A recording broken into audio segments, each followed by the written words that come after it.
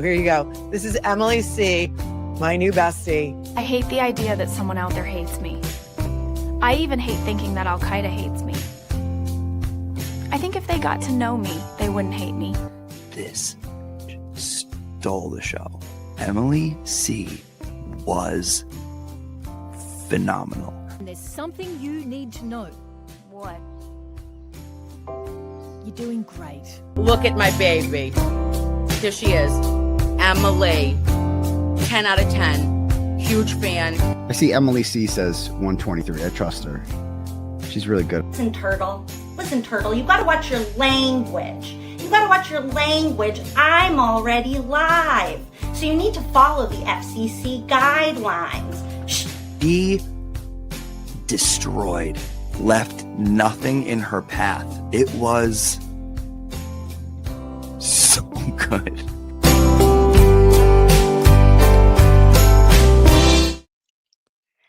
Hello. Hello. How are you doing? Are you ready for this after your 9-hour stream yesterday? Oh no, it's I didn't sleep very good the night before, and then last night I was so exhausted, and I laid down, and it's like I took a nap. All I did was I napped all night. It was like like an hour or 30 minutes, and I was up, and it was awful. And then I had to my dad. He had to. My dad had to have a stress test, heart thing, and Are you stressing him out? I think so because he's like, we got what time are we gonna be there? Because it's like 11:30 was his boy, but he's like, you want to be there at 10? I'm like, no, I don't want to be there at 10 at all. What are you talking about? And he doesn't like that. So it was awful. It was fine. He was like, oh, it's gonna hurt. It's gonna be he came back, he was like, no, that was a piece of cake. Then we went and got it. I came home and I fell asleep. I've been looking right here. I'll be doing this all night because I slept like sorry. Well, it's like the life cycle. Like, I feel like the older that people get, the more they start acting like little kids again. Like, oh, I'm scared to go to the doctor. Like, I'm going to get a shot. Well, that's on the way back. So I told him, he's like, oh, I just hope it comes back good. I'm like, well, look, they're going to tell you. I did. They're going to tell you that you're alive, and all they're going to say is that there's what's going to happen on a test. Like, they're going to say, okay, you have this, and we need to do this, or you're fine. I'm like, it's a piece of cake. We believe in good outcomes here. So, for anybody who doesn't know what we're talking about, Expert was celebrating 9,000 subscribers and did a 9-hour stream in celebration of that. If you are not subscribed to the Expert yet, I want you to take a second. In the description of this video is a link to his page. I want you to just go clickety-click, subscribe, and then come right back.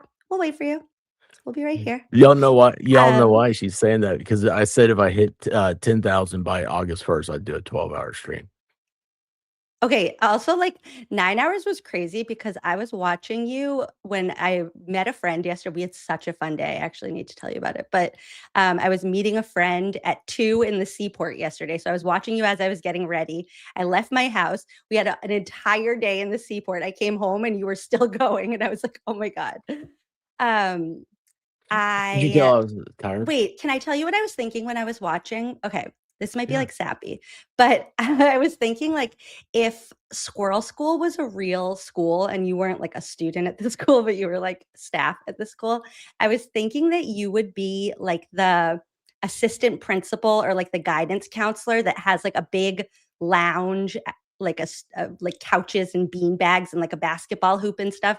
And all the kids would go to you if they were like having a bad day. And then you would know like every single kid's name in the entire school. Like anybody who walked in, you'd be like, Jess, like Mitchell, what's up, guys? Like, hey, you would know all 9,000 kids in the school. You would know all of their names, like everything. You'd be like, oh, about this one, like this kid was doing like X, Y, and Z this past weekend, and it was awesome.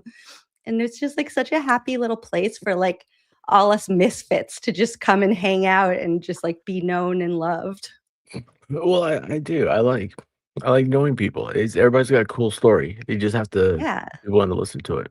So that's cool. That's your I figured you just gotta be classroom. a gym teacher. So No, because I feel like a gym teacher You wear shorts. requires like you would have to even the gym teacher, it's like you have to like lay down the law and you have to like plan lessons and stuff. I feel like you're the place where like anybody who's like having a hard day or like didn't have anybody to like sit with in the cafeteria to eat lunch with, they would like bring their lunch over with you, or like the kids who get like extended time on their IEP to like take a test, they would like go and like one kid would have like a clipboard like under your desk and be like finishing their math test.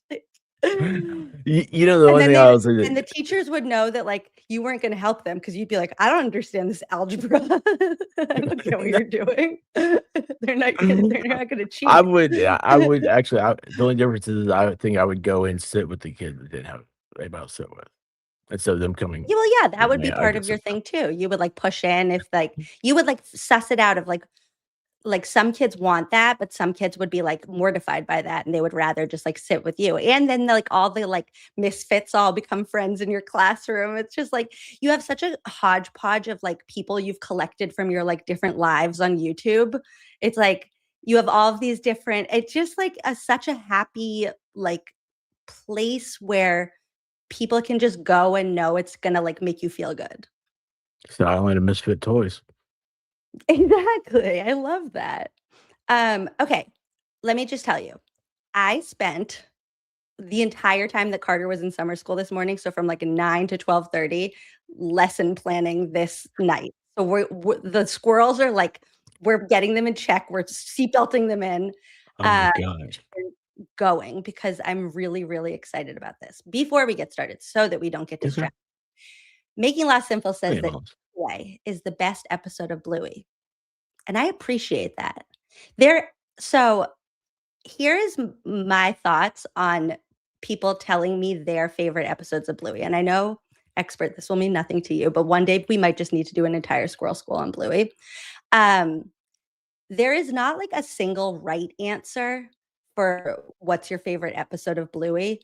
There are wrong answers. So Takeaway is in the category of right answers. Takeaway is a very good episode. So let me just tell you and for anybody in the chat who doesn't follow Bluey, let me tell you the story of Takeaway.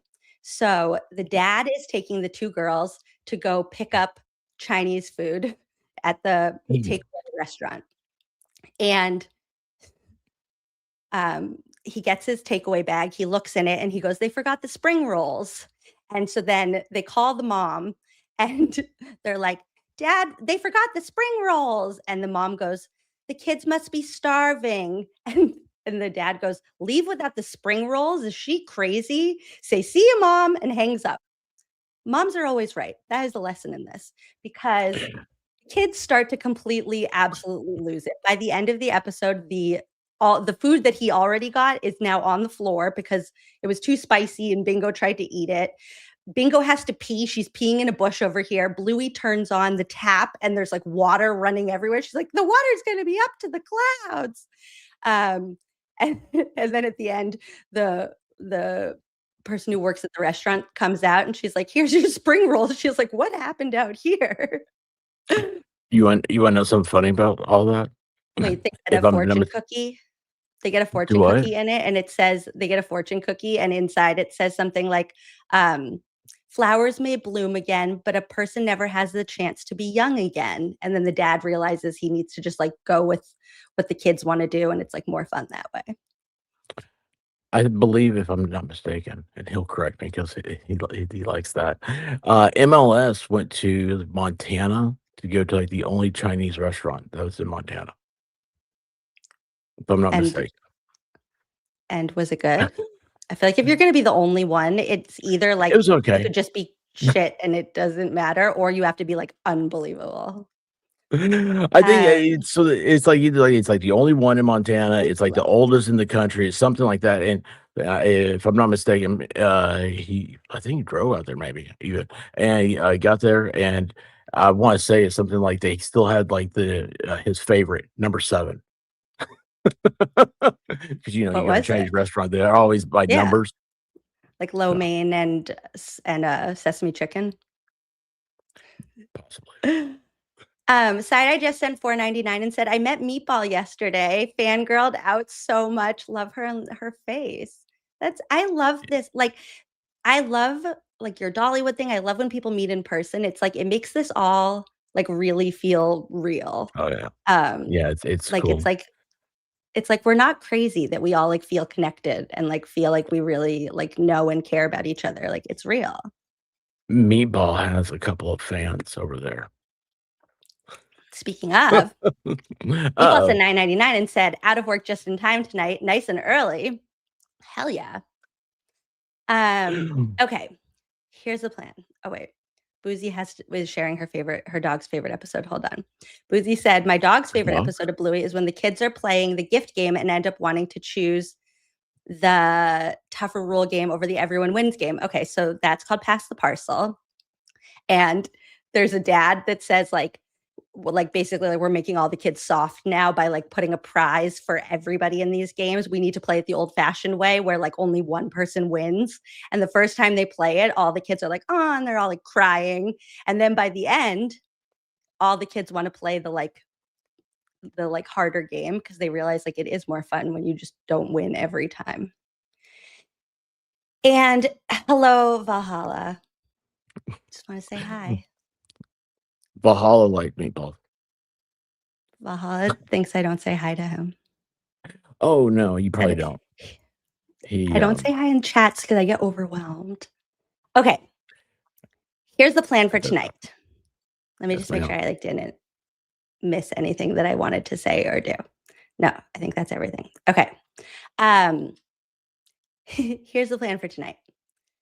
We're going to take a step away from like you scared everybody a little bit last week towards the end when you were like trying to explain how Karen's car hit John. I think you freaked everybody out a little bit. I got scolded. But my wife was like, what did you do? And then I was told tonight that I had to behave. And I was like, no, you don't get it. And then you came in and you said something in my chat. And I was like, oh, I'm very upset with you. But I'm not upset with you. I don't know what I did that you're like the thing that I was trying to say that Karen did it. I'm like, no, no, that's not it at all. And then when did you come? I guess maybe the next day or sometime. And you said that you think what it is. You know what it was when you were asking like where the point of impact was? I think you just scared everybody a little bit. I kind of understand now. Not even really. But anyways, I wanted to do this anyway. So it was good. You sorry. People hate when I touch my hair. I don't know how that then it looks crazy. Okay. I wanted to do this anyways. This was a good time to do it where we can like take a step away because I think part of understanding the like frustration and the lore of like this entire case and like for you guys in the chat too who have been following it like since the trials, like you might not have gone all the way. We're going all the way back to like the very beginning. And the purpose of tonight is to highlight how terrible the Norfolk County District Attorney's Office has been in this case. Hey, Ferv, you're not even late. We didn't even start. No, I'm never drinking a Moscow Mule. I just like the cup. Okay, so B. Bayer it's asked copper, if I'm drinking a Moscow y'all. It's like this copper. one's not even copper. It's just a gold cup. I got the idea from what was the show? I can never remember. Love is Blind, I think, where they go on dates and they like need to edit it together to make it like a better story. Oh, that's cool. It says your name. Yeah. That's really cool. Mitchell but I just like the cup. It's a cool cup, and cups are cool. Yeah. I don't like coffee cups. I don't like coffee. Okay, so here's the plan. When did that happen? I didn't say that. We're going all the way back to the very beginning. Cusco Wright says, plan for tonight. Step away. Going all the way back to the very beginning. Highlight how bad the Norfolk County District Attorney's Office handled this case. Cusco Wright is keeping us on track. Cusco Wright is taking notes. Cusco Wright is here to learn, and we are going to make that happen. My feeling about what we're going to look at tonight is kind of the same way that I've talked about before, where I've said, like, if somebody who even thought Karen was guilty was being like whatever the opposite of disingenuous is, was being like honest, they would also think that Michael Proctor was a problem in this investigation. They would also think that Yuri Buchanan and Brian Tully didn't conduct the investigation that they should have in order for this to be a legitimate investigation. And I feel the same way about the Norfolk County District Attorney's Office involvement in all of this.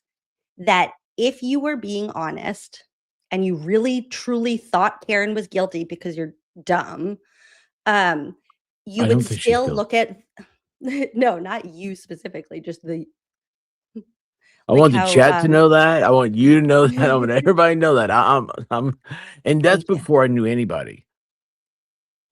No, we know that. Apparently, I've been reminded 4 times. Okay, so we're going to look at the way that the Norfolk County District Attorney's Office conducted this prosecution.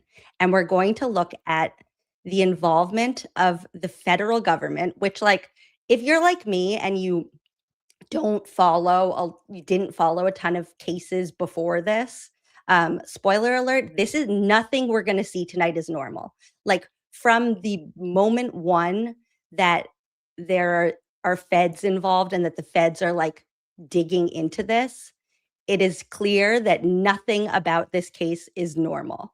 So that's your clue right off the bat that like something fishy is going on. And then we're going to see it get like fishier and fishier. And going back to what we're going to see tonight actually explains a lot about what we're still seeing in civil court and in federal court today. And it makes it makes me, you guys can let me know, it makes me crazy. Like, it truly, you'll see. Not going to spoil it. Here we go. Mitchell. I'm writing down questions. Hold on. Oh, thank God. Hooray, it's time for Squirrel School, the best part of my day. Hooray. I love it. I love the scenery here. Oh. I want to address this quickly because we're not going to get all the way to this tonight because we're going kind of forwards and backwards. But Boozy said, I also love that now we know it was Deitch that did go to Jen's house. Yeah. And so if you didn't know that, keep that in mind, that it was Adam Deitch that showed up at Jen McCabe's house, who Jen McCabe thought was like selling things. So I need everybody to picture like the teenagers that do the like door to door, like, hey, like we're like repairing your neighbor's roof. Like, do you also want your roof done? And they're like on Segways and they have like little name tags. I'm positive that Adam Deitch did not look like one of those. And so when she says, like, oh, I just thought they were selling things. Okay.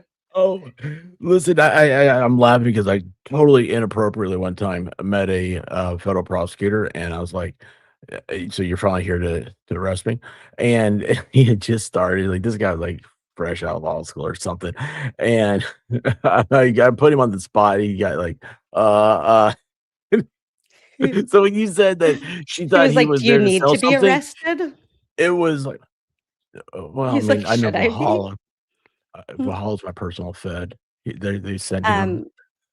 This was the opposite because Jen knew that they were there for that type of reason, and she had a panic attack, and I love that for her.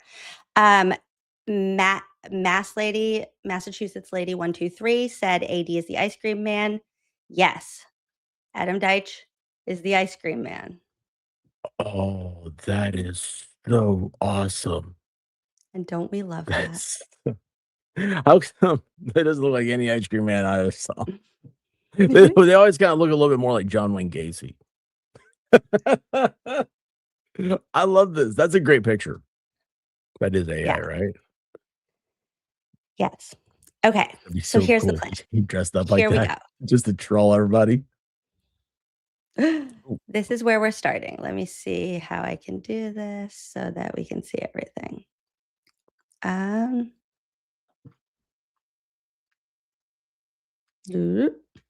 It's only making things worse. There we go. Okay. I could have made us smaller. Why don't I just do that? Hold on. Okay, there we go.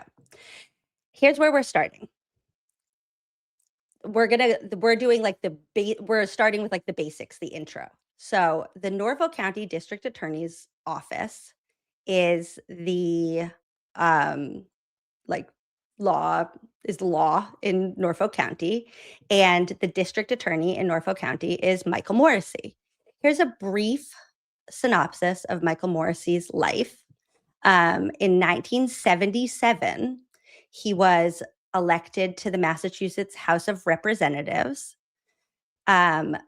During his time as a House rep, apparently he was not very busy because he also went to law school during that time. He graduated Suffolk Law in 1985. He was in the House of Representatives until 1993.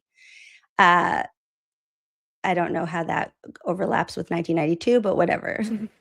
Sometime around then, 1992, 1993, he was elected Well, no, to Massachusetts. you're elected in 92 and you go out of office in like January 5th of 93. That tracks. Yeah, it's like good. the overlap, whatever. So he went right from the House of Representatives to the Massachusetts State Senate, and he was a state senator until 2010.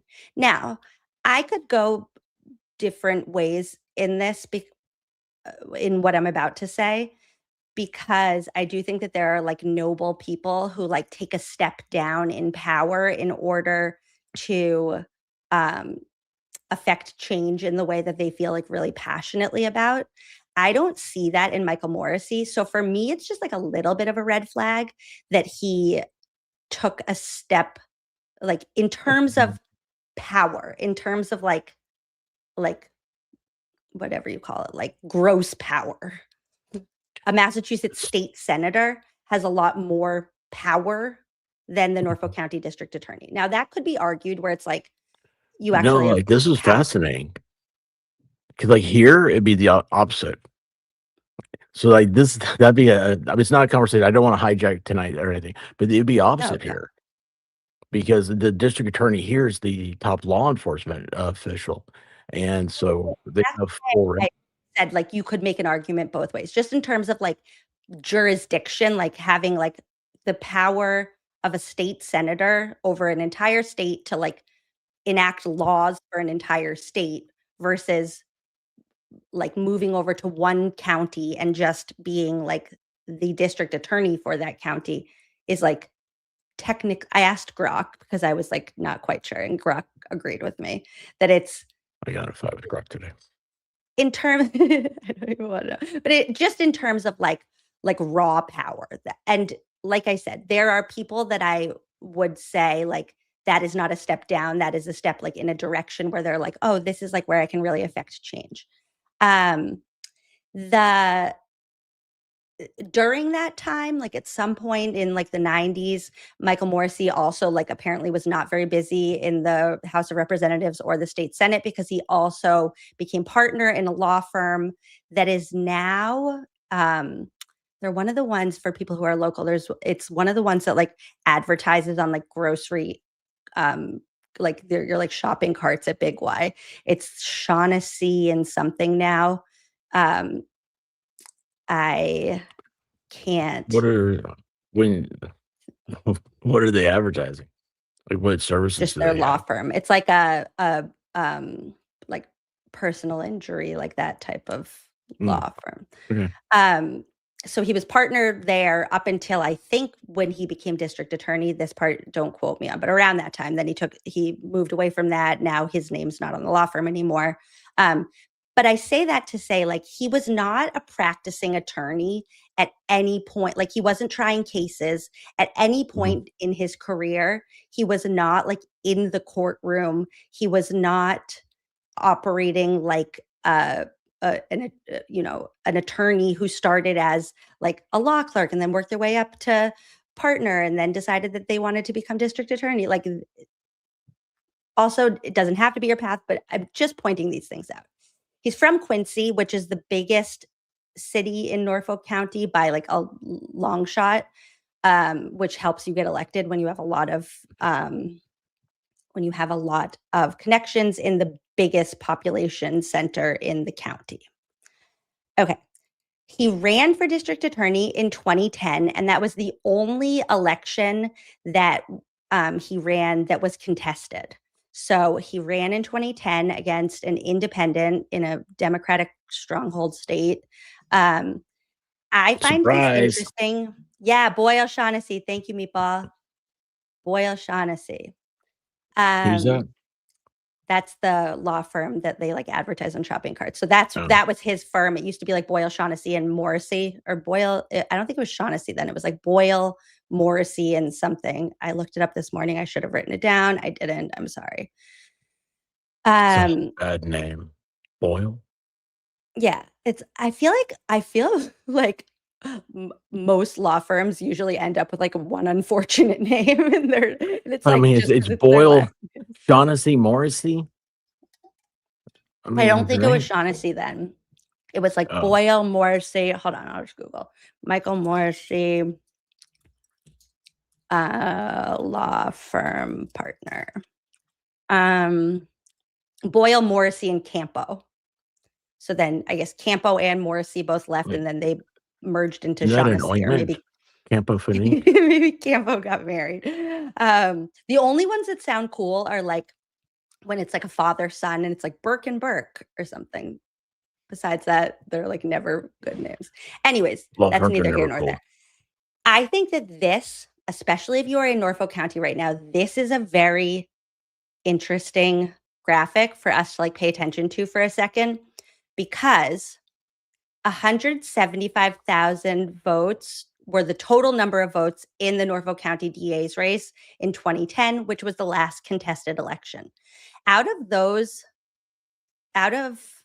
the people who showed up to vote, 22,924 left the DA's election blank. Now, there are a ton of reasons why people do that. I've left an election like block blank, usually only if it's like an uncontested election and I don't know the person. I'm like, I don't know if I want to give them my vote, and they're going to win anyways because they're not running against anybody, which could be what I did for themselves. Yeah, that's my thing. I'm like, if they don't come out and vote for themselves, then I'm not voting. I've done that before. But so the total turnout was 273,000, which is small for the I think it ended up being something like 14% of the electorate or something. I point this out to say, if you just looked at the spread of like how much Morrissey won by, like 60% to 40% is like huge in elections. It's like, that's a landslide. That's a runaway. Like there's not going to be like a presidential election that's ever that big of a gap, like ever again in our lifetime, probably, because we all be crazy now. But the difference between 60-40 is only like, what is this, 50,000 votes, which means every vote freaking counts. Every single person, all 438 of you in this chat right now, if any of you even know somebody, you might not even know that you know somebody, and you put it on your Facebook, and you never know who you're going to turn out to vote or who you're going to influence. And it really, truly does make a difference. Yeah, Joe Mar said most people don't vote, and it's crazy. I have a lesson I taught my kindergartners that I would love to tell you guys about, but not right now because I want to stay focused. But remind me sometime when we're off topic to tell you that story. Okay? When you're off topic, I would love to see the numbers for the primary. For the primary? Yeah, general elections are always higher. I don't even. Oh, there was a primary for this. Yeah, that's a good question. There's always a primary, but I would just like to see what the turnout is. I got to write that down because I would like to, because that is what this is really. Because if you ever want to talk numbers, hit me up. Yeah, you're a politics guy. I like when you. Yeah, unfortunately. Forget to pretend that you're dumb. Let me write that down. No, I said I love it. Only in private. Morrissey. What? Morrissey primary 2010 numbers. Writing myself a note. Also, what was the last primary y'all had? So let's see, what year is it? 26 or 24 was presidential. And you have a primary this year. What was your 22 primary numbers? And the reason why I asked that is because I know, so 2010. So we had the little thing in like 2019, right? And everybody started moving. And I just wonder how your demographics look now. Which Um, And it's not well, demographics, like, you could just, like, "Oh, here, let me read them to you." I have my own calculation. that's gonna be your Sorry. homework for this week. I'm gonna send you. That's my homework? I'd love to. Mhm. I want you to analyze the Yeah, I'll run it. numbers for Norfolk County and tell us Mhm. a strategy, who we should tap into. Expert homework, Norfolk County election numbers. Okay. Um, I used to, this also sounds anyway. like a law firm, Morrissey, Driscoll, Chinman. And when he came, when Morrissey came into this role, there had been a DA that had been in the position for a long time. Greg Conner talks about him like everybody loved him. He was like the gold standard, and he like stepped away. I don't know anything about him, honestly. I didn't live in the county then, but I think Morrissey kind of like saw an opportunity and was uh, a politician. Morrissey is a politician. I think that's the important thing that we need to take away from this is that although he has he's like bar certified and he went to law school and he was a partner in a law firm, at no point in his career was he like in the trenches, like being a lawyer. He has been being a politician. The biggest thing when we're getting into everything we're going to talk about tonight that I, as like a layperson to this like law stuff, just need to remember and that I want to reiterate here is that Michael Morrissey has like the ultimate prosecutorial discretion. Would you like to explain, expert, with your law degree, what prosecutorial discretion is? It has nothing to do with that degree. But they get so the police have a crime, right? And they conclude their investigation. They drop the file off at the district attorney, and the district attorney goes over it and decides whether or not they have enough evidence to take it to a grand jury. And they don't have to try things like sometimes there are things that they may look very I don't know, like, if you read the law, it may look like it breaks the law, the letter of the law, but they also you have to remember that this is the beautiful thing about America and having elections and everything else that, Morrissey, your district attorneys are, citizens of the county, and so they know people, and they know things that happen, and they may know something that it says, "This is not a good case that I can go forward with," and, And then do that's they also, discretion. does They don't have to. under prosecutorial discretion, does that also encompass like charging decisions? So like if you're Yeah. going for like first Let me degree think here. murder versus manslaughter versus like second degree, like whatever, is Yeah. that So under they that look at it and they look at it and they look at the law, and so, like, you have a dead body, right? And so you have, usually it's, first degree, second degree murder, then you got the manslaughter, and every state has it set up differently. They're all based off of the model penal code, and mostly are based off of it, and then it's legislature, which is kind of based off of, it is based off of common law, and legislatures, when they enact them, they change them around, put their own language in there and everything else. Everybody likes to say, "Hey, I passed this bill. It's very special for Massachusetts," um, or whatever place you are. Uh, but anyway, so then they look at it and they say, "Oh, well, this is obviously like." So we'll say if there was a body that you thought was ran over by a car, you decide to, like, first degree murder is premeditated. Second degree murder is it's not premeditated. It's like and then the heat of passion. So I forget. I wasn't prepared for a quiz today. No, I that was used a to. great explanation. That's exactly what I wanted. Like that is what we just need to keep in mind throughout everything we're going to see tonight is that at any moment in time during this, Michael Morrissey had the opportunity to say, we don't need to move forward with this, or we don't need to up Karen Reed's charges, or we can like pause for a second now that we just got all this information, which we're going to learn about, and sift through it before we continue on the path that we've decided. And at no point during any of this did he make the right decision. Okay? What were you just going to say? Well, just something, if I don't know, this example popped in my mind because this was very hard for me. I mean, I'm not a criminal guy, right? But remembering from criminal stuff is like first degree murder, premeditated murder. What is premeditation? So we are trained that classic. Hollywood has taught us more than anything, in a bad way, more than our teachers have. So we always think like, premeditated. They've been planning it out. They had all these escape routes, and they had all this stuff. They knew everything they're going to do. Premeditate could happen at a couple seconds before the actual murder. So just kind of think about that. It's like when do you have the mens rea of premeditation? And it's a weird thing. I think a And then bigger you have to question look at with the that, evidence. I think a bigger question with that too is how do you prove that premeditation?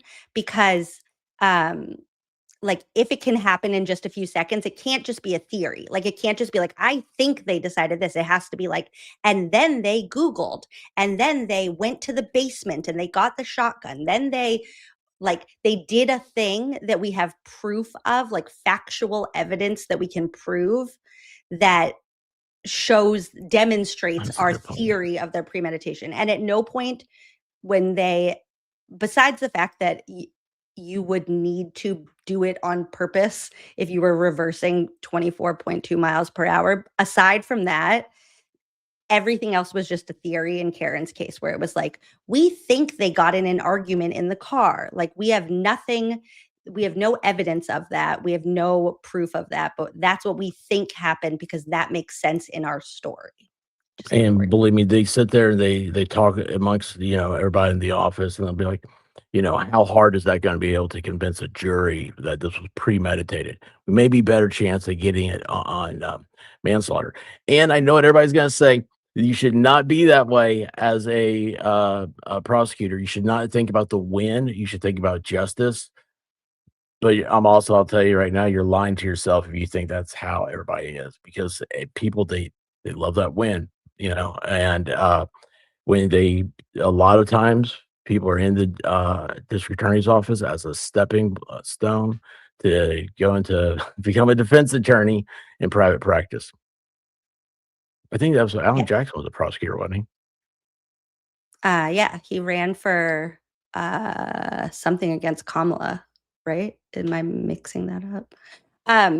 May the force be with you just said a mob plus political plant to do the bidding of corruption in the political arena. I think something that's an interesting little like factoid about like Massachusetts and Michael Morrissey is right before he stepped away from the state Senate, Michael Morrissey was trying to become like whatever the like head of the Senate is, or like a power position. The president.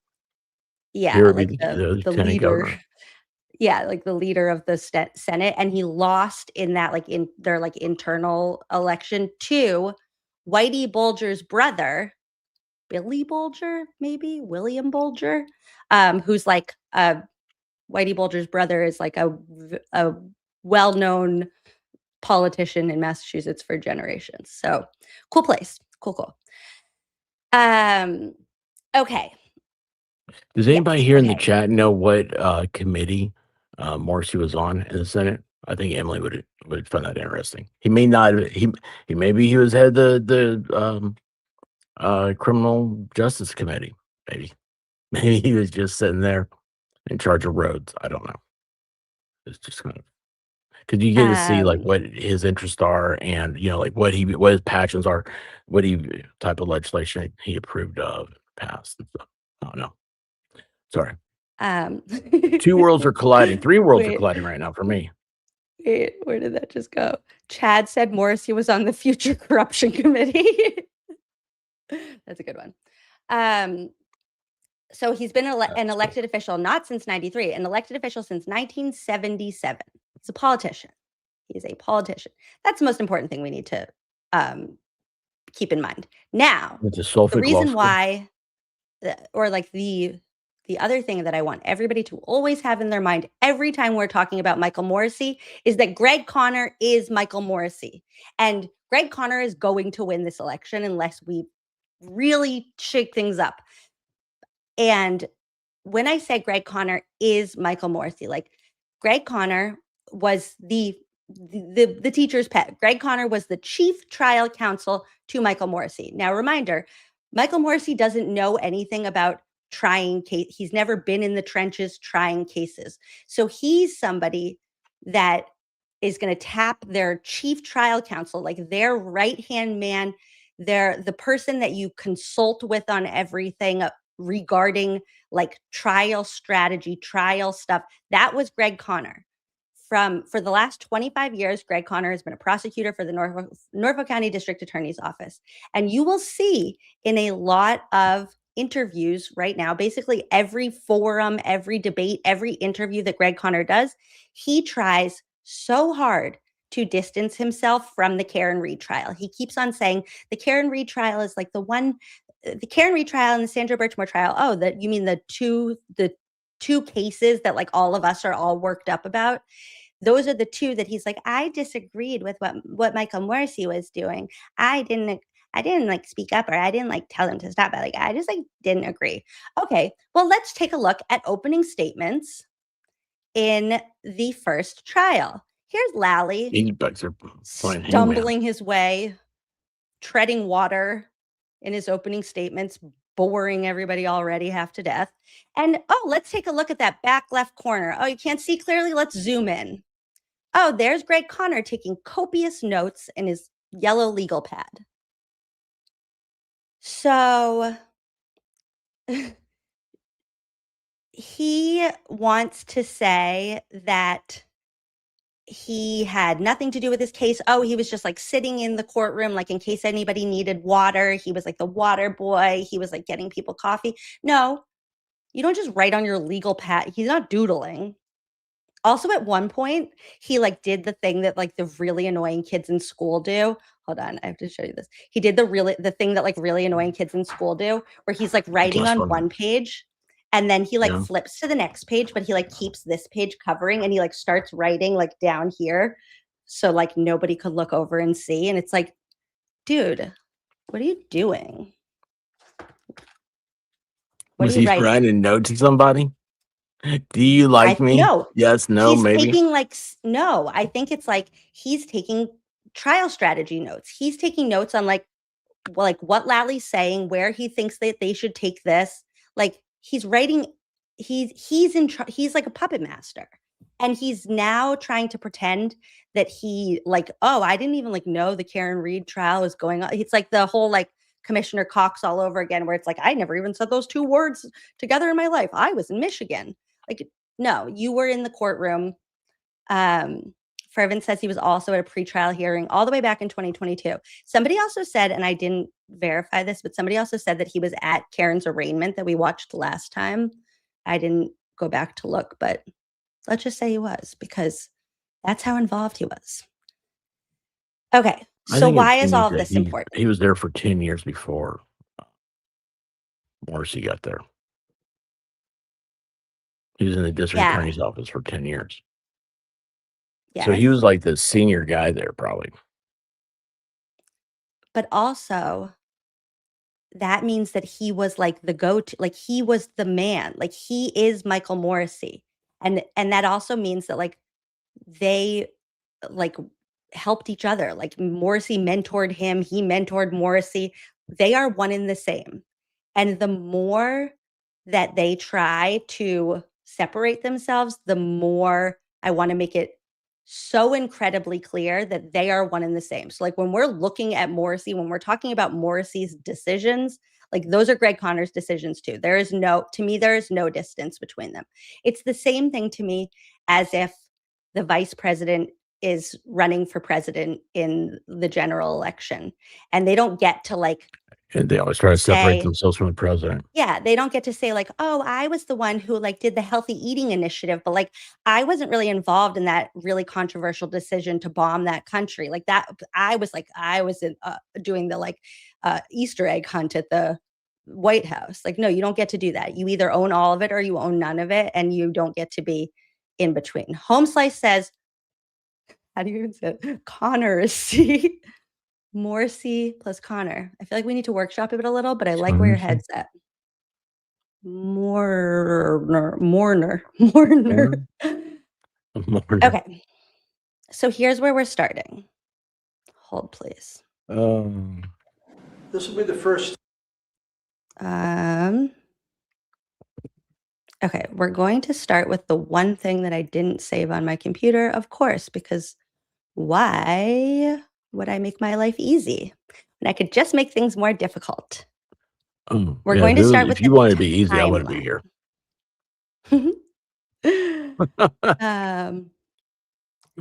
More cons, con us more. All they do is con us. That's not what I wanted to do. God damn it. Okay, here we go. I bet you it's probably never mind. I forgot the Karen Reed trial was in the summer. I was like, that's an awfully light tie. I bet it was probably in the dead of winter. He's wearing a lime green tie.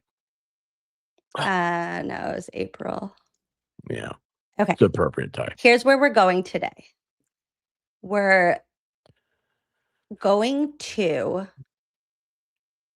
dive into what the Norfolk County District Attorney's Office knew from the feds, from the federal investigation, when they knew it, and what they chose to do with that information. We're going to come back to this timeline a couple times, but for now, we're going to jump to the middle of the timeline just to set the scene, and we're going to watch the freaking hostage video. Now, something I love for Michael Morrissey is that when you Google Michael Morrissey hostage video, that video comes up. So even the internet knows that that was a hostage video. No, on the hostage video, that's August 25th. And was that between the trial 1 and trial 2? When was that? No, so this is, okay, wait, I should have pulled this up. Hold on. So I can like point and zoom in and stuff. Hold on. I mean, I remember us covering it, but I can't remember the trial thing. It's a great question. Okay. It was, so this is 2023. I just didn't do what I wanted to. There we go. Okay. This is 2023. 2023 into 2024. And then the first trial started, like jury selection was April of 2024. Was it August 23rd, not August 25th? Okay, I got to change that then. Thank you. August 23rd of 2023 is Michael Morrissey's hostage video. And the reason why I want to start there, even though then we're going to backtrack and go over to here, is that video alone should, if you were somebody who was being perfectly honest and you really thought that Karen was guilty, you still shouldn't want the district attorney putting their, August of 2023. Gotcha. Okay, August 25th, 2023. Do you see how I just blindly trust you, Boozy? I'm like, oh, I must be wrong. Hey, I always trust a good chick named Boozy. Yeah. That alone, like, even if you were 100%, like, if this was a different trial and you were like, this person is guilty, you still should be like, I didn't like that the district attorney did that because they're putting their thumb on the scale in a way that I wouldn't want an unbiased jury to like be influenced by. So that was during the second trial? No, so this is before the first. This is 2023. Before the first trial is this hostage video. So here we go. It's a 5-minute video. So, oh yeah, totally. I agree with you because Again, everything you just described about district attorney. You're the top law enforcement official of the county, and yeah, I mean, let's. The king doesn't come off the throne. He's got pawns to do that stuff, and I like yeah, that. that does seem weird. Yes. Came out of his office and got involved. He got dirty, and he doesn't have to. And that's something else. A politician doesn't usually. They don't want to get dirty. Right. And You send somebody else out there. And you go, "Oh, that was that guy." I mean, I told him what to say. I don't know. I didn't know he was stupid like that until he started saying all the wrong things. and what's really frustrating is after the Brian Walsh trial, which was like the easiest win. You don't need to like know much about the trial, but it was like the easiest win that a prosecutor could get.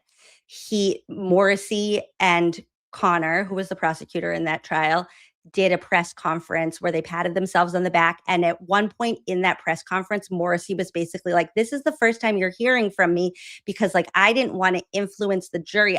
He literally says, I can't put my thumb on the scale, so I didn't want to like get involved. And it's like,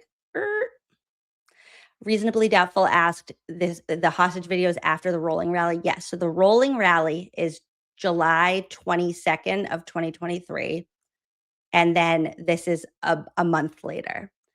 And Morrissey and the Proctor defenders will say that this was just in response to witness intimidation. So you can watch this tonight through that lens of, was he just addressing, generally speaking, the idea that people, citizens, everyday people, shouldn't intimidate witnesses? Or did he cross the line? Here we go. Take your blood pressure medication because it's annoying. Already, I know I messed that up because there was no sound. Hold on. Here we go. Well, the lips weren't moving either. This will be the first statement of its kind in my dozen years as Norfolk District Attorney. The harassment of witnesses in the murder prosecution of Karen Reed is absolutely baseless. It should be an outrage to any decent person, and it needs to stop. Okay. That first sentence is fine. The harassment of witnesses, that's general. We're not talking specifics. We're not, at that point, we're not even like digging into like who or where or anything that like a jury's going to. Right. I may disagree with you on that. And the reason why is because, and now I'm looking at this from, I'm not Massachusetts. Okay. So it's something new. And harassing a jury, I mean, witness intimidation is, I mean, that's against the law. But you always think of it as being like, like that's like a mob scene, type thing, like in The Godfather. You don't know movies. Chad, The Godfather when they put the horse's head in the bed. That seems like that would be I know like that from a witness Melanie. intimidation. Okay, My queen that would Melanie be taught me that. So when he's being accusory right here of a crime happening. Yeah, that's Oh yeah, 100%. I was just trying to give him a little tiny leeway of like, fine, if you want to say, whatever he just said, let's start over. But if you want to say you shouldn't, no, don't be sorry. You're right. Like a DA just randomly making a press conference. So I'm thinking of like the layperson who's watching this that is not in like the Free Karen Reed movement, who hasn't followed the trial yet, who just happens to turn on the evening news and sees this statement. I think that is where this is like the lens to watch it from. And if you just hear like the harassment of witnesses is not okay, it's like, okay, yeah, that shouldn't happen. Like, I don't know which side is being hurt. I don't know any details, so that if I got a jury summons in the mail, I would still be like in the dark from the district attorney, I think is what I'm trying to say. But that's as far, we get 20 seconds and that's absolutely it. So here we go. This will be the first statement of its kind in my dozen years as Norfolk District Attorney. The harassment of witnesses in the murder prosecution of Karen Reed is absolutely baseless. It should be an outrage to any decent person, and it needs to stop. Innuendo is not evidence. False narratives are not evidence. However, what evidence does show is that John And okay, so there is where we stop. So we get 29 seconds of generalities. We get, sure, you're just giving a random law school class for no reason. You're like, innuendo is not evidence. Like, okay, false narratives are not evidence. Okay, like, yeah, sure. And then we're going to get into what evidence does show is. Now, expert, you went to law school. When are people supposed to be presented with evidence, and when are they supposed to evaluate that evidence? Oh, it's on the rules of procedure. It's it's long time before the trial. Like, are people supposed to evaluate the evidence from the district attorney just on a random day in August, 8 months before the trial? Are they supposed to be presented with that evidence as jurors during the trial? I see where you're going. I see where your question is going now. Yes. Okay. Sorry. Yes. Yeah. No, I was thinking about evidence as a part of procedure. Sorry. No. Yeah. This whole thing. It was actually the other hat girl. I saw her comment was, "Is this legal?" And man, that struck me. Like this whole when he's talking about the presenting of evidence. Who was presenting evidence? I thought we were talking about witness intimidation, Well, right? yeah. This is just apparently. it's odd. It's almost The like jury we hasn't have even been laws. picked yet. The jury hasn't been Oh, picked, correct? no, like the pretrial hearings haven't started yet. They haven't. Maybe they had. Actually they had, but they hadn't. Like, this was so far from the trial even starting. And I want to be just super duper clear, just in case one of you out there is like one of the 4 to 5 girls. Michael Morrissey tainting the jury pool is very different than anybody else tainting the jury pool. I could be following Lindsay Clancy's case right now, which I am. And I could tweet out every day, Lindsay Clancy was under the influence of so many misprescribed drugs that she did not know what she was doing on that day and blah, blah, blah. And she should be found not guilty by reason of insanity, blah, blah, blah, whatever. Me tweeting that out would be very different than Michael Morrissey tweeting that out, because I do not, yes, I am not involved in the case. I don't have prosecutorial discretion. I'm not the district attorney. I am the same as Aiden in this case. I am the same as anybody else in this case that they're trying to pin, like, tainting the jury pool on. That is very different than Michael Morrissey doing this. Yes. Yeah. This is it's like you're trying to nip something in the bud.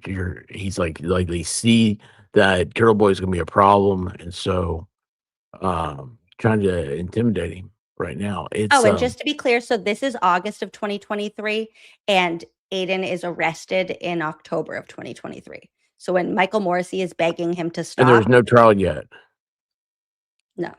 And when Michael Morrissey was begging him to stop and he didn't stop, that's what set, like, this, everything is in motion now where he's like, okay, you guys, like, just let me try first and see if I. First Amendment comes in.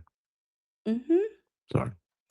Yeah. No, stop saying sorry. You're exactly right. No, the reason why I said this because I haven't formulated my thought yet. I talk to myself a lot.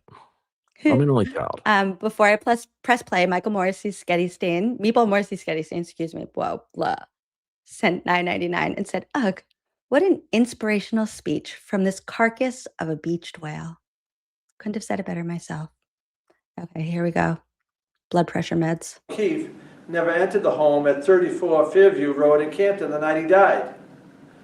Location data from his phone, recovered from the lawn beneath his body when he was transported to the hospital, shows that this phone did not enter that home. 11 So the people. investigation's done is what I mean. That's so weird. Okay. I've seen this before. I think I even talked about this on my own channel. But that's, oh man, you got me. You've done well, teacher. This is the investigation is these are words that are saying like the investigation's done. I'm just talking freely. Okay, this is just random thoughts running through my mind. You're saying the investigation's done. There will not be a smoking gun. There are no smoking guns. You cannot present any evidence. There's nothing that's going to make us change our mind. 8 months until there's a trial because he's not gone in there. Oh gosh. Oh, there's so many more questions now. It's when did the cell phone data get extracted? We don't even have the cell phones. They're in trash cans on army bases. Well, we're going to learn more you don't about have- those tonight if we ever get to it. But Sorry, I'll stop talking. No, Oh my don't say gosh. sorry. No, I love this. I this is why we do this. I love this. The cell phone data that he is referencing here is from the Commonwealth's expert witness, who is Ian Whiffen, who's like we're not even going to go down that road right now. But didn't they have to end up saying that their software wasn't any good and they had to rewrite it? So this is right on its face. This is not true. I'm not saying that Morrissey's a liar. I mean, if you think you're telling the truth, you think you're telling the truth, but it's not true because I mean, if the shoe fits. And what's important to keep in mind is like, this is what a trial is, where it's like the Commonwealth presents evidence from their expert witness about the phones, and the defense expert witness presents their evidence, and the jury weighs it and they make a decision, and he's making that decision for them. Also, I just want to be like so clear about this. Yes, I believe that John entered the home for 100,000 reasons, but just the district attorney sitting here begging and pleading, saying John never entered the home at all, is not even an alibi. Like, okay, John didn't enter the home. Well, then somebody killed him outside, and it wasn't from a car, because we know that for a fact. So the way that he's begging everybody to believe that John never entered the home is not even accomplishing. Like, he can't even do this well. You can't even like do corruption well. Okay, back to this. Blood pressure meds. Did not see John O'Keefe enter the home at 34 Fairview that night. 0 people have said that they saw him enter the home. 0. No one. Some have, without any evidence, pointed to 18-year-old Colin Albert, a nephew of the homeowner, and accused him of attacking John O'Keefe as he entered the home. But phone evidence shows O'Keefe never entered the home at all. Testimony from witnesses tell us that 18-year-old Colin Albert had left his uncle's home before John O'Keefe and Karen Reed had arrived outside the residence. There was no fight inside that home. John O'Keefe did not enter the home. Colin Albert, the young man being vilified, was not present when Reed's vehicle and John O'Keefe arrived on the street. What's that? There's no fight in the home, and John O'Keefe did not enter the home. Those are two different things. You don't know who fought in there. I mean, maybe they're operating a fight club. I don't know.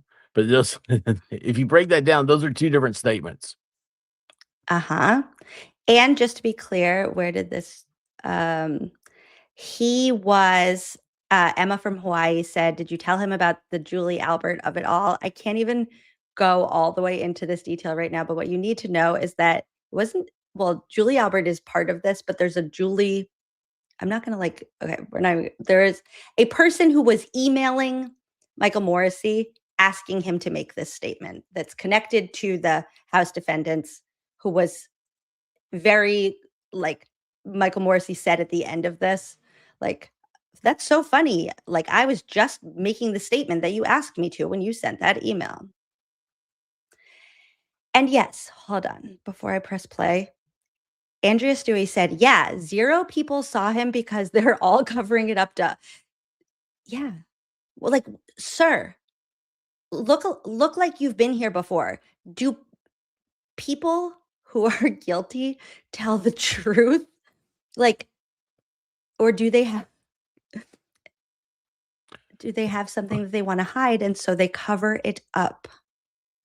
Okay. This is a false narrative. Colin Albert didn't commit murder. Jennifer McCabe, Matthew McCabe, and Brian Albert. These people were not part of a conspiracy and certainly did not commit murder or any crime that night. They have been forthcoming with authority, providing statements, and have not engaged in Public any intoxication is a crime. They are not suspects in any crime. They are merely witnesses in the case. To have them accused of murder is outrageous. To have them harassed and intimidated based on false narratives and accusations is wrong. They are witnesses doing what our justice system asks of them. The autopsy of John O'Keefe was conducted by a forensic pathologist from the Office of the Chief Medical Examiner. The doctor found that the injuries that left John helpless in the cold were not a result of a fight. Just to be very clear, that is a flat out lie. She said that When you say lie, what do you mean? That the Dr. Scordy Bello, the medical examiner, in her report and in her testimony, she basically said that she can't rule out a fight. She can't rule out like a physical interaction. What she could rule out was a car accident because there was no point of impact from a car. She further found that the line of abrasions on his arm was consistent with blunt trauma, not an animal attack. That never came up in her report. She couldn't rule it. She did a lot of like, can't rule it in, can't rule it out.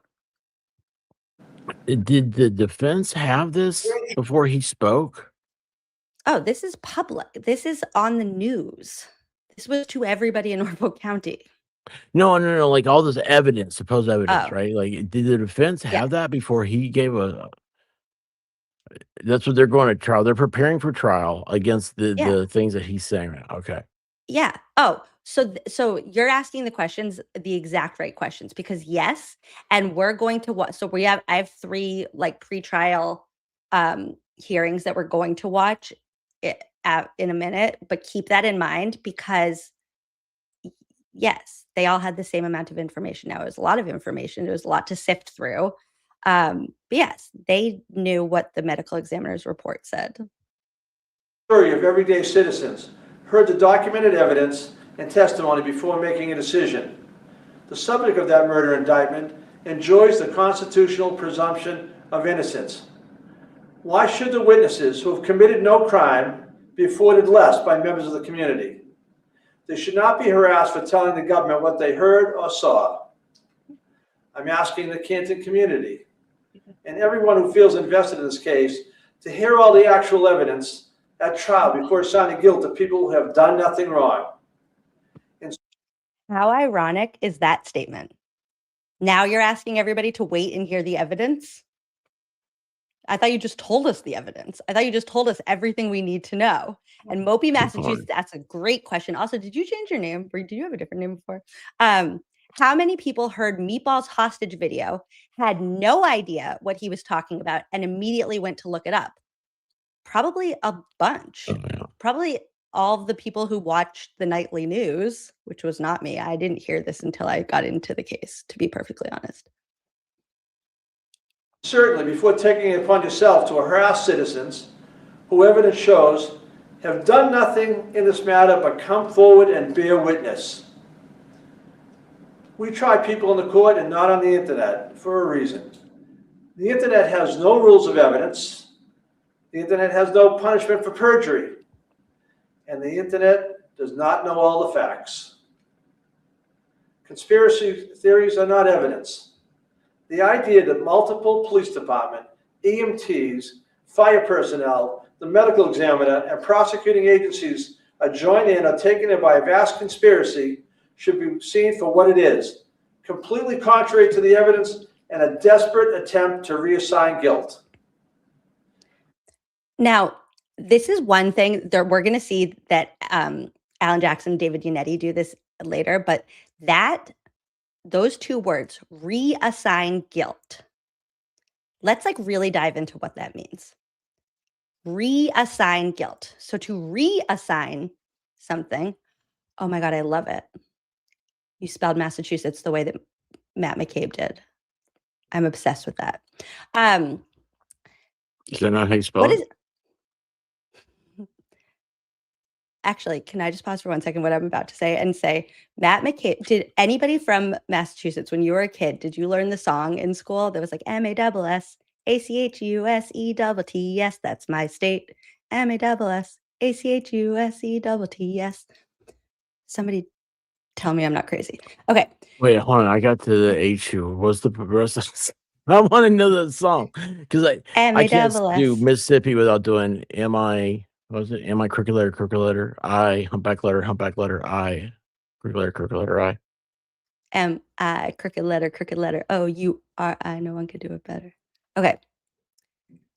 MASSACHUSETTS. I'm just crazy then. Okay. Pause on that.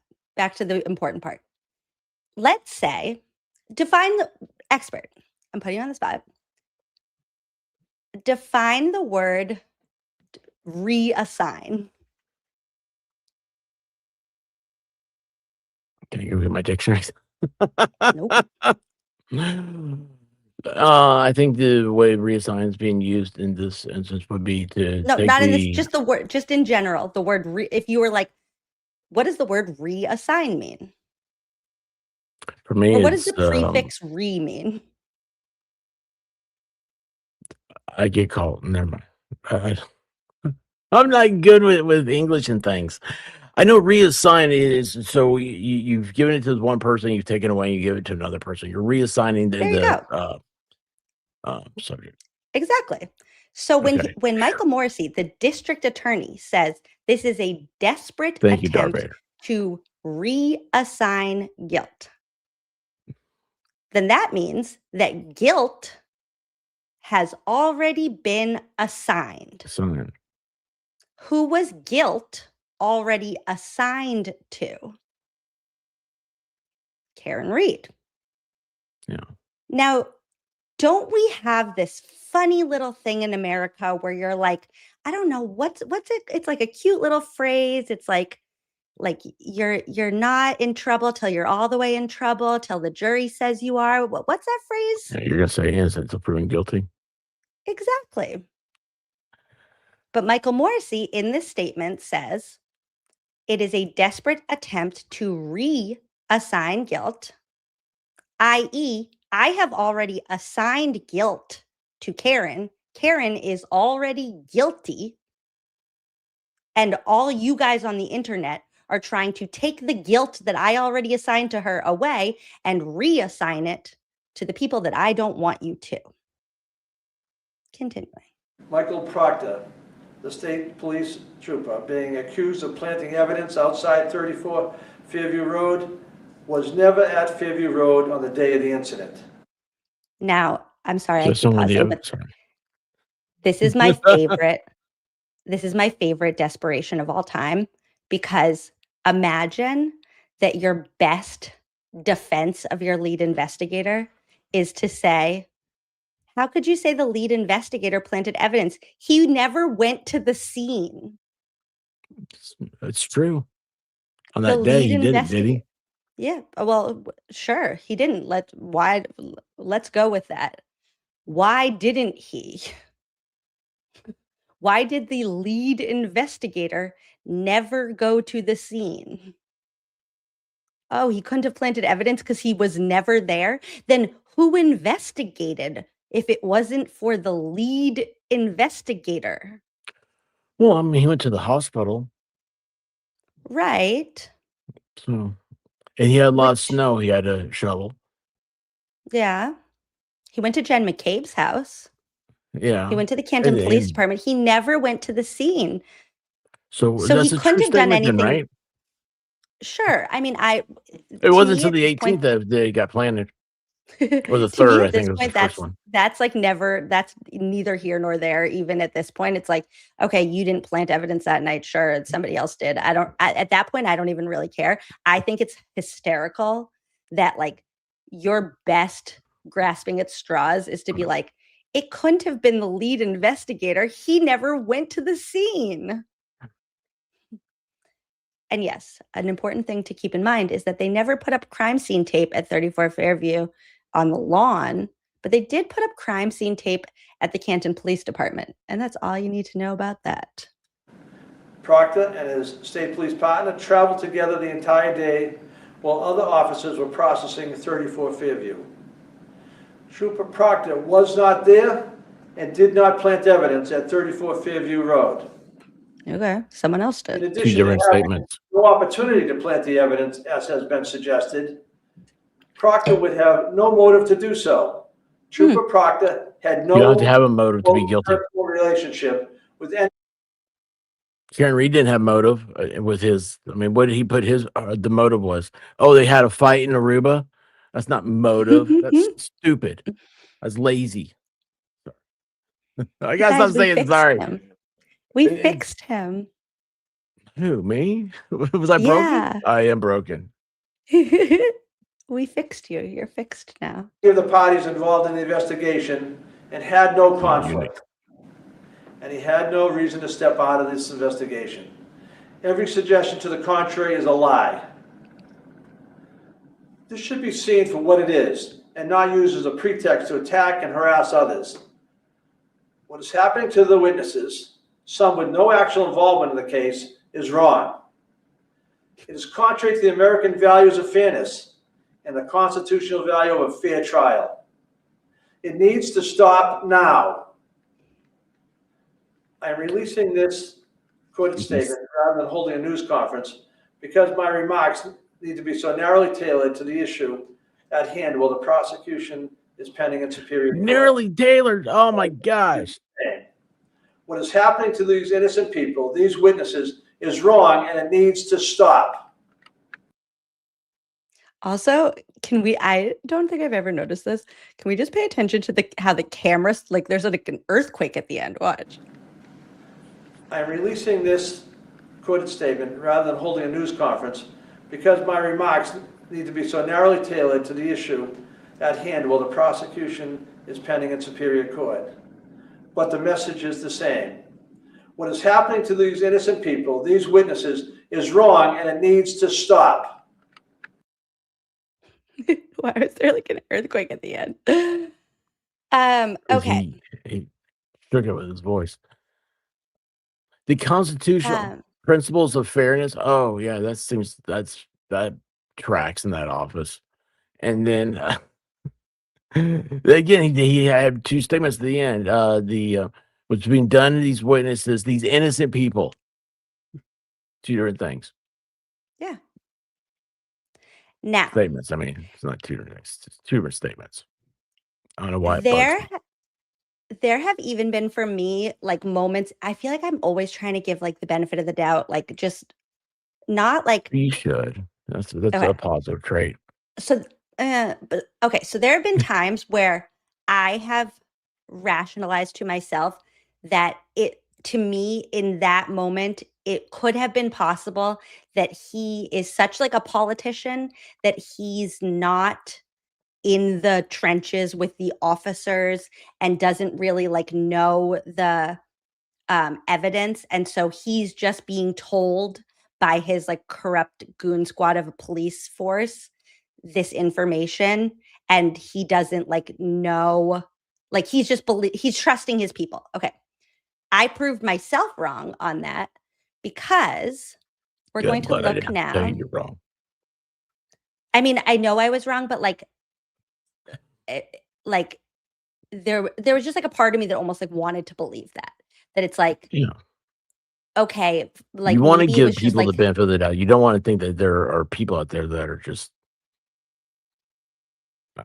You don't want to think yeah, Morrissey's your last hope. exactly. But now let's look at how this hostage video happened in the middle of this timeline here, August 25th of 2023. But let's hop back to May 9th, 2023, where we are going to begin a series of communication from the Norfolk County District Attorney's Office to the federal investigators. And I have all the letters. We're going to take a look now. We're not going to read through all of them because I don't want to bore you guys. Maybe if I just like do something by myself one day, I'll like just read these letters to you because they are very interesting. But for us for tonight, we just need to know basically like that they're happening. First things first. So this is May 9th, 2023. I need to highlight the massive Michael Morrissey District Attorney up here at the top. So even though he is not the one who's writing this first letter, it is Lynn Beeland, who has now left this office. This is coming from Morrissey. This is coming from Greg Connor. This is coming from the team at the Norfolk County District Attorney's Office. And they're writing a letter to Josh Levy, who's the first assistant United States attorney in the United States Attorney's Office in Massachusetts, which basically means the feds, I think, right?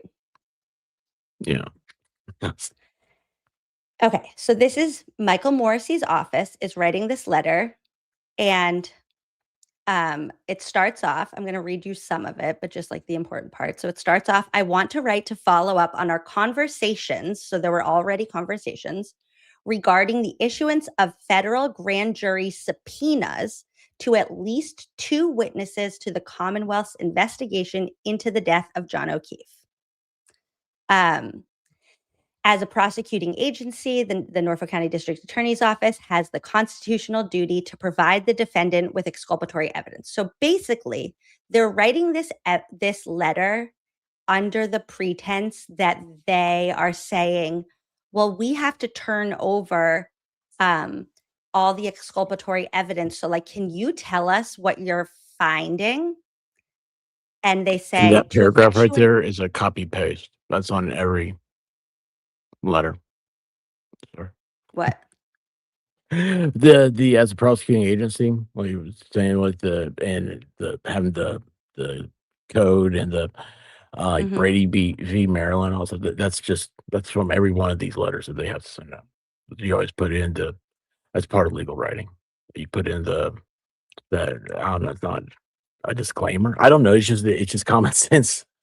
It's not like, common sense when I try to explain it. But that's how you just every letter would have that little middle section. Would have this paragraph. Yeah, if you're talking about a topic relating to like what they're talking about, so let's see, what's that one? Obligation, Massachusetts, to write exculpatory.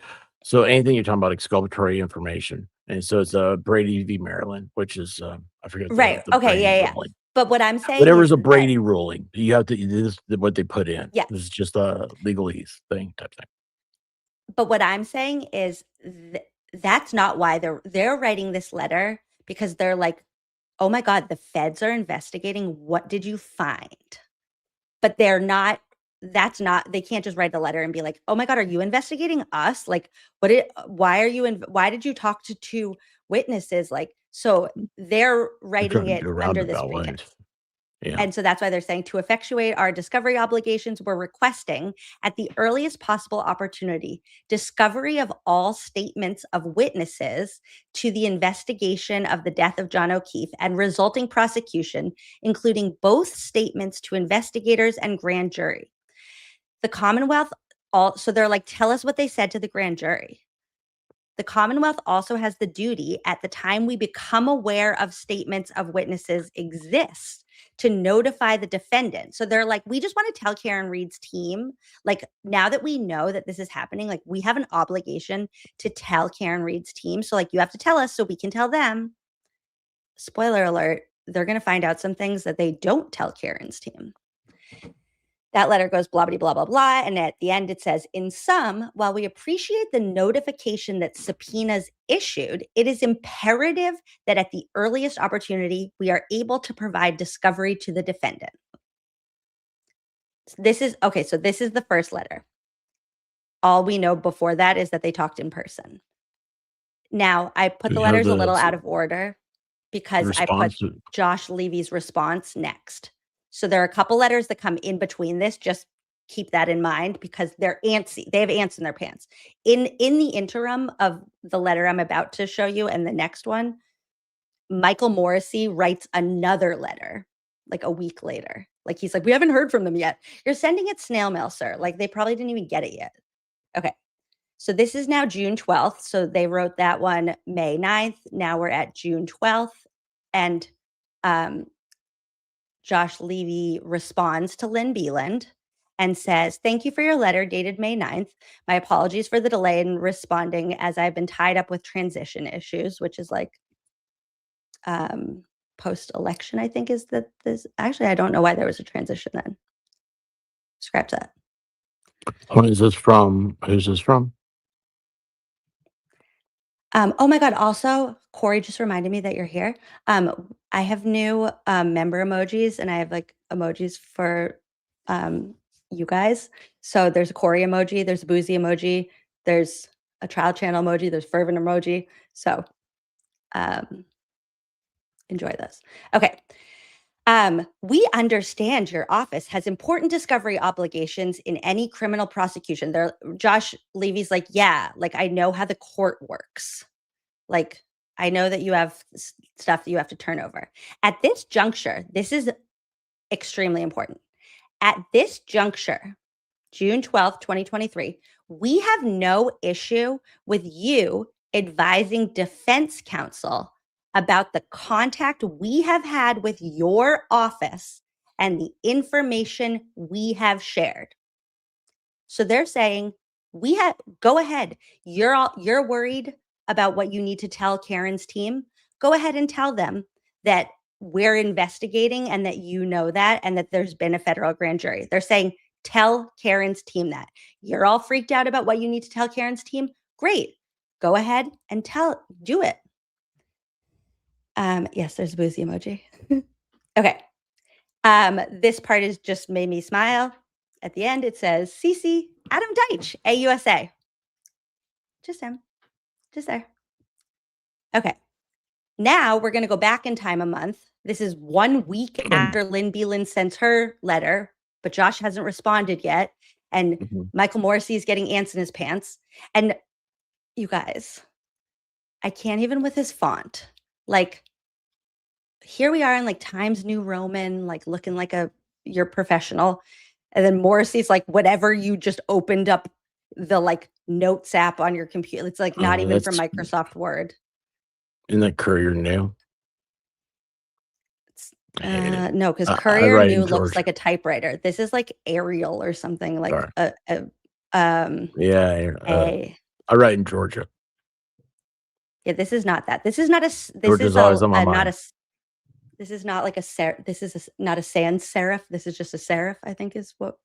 Yeah, I am a font snob. Are you a font girl? Yeah, of course.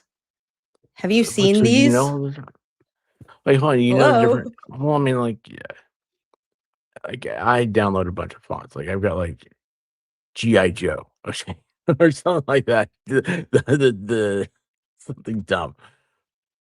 What's a serif though? That now so you got into a whole different part of my brain. This is why we have an all hail the queen emoji now. Is because of this. Thank you, Corey. It's Calibri. I hate it. It looks loopy. It's like it's something that a Scandinavian country would write in. Oodalese. Okay, so here's what we need to keep in mind with this. This is like an unhinged letter. This is 4 pages. Okay, we're just going to read a little bit of it. So it starts off, RE, investigation by the Office of the United States Attorney for the District of Massachusetts. Dear Sir or Madam, you're the district attorney. You didn't want to ask, like, who am I writing that? Like, Dear Sir or Madam is like to whom it may concern, like, please dismiss Carter at 12:30 today. His grandfather will be picking him up. This is not, this should go to a person. Lynn Beelan knew who to address hers to. She wrote, Dear First Assistant Levy. Like, you didn't look up who you're writing to. Okay. So he's writing to the Office of Professional Responsibility. This is to a different office now than. And he's writing to the Office of Professional Responsibility, like the overseers of the law, in the U.S. Department of Justice in Washington, D.C. Dear sir or madam. Yep, exactly. I take back what I was thinking earlier. I totally take back what I was thinking earlier. Sorry. You guys don't know what I was thinking earlier. Oh. What? Well, the letter they wrote back. I thought it was very well written, and I was gonna the one from the U.S. Attorney's Office. I was gonna say, I take back what I was gonna say. Like, I actually like this. It's much more professional than what I was thinking. Getting this, you're gonna turn me into the Office of Professional Responsibility. Oh no, you're getting you're getting the response is going to be. Surely you understand the supremacy clause of the United States Constitution. Yeah. End. So he hadn't heard back from Josh Levy in 1 week. So he's like I'm going to go tattletale on you. And he says, I write to formally request that an ongoing investigation being conducted by the United States Attorney's Office for the District of Massachusetts be examined by the Office of Professional Responsibility. And should the investigation continue, that it be transferred to another office without history of conflict, bias, and abuse of prosecutorial discretion as outlined below. The Norfolk County District Attorney's Office has undertaken an extensive investigation into the facts and circumstances of the death of John O'Keefe, not Officer John O'Keefe, not Boston Police Officer, just John O'Keefe in Canton, Massachusetts on January 29, 2022. The facts and evidence gathered, more than 40 individuals testifying before the Norfolk County grand jury, led to the second-degree murder indictment of Karen Reed. Reed was the operator of the vehicle that the evidence demonstrates struck her boyfriend, now we're Boston Police Officer John O'Keefe, now that we want them to feel bad. O'Keefe was then left to die in the snow on the side of Fairview Road, Canton, during the evening of January 29, 2022. The case has been systematically making its way through Norfolk Superior Court with ongoing discovery still active and open, including motions, blah, blah, blah. Now he's going to blame Karen. The defendant, through counsel, has been raising specious issues of a third-party culprit and complaints of witness and police misconduct as they attempt to confuse by offering not different interpretations of Commonwealth statements, evidence, and positions, but inventing them out of whole cloth. No actual substantiated evidence supporting police misconduct or any federal violations have been identified by the defendant, the district attorney's office, or the Massachusetts Superior Court during the ongoing discovery process. Approximately 3 weeks ago, and now this is important for in a minute when we see some of these what they say in court. Approximately 3 weeks ago. Highlighter girl too. Golly. Yeah. Multiple state witnesses who have been brought by the state grand jury notified us, the Norfolk County District Attorney's Office, that they were contacted by the FBI and subsequently received subpoenas to appear before a federal grand jury. Shortly after those notifications, Josh Levy contacted Lynn Beelan to suggest that they were conducting an investigation that may involve a number of witnesses in the Commonwealth v. Reed murder case. At that time, Attorney Beelan expressed some concerns about both the jurisdiction and the timing of the actions taking place, blah, blah, blah. Oh, that it just might imprudently impact the ongoing murder prosecution. Now, I said I wasn't going to read all of it, but I feel like that is just important to get the vibe. So he goes on and on. He's whining, he's crying, he's crying. Like I said, maybe I'll read these all at another time. But he's just being a crybaby. And the important thing to note is He knows about the federal grand jury. He knows the witnesses got subpoenas. And spoiler alert, he doesn't tell the defense team. Okay, so blah, blah, blah. What's his excuse for not telling the defense? He doesn't have one. Of course not. He writes in calibri. Yeah. Doesn't Now, justify his paragraphs. Doesn't indent his sentences or indent at his some paragraphs. point, Oh, I'm so. I would throw this letter in the paper. In the trash. at some point during this, he starts I'm not talking liking about how myself right he now. thinks that Josh Levy's investigation is only happening because like Rachel Rollins, who's the US attorney, has like a vendetta against his wife. So that's just a thing. Okay, so that's what his not. Wait, that's an entirely different issue. That's an entirely different issue. What is going? This is. That's what he ends up saying, that I just don't feel like reading it all right now. But then at the end, he says, I formally request that an impartial federal office unaffiliated with the U.S. Attorney's Office review and investigate the steps and actions being taken, blah, blah, blah. In the unlikely case that he's like such a Karen. In the unlikely case that like you can't do what I'm asking. Not the good Karen. Even before... I request that the investigation be reassigned from parties with clearly stated and documented bias against members of the Norfolk DA's office. Sincerely, Michael Morrissey. Okay, so they write back to him on June 1st, which is before Josh Levy gets back to them. Okay, so they write back on June 1st, and they're like, oh, no, wait. June 21st. No, they write back on June 1st, and they're like, we received your letter. This is the way. Do you see how the paragraph is? Justified, indented. This makes. Oh, and I also do like the call-ins there on the Dear Mr. Morrissey. This makes me happy, even though it still looks like it's Times New Roman, which I'm not a big fan of. I like Times New Roman. George? I feel like that looks I like know you when do, I Glenn. like when I change a document to Times New Roman, I'm like, okay, now we're focused. Now You we're can in read business. it easier. Yeah, there you Yeah. go. All official documents look like they're in Times New Roman. Yeah, I because like they Georgia. probably are. Okay, so they write back to him and they basically like talk shit to him because look, they're like, we I love you. received your This is so letter. great. Okay, look, I think this is so funny because you stated that the U.S. Attorney's Office investigation is, quote, possibly an abusive exercise of power and likely based, quote, only on defendant Karen Reed's, quote, specious claims of, quote, witness and police misconduct. In addition to an investigation of the USAO's investigative decision, you requested Office of Professional Responsibility transfer this to a blah, blah, blah, blah, blah.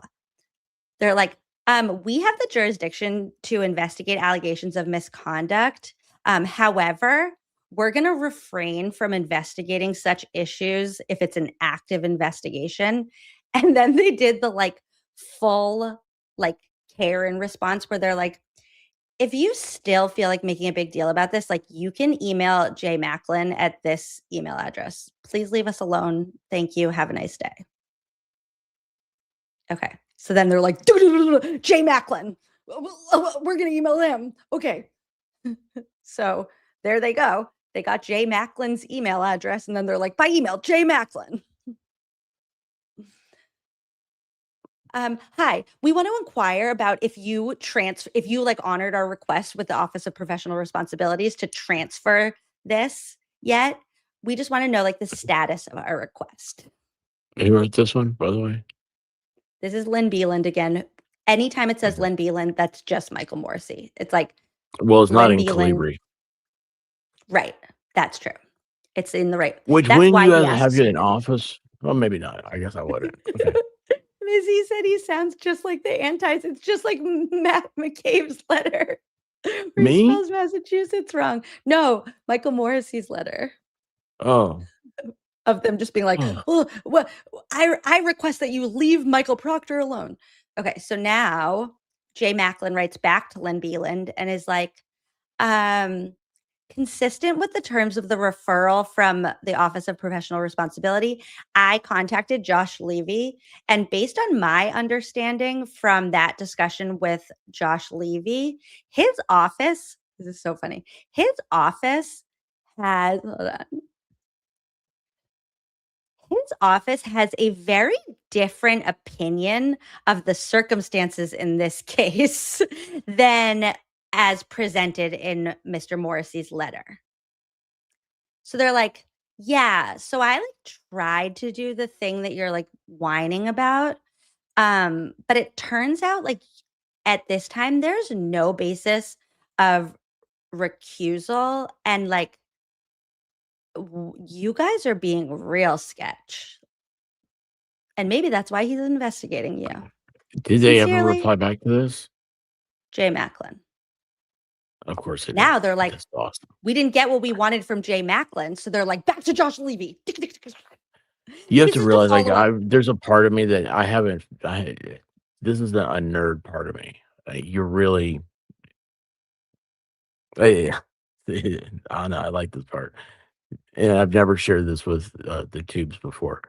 So, thank you for giving out my secret identity. I told you, my favorite thing about you is when you forget to pretend you're dumb. No, stop it. So Heidi. that so they wrote to Josh Levy, who's doing the investigation, in May. And Yeah. then they were like, okay, well, we're gonna tattletale on him to like the like hall monitor and to the principal and to the superintendent, and none of that got him in trouble. Okay, we're gonna go back to him now. So now they go back to the guy who's doing the investigation. And they're like, this is a follow-up from our previous communication dated May 9th, even though he has already written back to this. And your June 12th response. Okay. On September 15th, the Norfolk Superior Court set a trial date of May 12th for Karen's trial. Now they're like, under Massachusetts rules of criminal procedure, same thing we tried at the beginning, we have to tell Karen we have to turn over discovery. So you have to give us what you have so that we can give it to Karen. We're just trying to be like the best DA's office that there is. Like, why are you making it so hard for us to effectuate our discovery obligations? We're requesting statements to investigators, grand jury minutes of witnesses in your investigation, and to the extent that they might exist, any other of the above described materials or items. Like, because the impending trial date is coming up so quickly, you have to you have to tell us what you've found on us. And then they're But like, see, we said like real stuff. Like, we're serious people. But look at all those. And Those now are they're all just so Committee for Public Counsel. It's a Massachusetts case. Commonwealth v. McFarland. That's a Massachusetts case. These aren't. These are. I just guarantee you throwing look them those in. up. This is Yeah. like first 1L stuff where it's like, pull the case law that you would need to back up that you need discovery. But it's not discovery if Look at this you don't girl. have it, right? Like, it's a Brady violation if you have it and you don't turn it over. If you don't have it and you don't know what it says, then you're not. If the people higher than you won't give it to you, then it's not a Brady violation, right? Right, Corey? But I Am mean, wrong about that? again, it's the feds. They don't have to. Supremacy Exactly, and clause. it's like the feds have it, and you don't know it exists. You don't know what it says, so you don't have to turn it over because you don't have it. And now they're just being bossy. They're like, it is imperative that at the earliest opportunity, we are able to provide discovery to the defendant. If the investigation remains ongoing, we request notice of that status and information as to when the investigation may be concluded. In particular, whether the investigation is anticipated to conclude prior to March 24th. They're like, when are you going to like raid us? Is basically what they're asking. Okay. Now, they didn't get a How's the response FBI? yet. So now Michael Morrissey sends an email to the FBI. And this first sentence is like what I mean when I say like he's a politician. It was a pleasure to meet you at the State House for the governor's press conference on hate crime enforcement. Oh, Michael Morrissey, did you know that Jody Cohen, special agent in charge for the FBI, was just going to be at that press conference? So you just happened to hobnob it over there because you don't go out much. It's hard to get that belt fastened. He's not out and about a lot. He's not a person that you see out and about. He knew that this special agent was going to be there, and he was like, oh, I just also happened to be at the governor's press conference on hate crime enforcement. I wanted to extend my welcome and best wishes to you in your role as a Boston special agent in charge. I look forward to working with you in the future. I also wanted to renew this office's offer for your agents to speak to the state police who were involved in the John O'Keefe Canton murder investigation.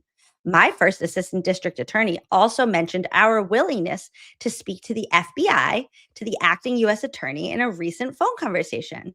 If you would like to have your investigators talk to the state police, they can contact Brian Tully at 781-830-4800.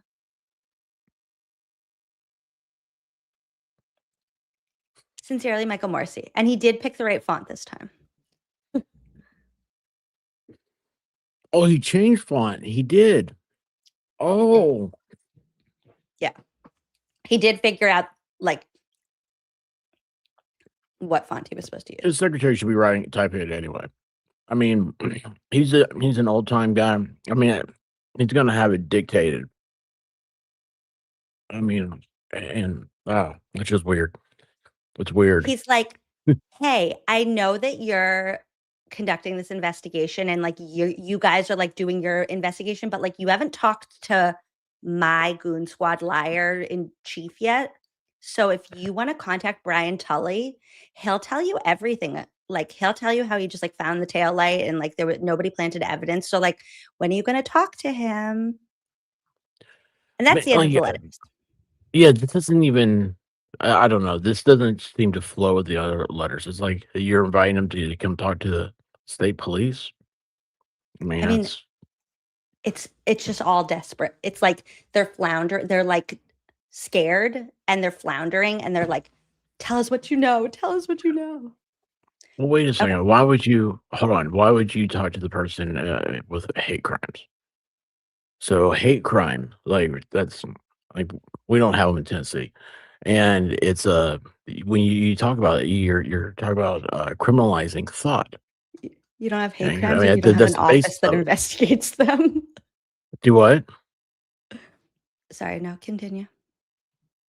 Yeah, well, I just think like this is going towards Turtle Boy's thing. Is what it feels like to me, because he has very hateful speech, and it's towards the people that he's not supposed to. He's witness intimidating.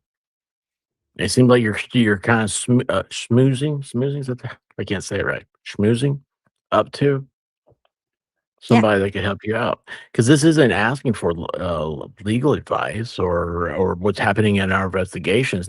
We're not saying, oh, hey, listen, we need all those discovery things you got. This is just like, I look forward to working with you.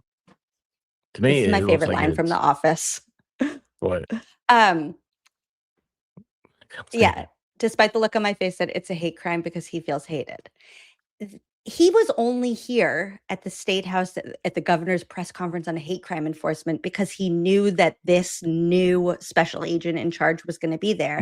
And he was like, hey, like, welcome. Oh my God. Like, I didn't even know you were going to be here. Like, I'm Michael Morrissey. It's so nice to meet you. I'll show you around. Like, that's where the donuts are. That's where the coffee is. That's where the bathroom is. Like, oh, by the way, so like, do you know any of the people that are like investigating me, or am I in trouble? Who's in trouble? Do you know? Can you tell me? Why don't you talk to Brian Tully and just like tell him what's going on? Because yeah, Okay, here's the plan right now. We're going to keep those letters in the back of your mind.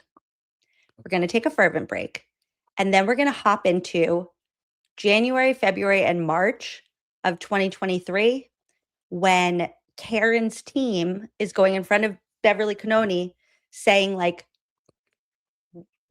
we need to not prosecute Karen because she's the wrong person. And spoiler alert, in blood pressure medication, you're going to hear a lot of the same things that they're still saying in civil court and in the federal court in trials today. And it is a little bit infuriating. And that's why we're going to have a fervent break first, so that we can just all home. Infuriated?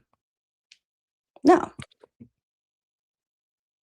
Yeah. I mean, it's like fervent-aided. fervent-aided. I have these ideas in my head right now. My mouth isn't working. I had 9 hours yesterday. It was hard on me. Wah. I don't know how you did it. Okay, we're going to take a fervent break. We go almost 5 hours. And then we'll be back. Well, I did almost 5 hours also. So I talked. We're going to do like a AJ Yannetti combo with something else mixed in, because we're going to see like the cutest, they like look like babies in this, and they look so like young and hopeful and naive, and they don't know what they're getting themselves into, and it makes me a little bit sad, but it's so good. Okay, see you back here in a couple. I put you on a bread. Good. I'm gonna make you pay for this. Yeah, AJ's dangerous. Ooh, oh baby, I was born for this. Yeah, I brought the West Coast to Dedham. Nobody is safe from my verbal venom. Put a witness on the stand and watch me shred them. Have them praying for peace, like the name John Lennon. A lawyer to match me? Well, I ain't met him. Don't believe me? Just ask Hank Brennan. Free can't read, and that was just the beginning. I'm never tired of winning. Got these middle-aged women waiting up to go swimming. Let's swim. I don't get nervous. I make people nervous. I don't get nervous. I make people nervous. I put you on a Brady list. I'm gonna make you pay for this. Oh, and AJ's dangerous. Ooh, I put you on a Brady list. Oh, sorry, Paul Pierce, Ray Allen, and KG, the real big threes. Yannetti, Bob, and me. Gonna come with the seat. Don't try me. You should know by now I always come with receipts. I'm out here penning letters like my name better roll. You got problems, Cox, and I think they're federal. Attorney Corey Hopkins, sure let them know. This ain't an episode, this a whole damn show. I don't get nervous. I make people nervous. I don't get nervous. I make people nervous. Ajax out here eliminating all you greasy motherfuckers. Ha ha ha.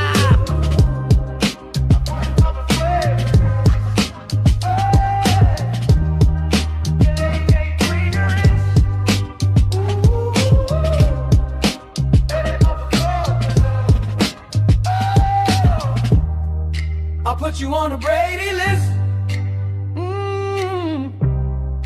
I'm gonna make you pay for this. Oh, yeah, AJ's dangerous. Ooh, I'll put you on a Brady list. Oh.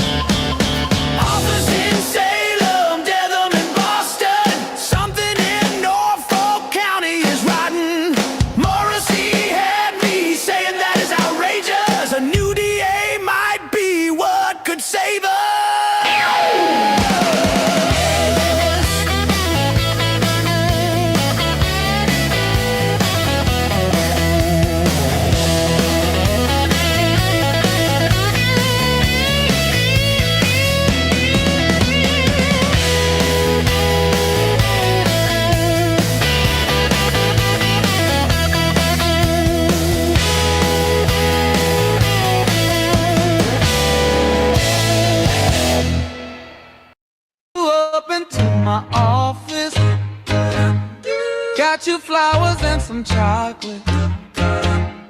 I don't really do this often, but I think we need some talking. First off, is it Deva or Diva? I think I have liver fever, but before we take this deeper, I need to know if you're a keeper. What did you see in the salad pot? Are you sure it's something you need to report? I got an idea, I hope you agree. How about you blame it on a false memory? When the feds came, why did you sing? You should've knew better and gave me a ring. Know this and know this only before you go and give your testimony. Officer Deva, do the right thing. Do the right thing. Oh, do the right thing. Do the right thing. Oh, do the right thing. Don't get it twisted, this ain't a bribe. But if you tell the truth, there goes that 9 to 5. No more 6-figure salary. If you say what you saw on that Sally Port screen, I'll have your back. Unless they ask me some questions, I'll have your back. Until I throw you under the bus, I'll have your back. Let this be a lesson, I'll have your back. Really means I won't have your back. When the feds came, why did you sing? You should've knew better and gave me a ring. Know this and know this only before you go and give your testimony. Officer Deva, do the right thing. Do the right thing. Oh, do the right thing. Do the right thing. Oh, do the right thing. Unfortunately, Kelly, you're the only one going down. There won't be a public records lawsuit that'll expose me or anything.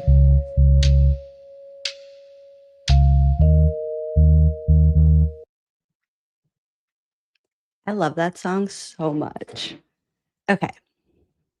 Before we get into part 2 of our lesson tonight, and guys, buckle up. This is going to be a late night because we have a lot to do still. Awesome. I want See you to always, buckle up. quickly just keep your seatbelt on. I want to quickly, before we get back into it, show you these new emojis because I hate that you can't like see the emojis. So these are the new member emojis that I made. I am in no way saying this that like you need to become a member. I literally am just proud of them and I want to show people. Okay. You should become a member. I'll say it. Become a member. No. And that way you can passively help support the Or channel. you can just look at them not being a member. But okay. So we have a trial channel Be emoji jealous because of everybody having one. obviously. Then we have a Squirrel School shirt emoji. I think you're telling me I need to get a black shirt next. It looks cool on black, right? It's like It does. Okay, we have an Adam Deitch emoji. We have a fervent break emoji. There you go. We have an all hail the queen emoji. And Do I know that one? an all hail the shark emoji for Kyle Sharkey. We have a happy birthday Danny emoji for Rat House Media's Danny. Every day is his birthday except his actual birthday.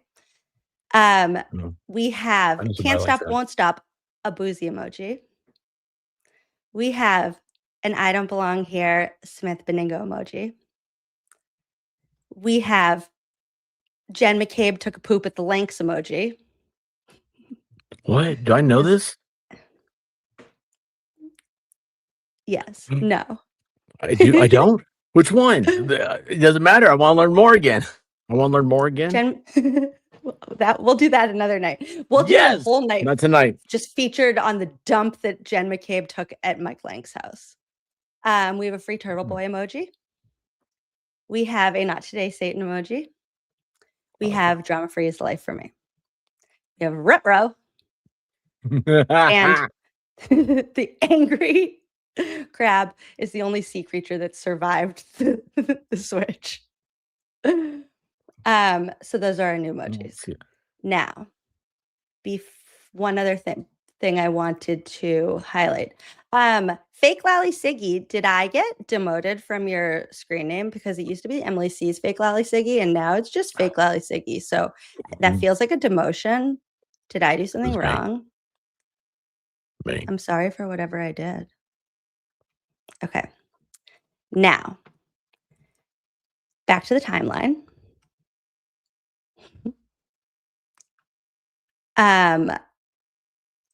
We're gonna now get into 2024.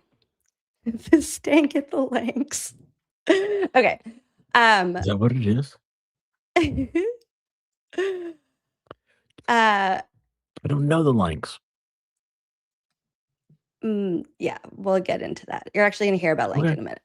So Michael Lank is a sergeant for the Canton Police Department who has had a lifelong relationship with Chris Albert specifically, but like the Albert family in general, to the point that in 2002, he like broke the law basically to defend Chris Albert. We'll get into it.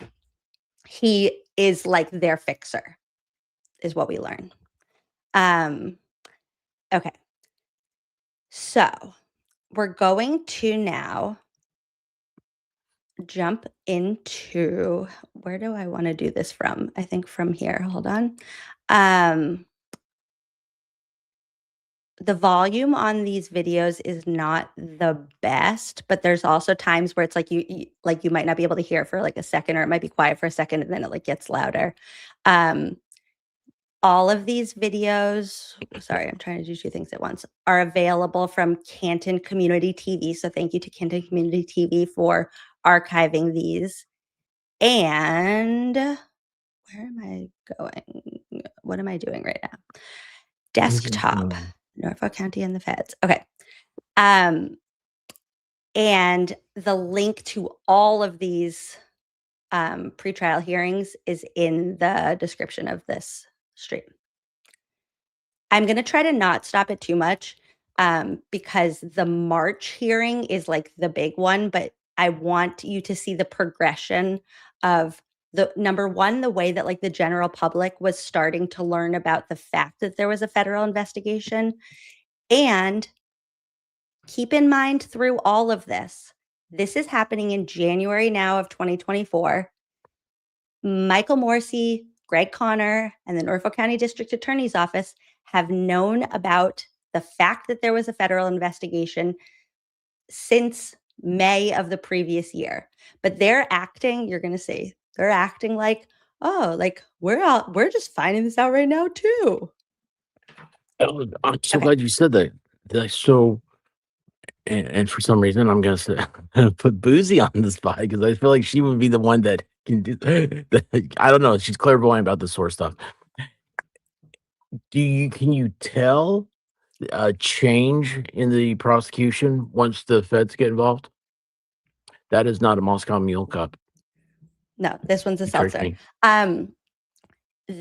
There is going to be one very funny moment at the beginning of one of these that you're going to see. There is so up until February, the Norfolk County District Attorney's Office like we saw in those letters, knows that an investigation is happening, and all they want to know is what they're finding out and who they're investigating and what's going on. And in February, that finally drops, and we're going to see pure chaos. Okay. Okay, so we're starting in. They were investigating this is civil rights violations. Yeah, this is January. Actually, let me do it this way so I can put it. If I do it from my desktop, then I can put the speed faster. If we need to. I'm just going to start at the beginning, and the first two we're going to watch a little of, and then the last one is like the humdinger. So save your stamina for the March video. Not February? I mean, February is a big one too, but March is like the kicker. Okay, here we go. All right, for the clip, please.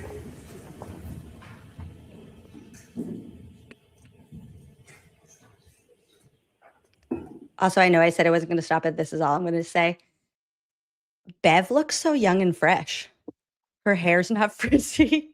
She's like, this is a different woman than the woman that ended the retrial. Just saying.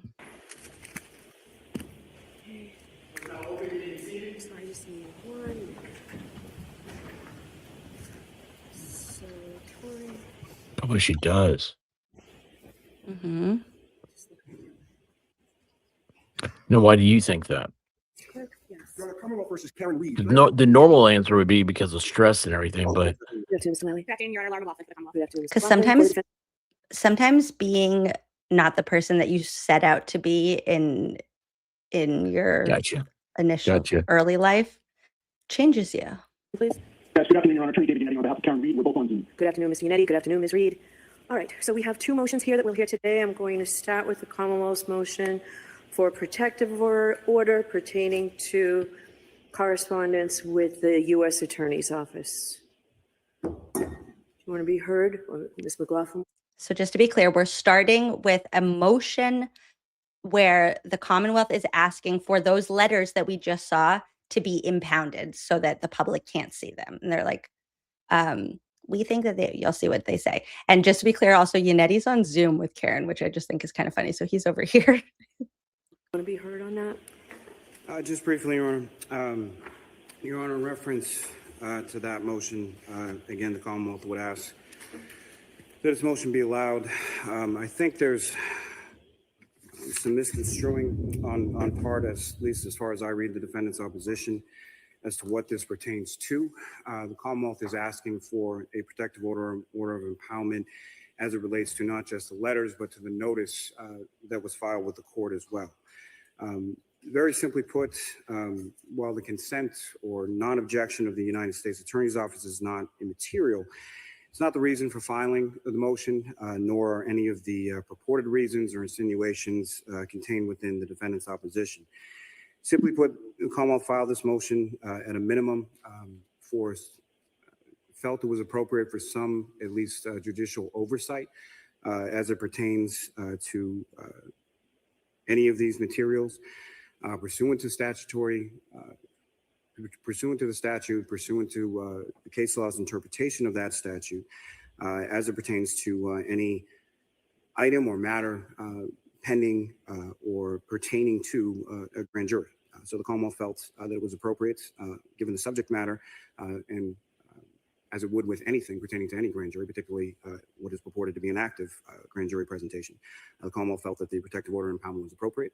Pursuant to the case law, and would ask that the motion be allowed.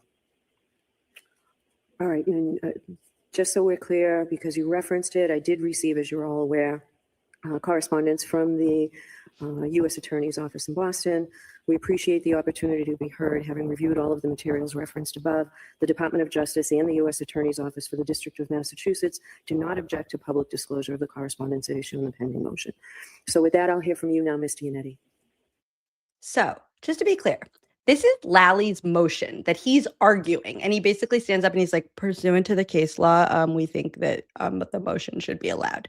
Now Yannetti's going to take them to school. I appreciate that. Thank you, Your Honor. May it please the court. Your Honor, the Commonwealth seeks to suppress from public disclosure the contents of the 6 letters that were produced for the defense on December 4th of 2023, as well as the additional 2 letters that were produced on January 4th of 2024, which was the day before our last court appearance. I would suggest that it's ironic, however, that in order for this court to determine whether the drastic remedy of keeping those letters hidden from the public is warranted, the court must first consider the content of those letters. And in order for me to be able to argue against this motion for a protective order, just so it's clear, I have not seen those letters. Okay. Still, Your Honor, I must discuss the content of those letters to some degree and argue to this court why a protective order makes no sense in this case. And with your permission, I'd like to divide my argument on this issue into 2 parts. First, I will argue to the court that the Commonwealth has not met the legal standard necessary for the issuance of a protective order.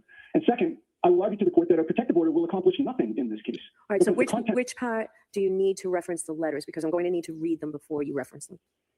Both of them. So with regard to the first part, which is that the Commonwealth has not met the legal standard, the only way to discuss whether they've met the legal standard is to know what the letters are. Right. So I need them. I don't have them. And so you would be arguing the content of the letters in the first part.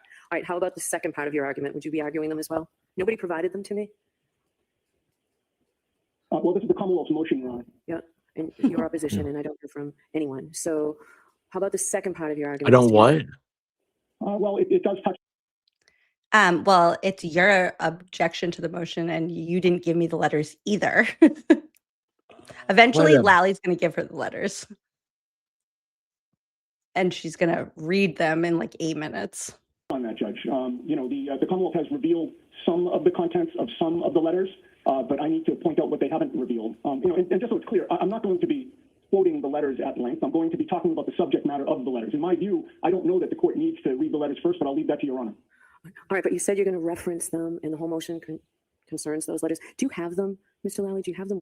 Also, just to be clear, in between, Bev read something from the U.S. Attorney's Office that said, yeah, you can make these public. We want them to be public. So now she's like, do you have them? And Lally's like, yeah. And she's like, okay, can I see them? And Lally's like, yeah. And then it takes a while, and she like reads them. And then we see like Erica Walsh and boots on the ground. And okay, now we're back. We have here. Those parameters, Mr. Yannetti, I will let you reference the subject matter of the others. Okay, that's fine, Your Honor. So in terms of the two parts of my argument, I will first argue that the Commonwealth has not met the legal standard that is necessary for the issuance of a protective order. The second part, I will argue to the court that a protective order will accomplish nothing in this case because the contents of those letters will be revealed in full during oral argument before the public on the motion for sanctions that we filed immediately after our last court appearance. So first, Your Honor, I urge this court to deny the Commonwealth's motion for a protective order because they have not met the necessary legal standard. In their motion, the Commonwealth cites Mass General Laws Chapter 4 and 27D, which stands for the proposition that interagency memoranda or letters relating to policy positions being developed by an agency should not be considered public records. An agency's discussion of policy positions is akin to an attorney's discussion of trial strategy. It's not work, it's work product, it's not discoverable, and it's not a public record. But that is not what we have here. The 8 letters that have been provided do not discuss at all policy positions being developed by any agency. To the contrary, these letters fall into 3 categories. Category 1 are 3 letters consisting of a back and forth between the Norfolk County District Attorney's Office and the U.S. Attorney's Office for the District of Massachusetts regarding whether the U.S. Attorney would release any information to the DA about their investigation. Category 2 are 4 letters back and forth between the Norfolk DA and other agencies wherein the Norfolk DA is complaining about the fact that they're being investigated and asking for the U.S. Attorney to be taken off that federal investigation. And finally, category 3 is 1 letter from DA Morrissey to the new special agent in charge of the FBI asking him to have his agents speak to the state police who are under DA Morrissey's command. To be clear, there is no confidential grand jury information in those letters. There are no records, orders, and subpoenas relating to any grand jury that should be kept under seal. There are no policy positions being developed or discussed. There is nothing in those motions that's the proper subject of a protective order. And I suspect that is why the U.S. Attorney has no objection to those letters being revealed to the public. That should end this court's inquiry. The Commonwealth has not met the legal standard necessary for the issuance of a protective order, and this issue should be put to bed. The letters are not the subject, not the proper subject of a protective order. They should be unsealed forthwith. But assume for a moment that this court decided otherwise and issued the protective order sought by the Commonwealth. I ask this court, what good would that do? How effective would that be? The answer is, it would not be effective at all. And in many ways, it would be meaningless. I say that, Your Honor, with no disrespect intended. I say that because that's the reality of this situation. Immediately after our last court appearance, as I promised when I last addressed this court, we filed a motion for sanctions against District Attorney Morrissey, including a request that his office be disqualified from continuing to prosecute this case. I expect that motion will be heard on our next court date. And I ask this court to consider what that hearing will look like. That hearing will prominently feature the contents of all of the 8 letters that are at issue here today. The specific content of those letters is one of the grounds that gave rise to our motion for sanctions in the first place. In fact, our motion for sanctions liberally quotes from those letters. And I assume that that is the reason that our motion for sanctions is currently impounded by this court as well. But it is clear from those letters that District Attorney Morrissey is well aware that he's the target of a federal investigation as a result of his conduct in this case. Those letters prove that he knew that, even before the U.S. Attorney ever confirmed that there even was an investigation. And Your Honor, on that score, something very important has come to light just yesterday that directly bears on this issue. The Norfolk DA's office and the Karen Reed defense team participated in a conference call yesterday with a representative from the U.S. Attorney's Office. The U.S. Attorney confirmed during that conference call, confirmed for both parties, that not only has there been a federal investigation of this case, but it is ongoing. It's not over. It continues. The DA had this confirmed for them just yesterday, right from the horse's mouth. That means, Your Honor, that District Attorney Morrissey and his office are targets of a federal investigation. And please consider what that means. Now, just to be clear, you'll hear some of the like antis online being like, Karen talked to Adam Deitch. Like Adam Deitch is like corrupt because no, this is where they talked. They found out that the investigation is ongoing. Okay. To the upcoming hearing on our motion for sanctions. The anticipated nature of that hearing bears directly on the ruling that this court will make today on the Commonwealth's motion for a protective order to keep the 8 letters impounded. We have the 8 letters. We've seen them. We've read them. We are using them. The genie cannot be put back in the bottle. Those letters are powerful evidence that we will use to publicly support our motion for sanctions. My client is entitled, under the Constitution and the Massachusetts Declaration of Rights, to present as effective a defense as she can to these false charges. She's entitled to lawyers who will zealously represent her within the bounds of the law. She is entitled, in short, to have the contents of those letters made plain to this court, both in writing and during public oral argument on our motion for sanctions. And that argument will happen in public, whether this court issues a protective order or not. The Commonwealth is moving for a protective order for these letters. Yanetti's like, I'm going to bring it up whether you let me or not, so you might as well just let me. After revealing part of what they contain. But the Commonwealth wants to keep the remainder of the letters hidden because those letters contain information that will embarrass District Attorney Morrissey and his office. The letters demonstrate that he's a target of a federal investigation for what his office has done to Karen Reed. So, Your Honor, because the Commonwealth has not met the necessary legal standard for a protective order, and because a protective order would be effectively meaningless here in any case, this court should deny the Commonwealth's motion. All right. Is there a response from the Commonwealth or no? No, Your Honor. Okay. All right. So I'll take this under Or no. advisement.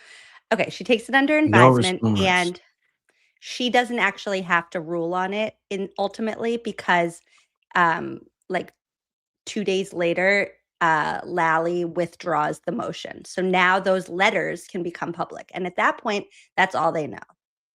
Now we're going to go to February 26th, 2024. And this is where chaos is about to ensue. This is a 12-minute hearing and it is like full chaos. So get ready. They have just gotten from the feds, we're going to find out 3,074 pages of exculpatory evidence.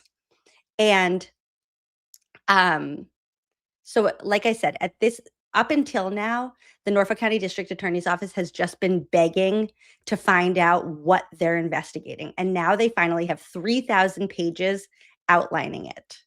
That is this hearing. Here we go. In a minute, once I do like share screen 100 times.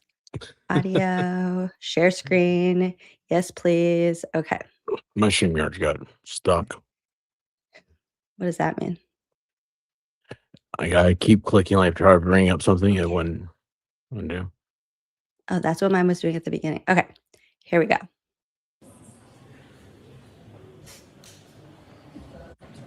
Look, all right. Actually, wait. I need to put it on regular speed because, wait.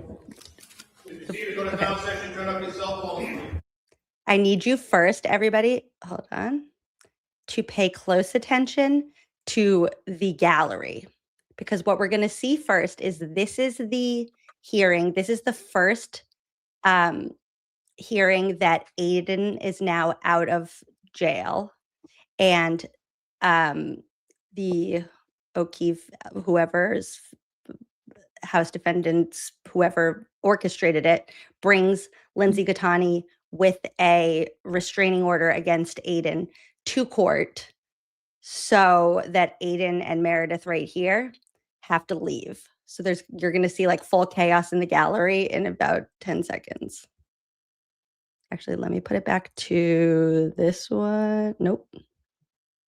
Well, hopefully we can see. Good afternoon. We are on the record on Commonwealth vs. Karen Reed on docket 22 CR 117. Beginning with the prosecution, may the parties introduce themselves? Good afternoon, Your Honor. Laura McLaughlin for the Commonwealth. Good afternoon, Ms. McLaughlin. Oh, and right before the chaos, just notice that Lally's not here yet. So it's just Laura McLaughlin that's here for the Commonwealth. Good afternoon, Your Honor. Alan Jackson on behalf of Ms. Reed. Good afternoon, Mr. Jackson. Good afternoon, Your Honor. Elizabeth Little. Good Also, afternoon. on behalf of Ms. Reed. Good afternoon, Ms. Little. Good afternoon, Your Honor. David Unetti for Karen Reed. Good afternoon, Mr. Yannetti. Good afternoon. That's so bad. Okay. Oh, all right. So here comes Mr. Lally. So now, as Aiden is being forced to leave because now Lindsay Gattani has walked in like whole restraining order in hand, orchestrated by Paul O'Keefe, maybe. We don't, like, neither. Yeah. Lally comes rushing in. So clearly, Lally has been trying to figure out what he's supposed to do with these 3,000 pages, and he didn't realize that the hearing started. He's like, oh no, or he's like smoking his 11th cigarette of the last 10 minutes and is now rushing in all frazzled.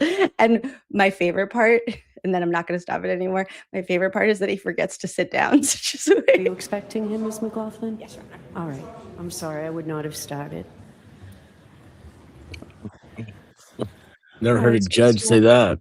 Name for FTR to Yes, get sure. out? I'm Lally for the Commonwealth. Good All afternoon. right, good afternoon, Mr. Lally. Okay, so when we were all last in court on February 15th, there was obviously Mr. Lally, why don't you have a seat? Oh my God. Continue. He's so frazzled. I mean, He's literally so frazzled he forgot to sit down. Motion to dismiss and the motion for sanctions and disqualification, and have those heard on March 12th. So at the time, as you all remember, I said it was premature. So now we are in receipt of your motion to continue because of recent developments.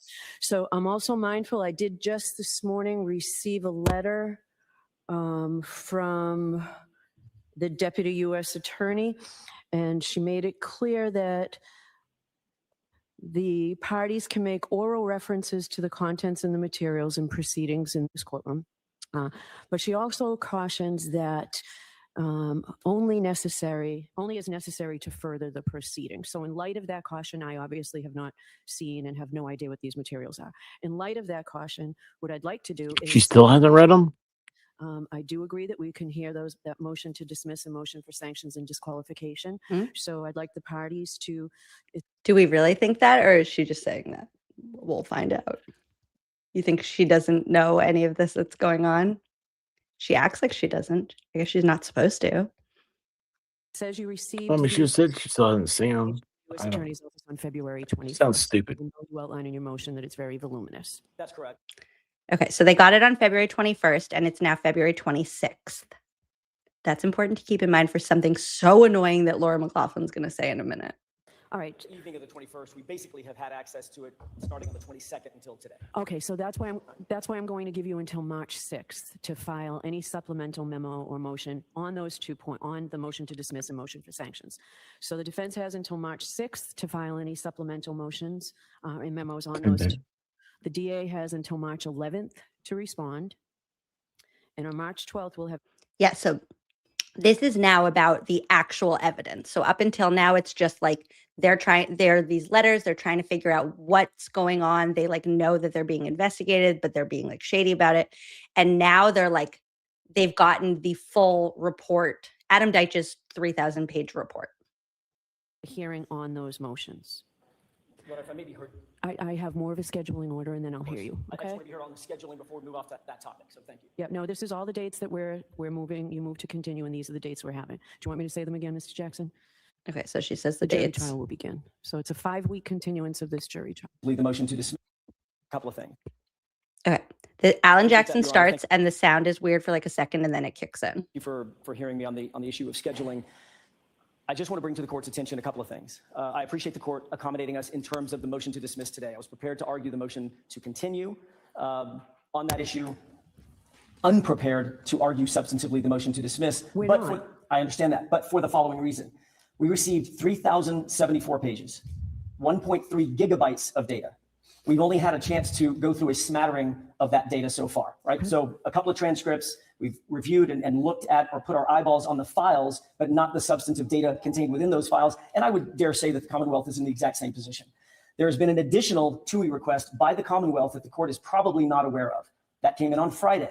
Ms. McLaughlin asked the U.S. Attorney's Office, pursuant to TUI, which is exactly the same protocol that we utilized to get these almost 3,100 pages of data. And so we're expecting that to be heard at some point through the U.S. Attorney's system. In other words, they're going to have to go to the magistrate, deal with the TUI system the same way that it took place here. And that takes not days, but weeks, I expect. We also haven't finished the Bodie protocol, which is the state's protocol with the crime lab that you're well aware of. I say that to say, through 2 years of litigation with the Commonwealth, just about 2 years of litigation, we've received a little over 3,200 pages of data. In one day, the defense was given 3,100 pages of data, and none of it appears to be duplicative. All of it is brand new, and all of it, Your Honor, appears to us to be exculpatory. The schedule that the court has suggested, although I'm mindful of moving this along, I can't do it in violation of my client's due process rights. I can tell the court there is no possible way that we'll be ready for,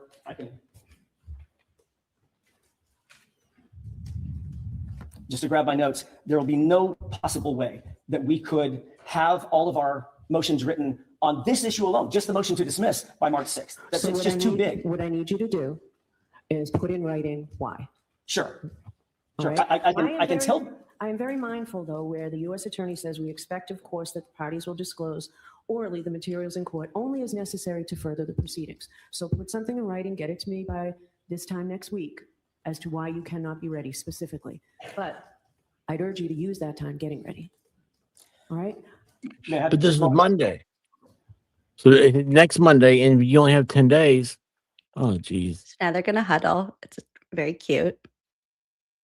Also, something that we'll see in the next hearing even more, but in this one too, they're so young and dumb and hopeful that Bev's going to be a normal judge and that she's going to hear, like, the feds have 3,000 pages of exculpatory evidence against my client. Like, what are we doing here? And clearly that's yet not to be on calendar, and he just indicated to me he does not believe there's any way that I want to quote that: young, dumb, and hopeful. This kind of an influx and incorporation of this level of data. So there's going to be. Put that in writing as well, Mr. Yannetti. That's fine. I just want to put a sort of a precursor to the court. We expect additional rules based on what we've got so far, and I'm happy to describe a sampling of it if the court wishes. But based on what we've gotten so far over the last 48 business hours or so, there's going to be additional Rule 17 motions, significant additional Rule 17 motions. There's going to be additional Rule 14 motions. We're going to have to supplement the motion for disqualification that Mr. Yannetti just alluded to. We're going to need to supplement the motion to dismiss, which I'm alluding to.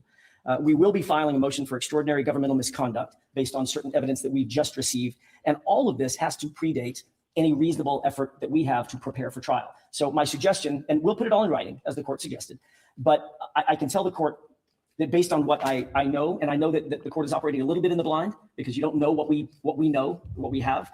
An April 16 jury trial date is probably not realistic, but I will put all of that, as the court has directed me to. We'll put all of that in writing, and we will suggest what we think is a reasonable trial schedule and briefing schedule based on what we've just received. Okay, so I need that by next Monday at the latest, okay?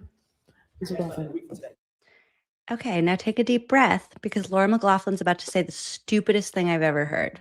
Yes. If I may, the Commonwealth has had the opportunity to go through all the discovery that's been provided. Okay, so first, Your Honor, if I may, actually, let's put this on regular speed. Your Honor, if I may, the Commonwealth has had the opportunity to go through all of the discovery. I don't know Laura McLaughlin, but I feel like Alan Jackson, David Yannetti, and Liza Little are more competent than you, but like, go you. You went through 3,000 pages in 4 days and 1 point whatever gigabytes. I don't even know what that means, but it seems like probably a lot. But she's like, we already went through all of it. Monday at the latest, okay? They have a huge office. Comparative. Yeah. It's almost like she's lying. Has had the opportunity to go through all the discovery that's been provided. It is voluminous. It is, there's a lot of material there. However, the Commonwealth would dispute counsel's representation that the material is new information. I would say approximately 90% to 95% of the material that we've received is consistent with the Commonwealth's theory of the case and the testimony. 95% of the 3,000 pages is consistent with the Commonwealth's theory of the case. let's just pause there for a second and think about what we do know that comes from this document. Number one, there's Arca, who says that John wasn't hit by a car and Karen's car was not damaged from hitting John. So already, is that the 5%? Because already we are not consistent with your theory of the case. Then it has Proctor's text messages in it, because we know that in this document, we find out about Proctor's text message to say, get Julie a gift, or Julie wants to get you a gift, and Julie was going to babysit your kids. We're going to find out all of that in the next thing. But none of that seems to be consistent with your theory of the case is that Karen hit John. So, what? And babes, you got to find your waterline and figure out how to put that eyeliner on correctly like that. You're not supposed to smear your eyeliner all over the bags underneath it. Like she's lining the bags. She's not lining her eyes. You know who she looks like? Of witnesses. The only movie you've seen, Van Wilder, Jenny. So it's Richard, the chick that liked Gwen's boyfriend. You know? The like peppy one. Hey Richard, I think you're the greatest. Here, I'm gonna send you a picture. Oh my god, no. She does. And she's like trying to be like Cher from Clueless, but she's just missing. There is some new information that counsel will use in their motion, and the Commonwealth understands that. However, I would say the evidence as a whole is very consistent with prior statements made by witnesses that testified for the Commonwealth. Yeah. All right. Really? All right. So put it in an affidavit. Karen's like, are you fucking kidding me? And look how helpful Karen was. The defense they could lose their license to practice if they just said, "Oh, okay, well, if they say so, then yeah, okay, good." Mm-hmm. You don't know what's in there. You don't know what I'm going to find relevant.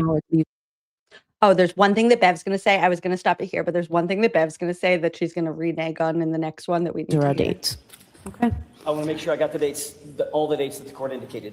March 6th for the motion to dismiss. To file any supplemental memos on the motion to dismiss and the motion for sanctions, disqualification of the district attorney's office. The next date, March 22 for motions, all motions in limine. Yes, for filing all motions. March 28 for hearing on all motions in limine. Yes. April 12, last readiness conference at 9 a.m. Yes. And April 16 for jury trial. Yes. Okay, wait, maybe it was back here then. Hold on. There's one part that we need to hear Bev say. So I'll hear you. We'll have a hearing on those motions in limine on April 12th. Okay. March 22nd. All dates that we're moving, you move to continue, and these are the dates we're having. Do you want me to say them again, Mr. Jackson? So on March 22nd, all motions in Okay, whatever. I'm not going to find it right now. But basically, she says on this March date coming up, she goes, we have all day for it. She literally says, we can do the whole day. So we have all day for it. And that's important when we now get to the March one. Now, this is the big one. So now we're at March 12th. So that hearing in February, they had just gotten the document, the 3,000-page document. 4 days prior, they haven't had the chance to like really comb through it and internalize it and everything. Now they have. Now both sides have. Now at this point, this is what I mean by the Norfolk County District Attorney's Office had an opportunity at every juncture of this saga to do the right thing. They've now gone through all of this. They've heard from what actually like shocks me is like they know that the feds are saying Karen didn't hit John and they're still okay going ahead with 2 trials. They're still okay going ahead at this moment. But not only that, they're still okay re-prosecuting her. So that in makes the me wonder. 3,000 pages of stuff, it says that a car didn't hit John Keefe. So in this hearing now, we're going to find out what the like. I just wondering if that major was point- included in the 5% that they don't agree with. Well, if that is the 5%, then they exhausted their 5% And yet we're going to find out there's a whole lot more. So in this March hearing, we're going to find the answer to that question. And we're also still to this day, we don't know all of it. Like, we don't know all 3,000 pages. We've pieced together things, but we still don't even know everything. Actually, just before we go back. So down here, this is what we're going to find out.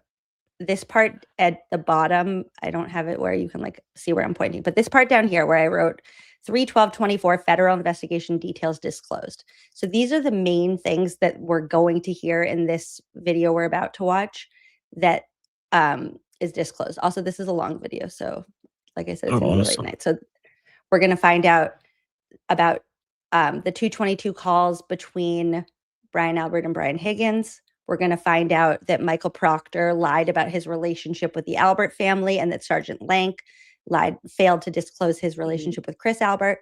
We're going to find out not just that the 227 Google search happened, but that it was verified by a Quantico-trained special agent at the FBI forensic lab, who not only said that it happened at 2:27 a.m., but it happened at 2:27 and 40 seconds.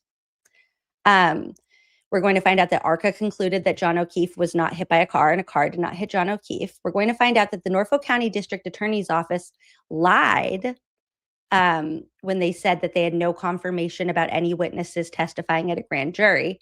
And we're going to find out, and I feel like this one gets like lost in the shuffle a lot.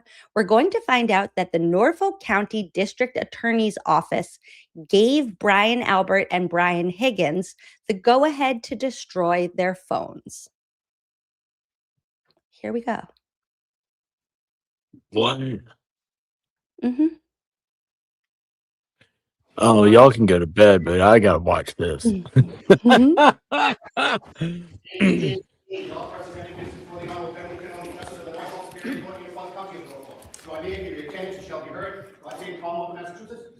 God save the Commonwealth of Massachusetts for real. 117, the Commonwealth versus Karen Reed. Can I have counsel identify themselves starting with the Commonwealth?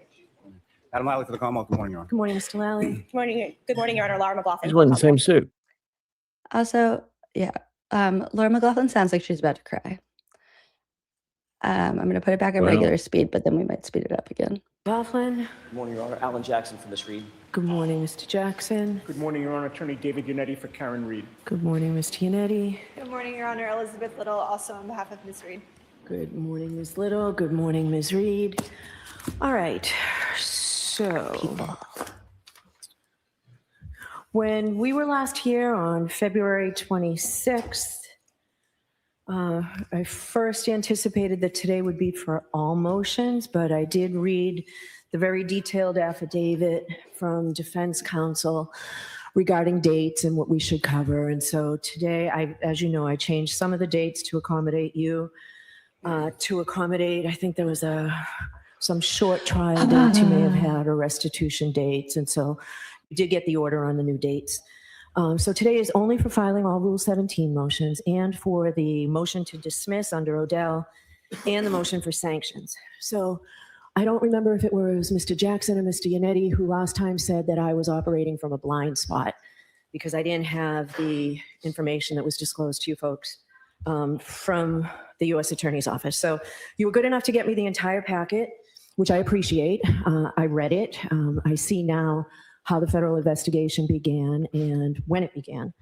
I've also read the pleadings. I don't know who any of these people are. Dismiss. Defendant's motion to dismiss. So I'm not going to know everybody, but this is Karen Reed's brother. This is Lindsay Higgins, who dated John before Karen and they became friends, right? And that's Nathan's friend, right? Oh, that's Yannetti's sister. That's, oh my gosh, what's her name? Tagnus, is that her name? Yeah. Wait, so John dated that blonde and yeah, now she's friends with Karen? That's weird. Mm-hmm. Tanis, that's her name. Well, obviously she's the one that did it. She's jealous. I can never get it back to this. How the federal investigation began and when it began. I've also read the pleading. So the motion to dismiss, defendant's motion to dismiss is around 50 pages with attachments. The supplement is about 15 pages. The Commonwealth's opposition is about the same.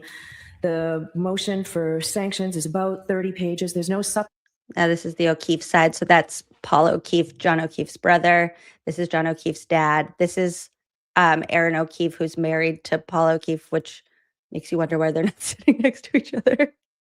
Right? That's all I know for now. Ms. Giannetti? There's no supplement. Okay, and then the Commonwealth had about 25 pages, and then This is John O'Keefe's mom. That's everybody. the I know right Commonwealth now. supplement covered both motions, and the Commonwealth had originally probably Oh, that's what's her face. That's somebody knows who I'm talking hundreds about. of pages of exhibits. So I have read all of that, and I am mindful also, I keep coming back to the letter that was written to me on February 26th from the Deputy U.S. Attorney, who says, we expect, of course, that the parties will disclose orally the materials in court only as necessary to further the proceedings. So I've read every. So what Bev is going to keep reiterating is like, well, the Fed said that you can only disclose what's necessary to further the proceedings. Basically, she's like, don't say too much. Whatever you do, don't say too much. Whatever you do, don't say too much. Just say as much as you need to without like making the district attorney's office look bad. I'm going to give each side 10 minutes, and we're going to start with the motion to dismiss.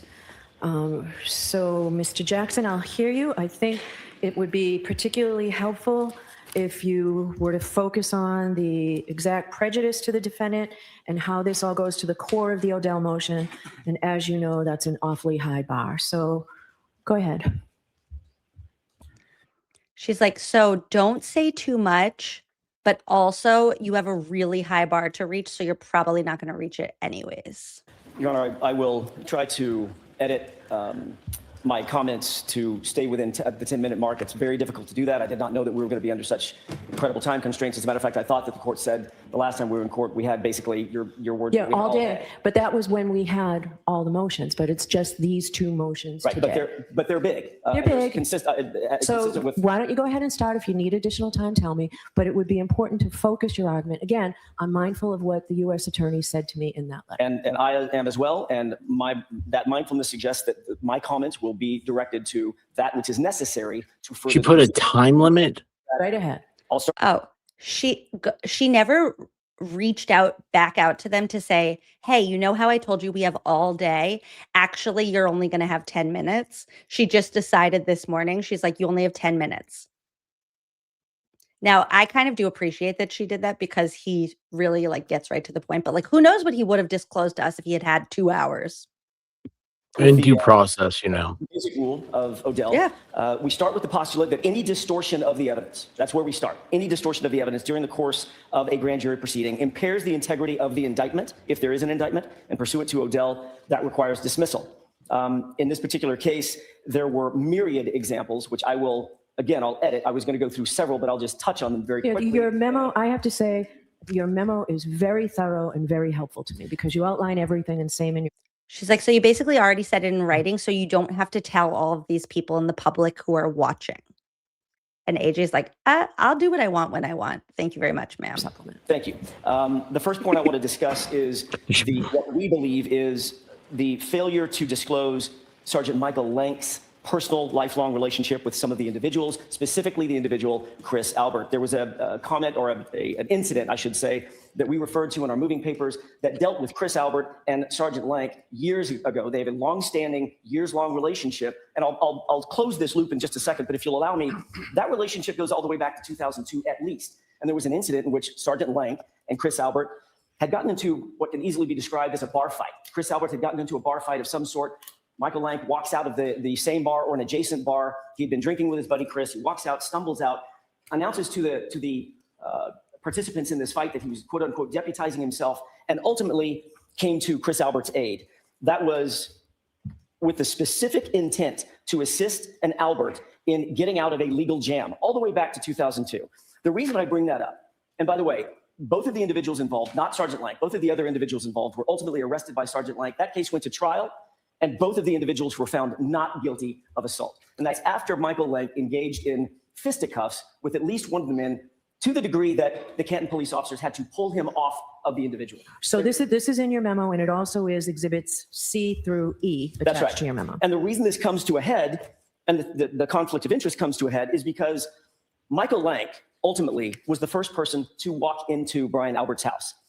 During the course of the grand jury, nobody elicited information from Michael Lank that he had a close personal relationship with the Alberts, that he had in years past come to the Alberts' aid. And yet he was the first person that came into the house. Even the grand jurors were stunned by this and asked, the specific grand jurors asked Michael Lank and asked the Commonwealth, or through the Commonwealth of the witness, why didn't Brian Albert ever even come out of the house? And I think we have the answer. And the answer is because the Albert, specifically Brian Albert, was waiting on a friendly. And they got that. I think that's so interesting that the grand jurors asked, why didn't Brian Albert come out of the house? Because He's waiting on a friendly. like AJ said, they're waiting on a friendly, and the friendly is Mike Lank, and now they know it. And the fact that the feds felt it was important to include this 2002 incident, like, you know how it is where they'll say like, oh, it's out of the, like they even tried to say during the trial that like Colin Albert being in the Proctor's wedding party was like too far out of the like time frame for it to matter. Well, the feds were like, this 2002 incident is just as important to understand the context of why Brian Albert never came out of his house. Friendly through Michael Lank. That was withheld from the grand jury. Sergeant Lank is a longtime childhood friend of the Alberts. The Canton Police Department was conflicted off the case because of those personal and familial relationships that the Alberts have with Canton Police Department. And Sergeant Lank has a history of using his position as a police officer to shield the Alberts from criminal liability. That was never brought out. That's the kind of distortion that Odell talks about. Another broad example or a broad category that I want to discuss briefly deals with Trooper Michael Proctor. The Commonwealth withheld from the grand jury clear and even more egregious conflicts of interest as they pertain to Michael Proctor. Sergeant Lank was aware of this irremediable conflict that Canton Police Department had and that he should have had with the Alberts. So what does he do? He calls in Massachusetts State Police. And who do they send but Michael Proctor? And that's like jumping from the frying pan into the fire. That's the same Michael Proctor who's also years-long close family friends with the Alberts. The Proctors have called the Alberts their, quote, second family. And to that point, now we have benefit of some hindsight, and that's the federal investigation. We've been saying since September 16th, 2022, in lengthy motions that we filed before this court and filed with the Commonwealth, there is a conflict. You're not investigating the conflict. That conflict was never described to the grand jurors, and we've been rebuffed at every single turn. Newly uncovered text messages but from the feds reveal that on January 19th, 2022, think about that date, that's 10 days before the incident. January 19th, 2022, Michael Proctor texted his own family members discussing the specifics of having Julie Albert babysit for his toddler child. We should all let that sink in for a second. So yeah, I understand that. There is a level of close. We should all let that sink in for a second. Yeah, I understand that. Okay, Bev. Well, maybe it needs to sink in for other people. Could you imagine? Like, Michael Proctor is so connected to the Alberts that he was entrusting them or willing to entrust the Alberts to be caregivers for his toddler child. And it's not lost on anybody in this courtroom that for 2 years, the Commonwealth has been denying it and still denies it in their opposition paperwork. They still say, well, there's nothing to see here. It's Michael Proctor's sister who really is friends with Julie Albert, and that, that's not a big deal. Everybody looked the other way. As a matter of fact, Ms. McLaughlin wrote the following in her opposition. Trooper Proctor's supposed close and personal relationship with the Alberts is, quote, entirely unfounded and a desperate creation of the defense, a desperate creation of ours. She says we created this. But now we have the benefit of the federal investigation. And the Commonwealth finds itself in that very unenviable position of having to eat some very distasteful words because we didn't create anything. And there's more. We're not eating anything. On February 1st, 2022, 3 days after John O'Keefe was killed, there was another text message. In this one, Michael Proctor's sister texts Michael Proctor very specifically and writes the following, quote, just saw Julie, and Julie said when all this is over, she wants to give you, Michael Proctor, a thank you gift. Michael Proctor didn't respond with, that's inappropriate. These are witnesses. These are potential suspects. Please tell her, don't ever do that again. Don't ever suggest an exchange of gifts again. That would be inappropriate. I'm going to go write a report. I'm going to turn it over to Mr. Lally, and Mr. Lally's going to turn that information over to the defense and to the court. No, that's what he should have done. Look at the people's reaction to, like, this is the first time that people are hearing this. Like, this person, whoever this is, just was shocked. Lindsay Higgins over here shaking her head. Did do is he responded, get Elizabeth one, his wife.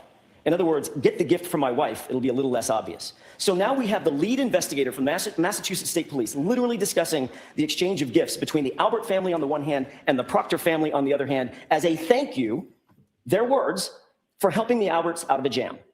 And if you looked up quid pro quo in the dictionary, you would find this set of text messages.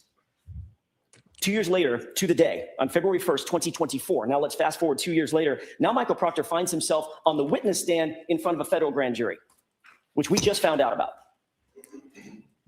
That grand jury was tasked with a singular commission, and that was investigating crimes of public corruption by law enforcement in relation to this case. And during that testimony, he was confronted with these and myriad other examples of evidence of his close ties to the Albert family. And he admitted to an AUSA under very intense questioning that not only does he know the Alberts, and does he socialize with them, does he drink with them, does he go to pool parties with them, but he told his partner, Yuri Butnik, all of this before Yuri Butnik testified at the grand jury and before he and Butnik actually interviewed Chris Albert. Why does that mean something? Why does that mean something to the court and to this argument? Because when Yuri Butnik testified before the state court grand jury, he testified that, quote, following formal introductions, end quote, Julie Albert and Chris Albert provided their phone numbers. And that's what they say in their police report too. So following formal introductions with somebody that I've known my entire life. Also, while I'm paused, Michael Proctor, maybe if you had gotten your wife a gift instead of asking somebody else to get it for her, things would be better for you right now. Following formal introductions. That was a clear deceit on the grand jurors. Yuri Butnik knew, as did Michael Proctor, they didn't need formal introductions. Michael Proctor was considering having Julie Albert babysit his kid 10 days ago. Actually, at that time, 13 days ago.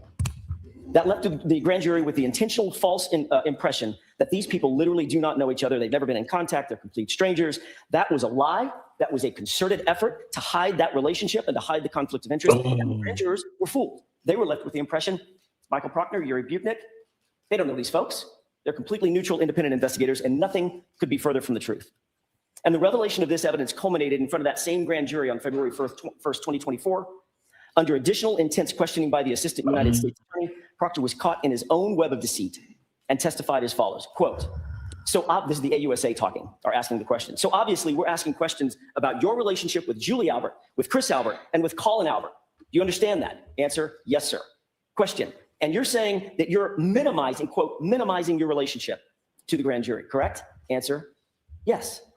He finally, under the scrutiny of a federal grand jury, admitted that he had been lying about his relationship to the Alberts, which means he lied to the grand jury, which means the evidence was distorted in front of the grand jury. And that is the burden that Odell requires. All right, so your time is up, which includes me interjecting. All right, so your time is up. Which includes me. No, it doesn't. Also, I don't even think his time was up. Wait, I'm going to go back to 1507 in a second, but when does he start? Okay, fine. You finished your 10 minutes. Includes me interjecting. Do you want 5 more minutes? If I could employ the court. I'd like you to sort of get to the question. The way he says, if I could, is so cute. Hold on.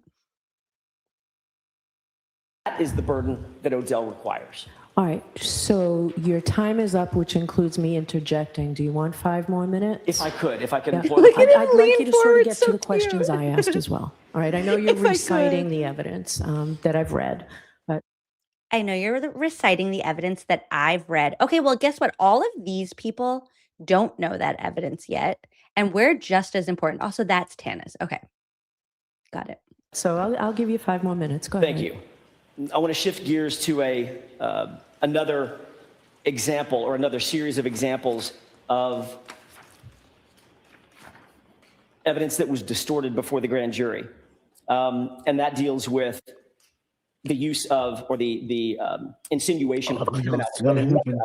at the behest of Michael Proctor. Kevin Albert is a sworn Canton police officer. On day one, the Canton Police Department was completely recused off the case, in no small part because of Kevin Albert and the fact that John O'Keefe's body was found on Kevin Albert's brother's lawn.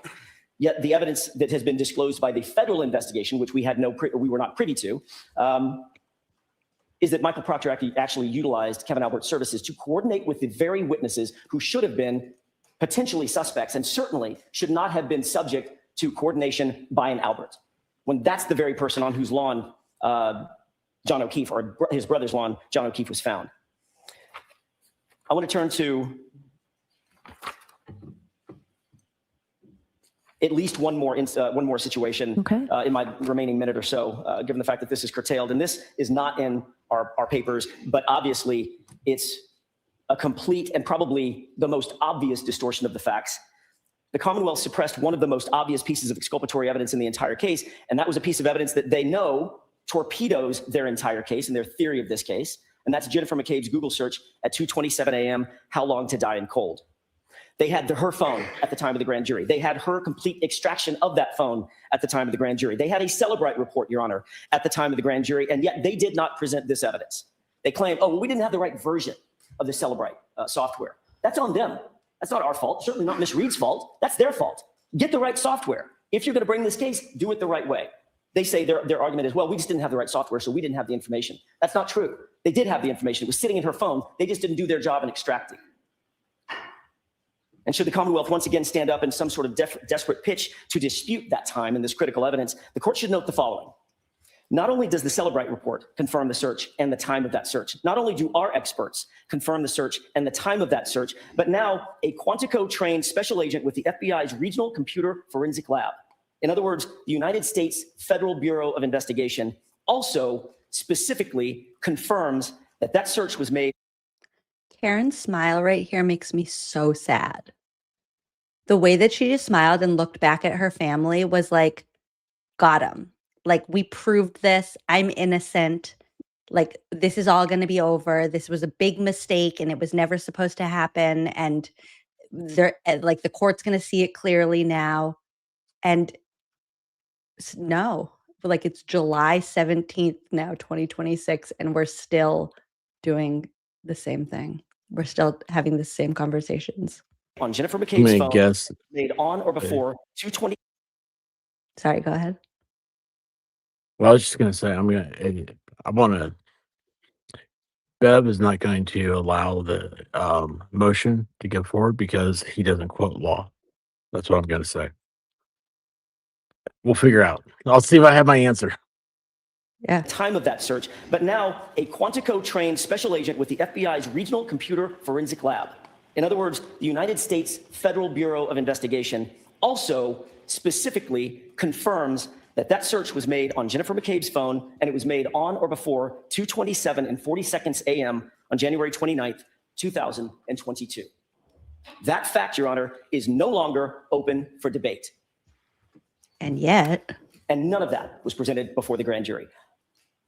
I'll conclude by saying any one of these examples, and I didn't touch on all of them, but any one of these examples, the gift giving, the babysitting, the telephone extraction, the Google search at 2:27 in the morning, all of these, any one of these would be enough to dismiss the charges as they sit here today. But the cumulative effect of this deception and all of it, this distortion in front of the grand jury, is too much for the court to ignore. The simple fact, Your Honor, is the presentation before by the Commonwealth before the grand jury and the state court action, it just wasn't fair. That's the easiest way to say it. It just didn't give Ms. Reed a fair shot. It just didn't. That presentation was packed with lies, known lies by the investigators, and the omissions and the manipulations and deceit by the very people that are supposed to be the ones that we in the community can trust, the ones that are supposed to protect our interests. And the law does not allow this sort of conduct to go unchecked. When the remedy, when this sort of travesty of justice occurs, is established by this state's Supreme Judicial Court, and that is dismissal of the indictment in its entirety. And it is not enough, and I'll be surprised if I don't hear it today, but something suggests, based on the moving papers that we just got from Ms. McLaughlin and Mr. Lally, are, well, Your Honor, we didn't know. We didn't know about the text messages. We didn't know about Proctor. We didn't know about Lank. All that stuff was revealed through the federal grand jury. It doesn't matter that Ms. McLaughlin individually didn't know, or Mr. Lally can say, I claim ignorance. I didn't know either. It's enough that an arm of their institution, law enforcement, they knew. And that was their job to tell the truth. That was their job not to fool or distort the Commonwealth. I'm sorry, the grand jurors. With that, Your Honor, thank you for the time, and I'll submit. All right, thank you. Mr. Lally. So AJ's like, it doesn't matter that Lally didn't know. Like Proctor knew. Proctor knew all of this information that we're finding out. That's on him to not be corrupt. Jen McCabe knew that she made that Google search at 2:27 a.m. That's on her to not lie to the federal grand jury and to the state grand jury who decided on these charges. And yet, I'm going to start with 10 minutes. If you need more, you need to tell me. okay, now Lally cracks me up at every time that he comes up to the mic because Bev says, "You have 10 minutes. Let me know if you need more." And he's like, I don't need more time. I want to dig a hole into the ground and disappear into it.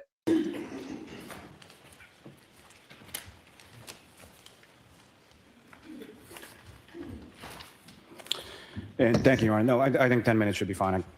I know the court has taken painstaking. Look at her laugh. Karen's laughing. Minutes, so I'll be as brief as I can. Essentially, the defendant, as the court is aware, doesn't challenge the grand jury presentation on the McCarthy grounds or probable cause standard.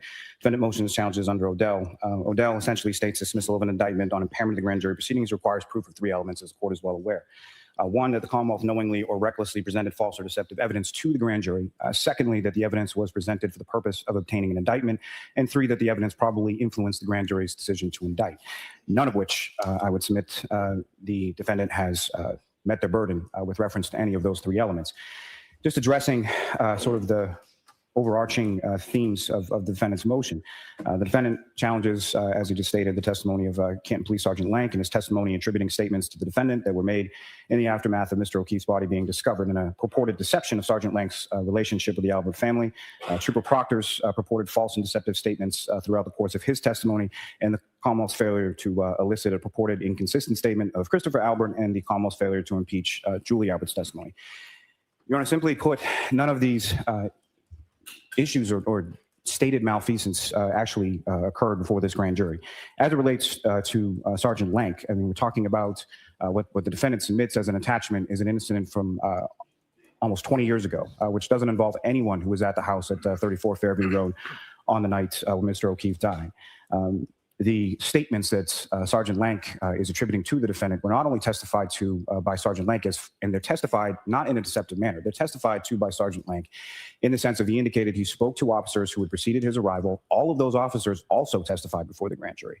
All of those members who received statements from the defendant essentially indicating that she did it. That doesn't just come from one source. That comes from at least 5 different witnesses, 3 of them paramedics with the Canton Fire Department. Counsel pauses the question of why didn't Brian Lally's just circling back to, I hit him. He says the incident with Lank happened so long ago. Okay, well, the feds thought it was important to include. come out of the house? No one did. Not only out of that house, but any house. It's clearly visible in the grand jury. That's a lie. Sorry, I need to go back to hear this lie. Lally's going to say, oh yeah, well, Brian Albert didn't come out of the house, but nobody came out of the house.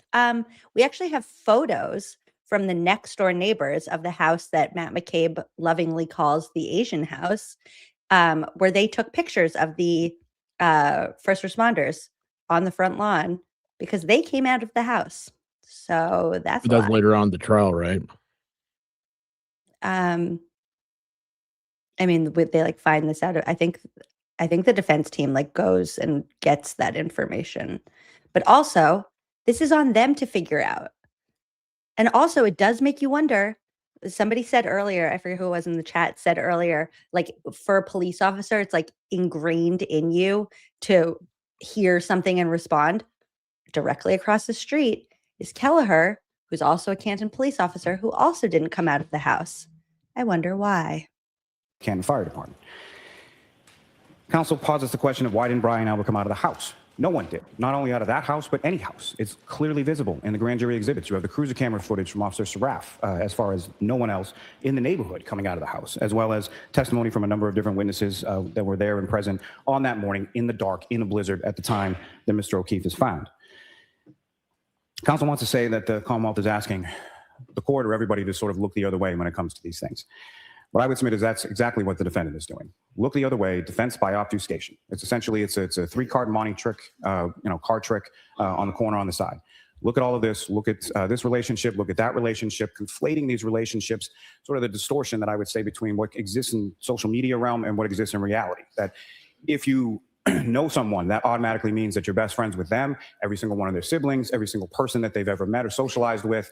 One social interaction, transforms into a long-standing 20-year relationship, all of those things. And what the defense is obfuscating from is the overwhelming evidence that was presented to this grand jury from a multitude of sources, 42 separate witnesses, 56 exhibits, over 1,400 pages of transcripts, which clearly demonstrate and indicate that the defendant, Karen Reed, killed John O'Keefe. But they don't want you to look at that. They want you to look at who texted who when and what they said and what was asked and what was promised. In reviewing the materials provided by the U.S. Attorney's Office, a couple things that I would note is, number one, they have no idea how much of a percentage of the totality of the federal materials we have. I don't know if we have 5%, 50%, 90%. I have no idea. The other part that's confounding is that it appears that these materials or materials from the state prosecution were provided to the U.S. Attorney's Office by Mr. Yannetti or by the defendant or by defense counsel. And again, what I don't know is how much of a percentage of the total discovery from the state case was actually given and provided to the U.S. Attorney's Office in which to conduct their investigation. But it's clear from the investigation.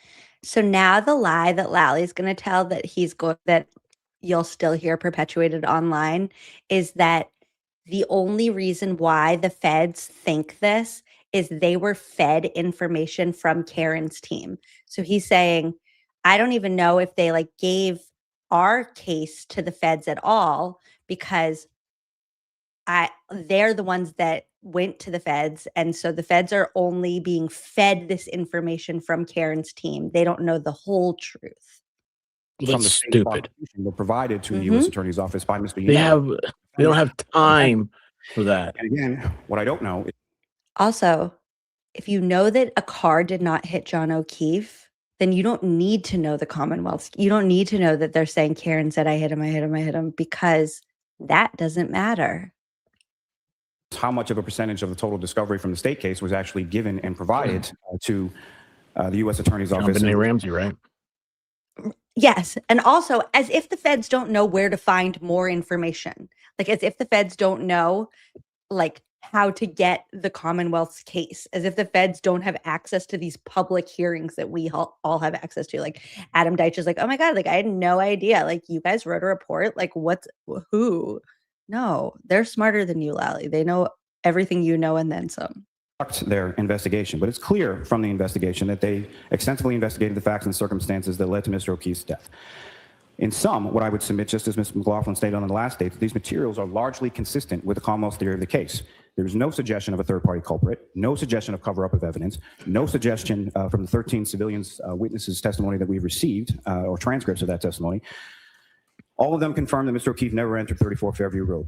All of it was absolutely no animosity between the individuals at the Waterfall Bar or at 34 Fairview residence. There was no fight. There was no dog attack. There was no eyewitness to the circumstances that led to Mr. O'Keefe's death. Witnesses also... All the witnesses said that there was no fight and there was no dog attack. So we believe them. Also, nobody said there was animosity between Karen and John either. So that goes across the board. Testified consistent a year later. They testified in the state grand jury in the spring of 2022, largely in the spring of 2022, and then largely in the spring of 2023 before the federal grand jury. And their testimonies are largely consistent with the defendants making declarative statements that she did it, not a question mark at the end, but clear definitive statements on scene, that she had discussed the damage to her taillight prior to leaving Mr. O'Keefe's home on the morning of January 29th. You have a number of different statements that were alluded to by Mr. Jackson in regard to texts from Trooper Proctor's phone.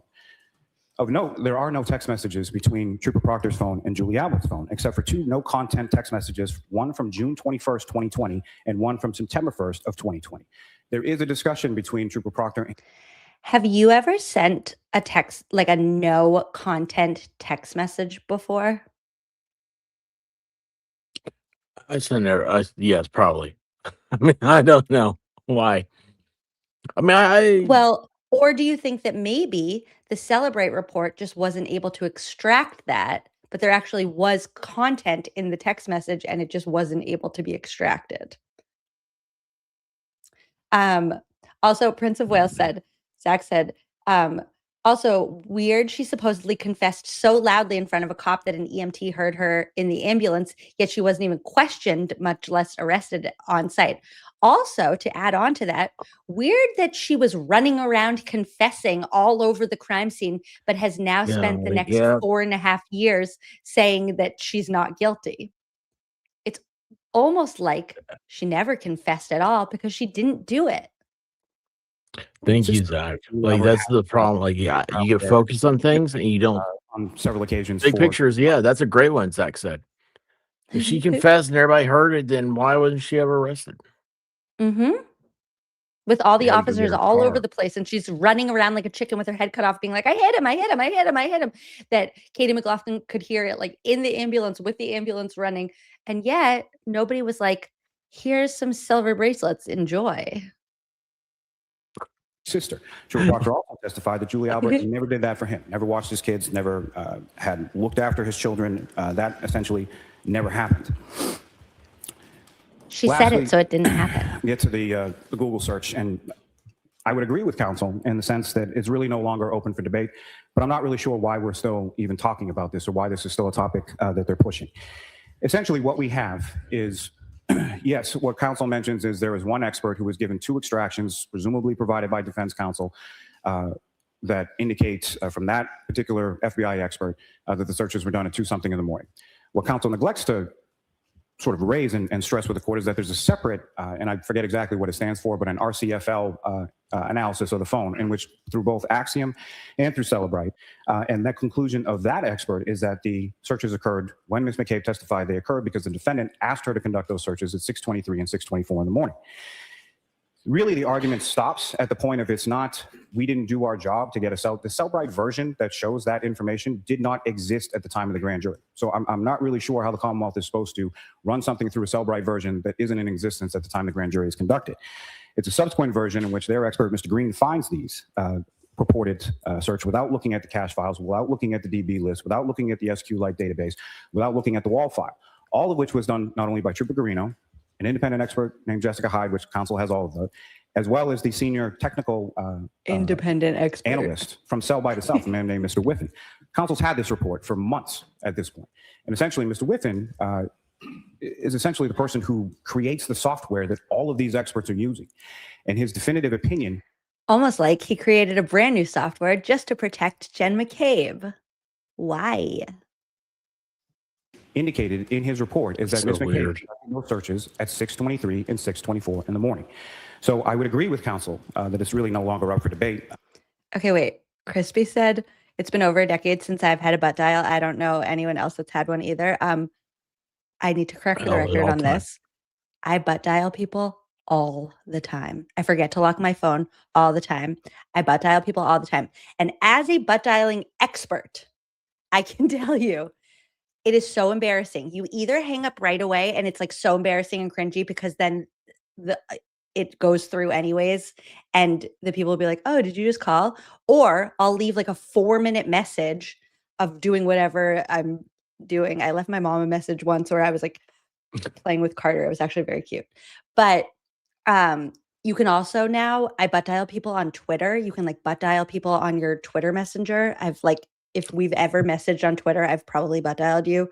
It's so embarrassing. But that's a me problem. And what I can woke tell up you one that day and I missed a call from you. It was like at 6:30 in the morning. Remember it? I was like, and you were like, "Oh, I'm so sorry." I was like, "No, you can call me anytime." I was like, so "Call me. I don't care. I'm embarrassing. not doing anything." But no, I hang up. Don't be embarrassed. Yes, I hang up and I don't call back. And I don't, it's like their butt dialing doesn't make sense. Jen McCabe's back and forth, butt dial, hang up, butt dial, hang up, butt dial, hang up. That doesn't exist. Because after I butt dial somebody, I'm like so mortified that I'm either sitting there like staring at my phone being like, oh my God, please tell me it didn't go through. Please tell me it didn't go through. Or I'm like obsessively locking my phone for the next like 24 hours until I forget. And then I do it all over again. So butt dials do happen, but not the way that they say it does. And while we're on the topic, Baker wants me to tell you that Brian Albert's excuse for his butt dial at 2:22 a.m. was that he and Coco, his wife, that he's been dating since they were 13 years old, were having sex at the end of a day where he has been in New York City all day, drove back from New York City, went drinking at the hillside, then was drinking at the waterfall, and was drinking back at his house. And now they're at home. He hasn't showered yet, and they're in bed. And because they've been dating for 50 years, they just need to do the hanky-panky. Don't listen to him. He doesn't remember what he said. It was like he said like there's like a 18-second recording or something like that. And I was like, what are you talking about? Like, I didn't hear it. Is that part of it? Did somebody leave a message? Well, About no, there are no messages in any of these butt dials, which is how I know that they're lying. Okay, I think we continuing just with disagree as Lally. to the conclusions And of hi, that. Bakers. But based on the totality of the evidence Welcome. and what I would say was the overwhelming evidence that was presented to this grand Facts, jury, Lefty. all of these sort of individual parsing of stated malfeasance simply doesn't even come close to sustaining the burden under Odell. And for that reason, I would ask that the court deny the motion to dismiss. Okay. Do you want a few minutes, Mr. Jackson, to respond? Very briefly. Okay. First of all, it's always interesting to hear an argument that suggests there's nothing to see here. And that's exactly what Mr. Lally did yet again. He said, look the other way, look the other way. Oh, it's the defense that wants you to look the other way. We don't want you to look the other way, Your Honor. We want you to look directly at the evidence of the compromised relationships that Trooper Proctor had and hid. That's what we want the court to look at. He suggests, oh, well, there's just a couple of text messages. It's no big deal.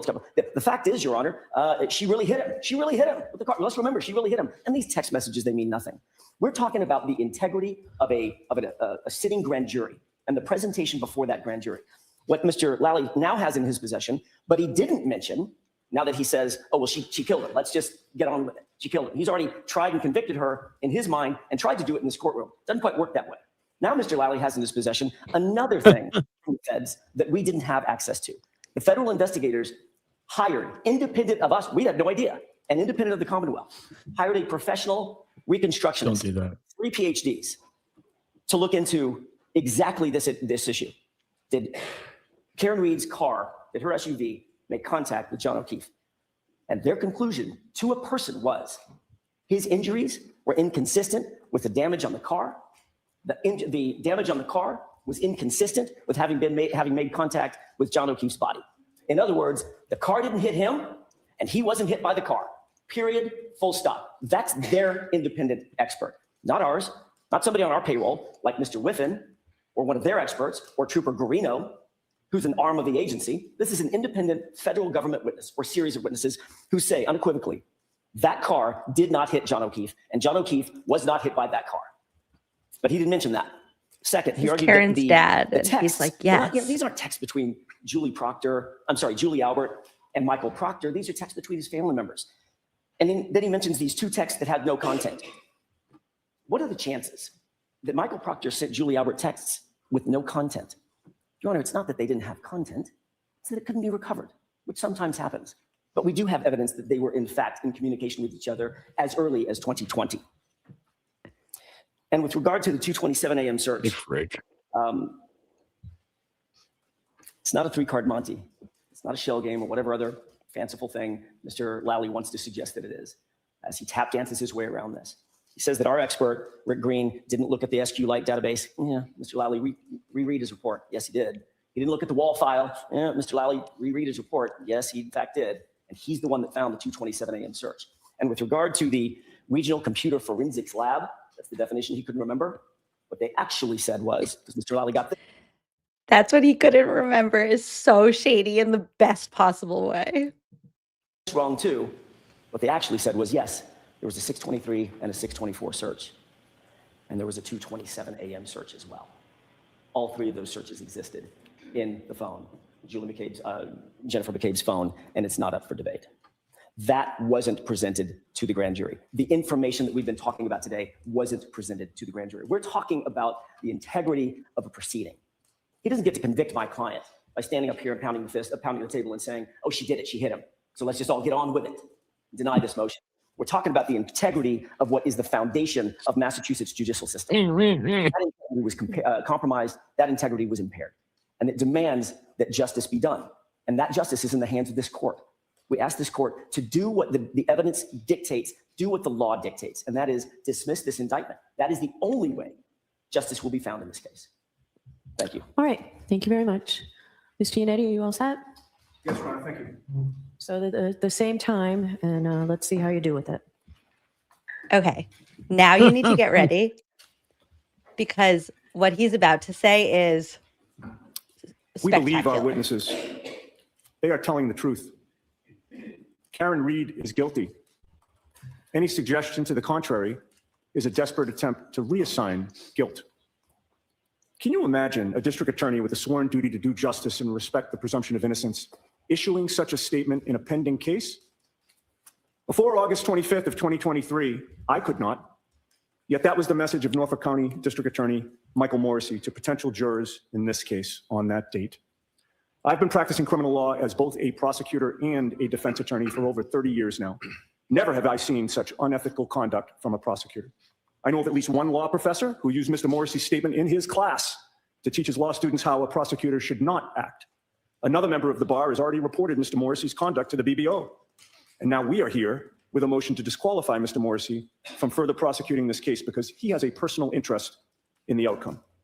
Your Honor, this court should grant our motion to disqualify. And at the outset, I note that we've also moved for sanctions, dismissal of these indictments as a result of his misconduct.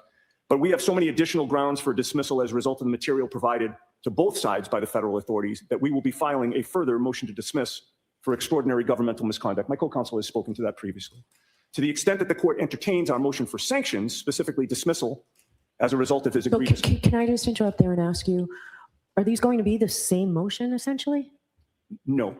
There's information and evidence that's been provided by the federal authorities which deals with the egregious conduct of both the district attorney and his investigators and the police. That will be the subject of a separate motion, Your Honor. So I thought that was going to be your supplemental memo to this motion. It sounds like it's the same issue, Mr. No, Yannetti. it's not. And what I'm saying to the court is I have limited time. When I interrupt you, I stop the time. Well, I appreciate that. But even with that, Your Honor, the focus of my argument is going to be on the disqualification as opposed to the dismissal. I've submitted papers on the dismissal. I will rest.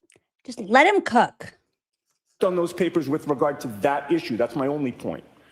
All right. So when you file the other motion, I need you to include in your memo how that's different specifically from this. Understood. Not just the remedy, but how the basis of Understood. it is different. Understood. All right. So I'm going to start you again from scratch. Go right ahead. I appreciate it. Well, Your Honor, this case admittedly has been an unusual one for a district attorney to deal with.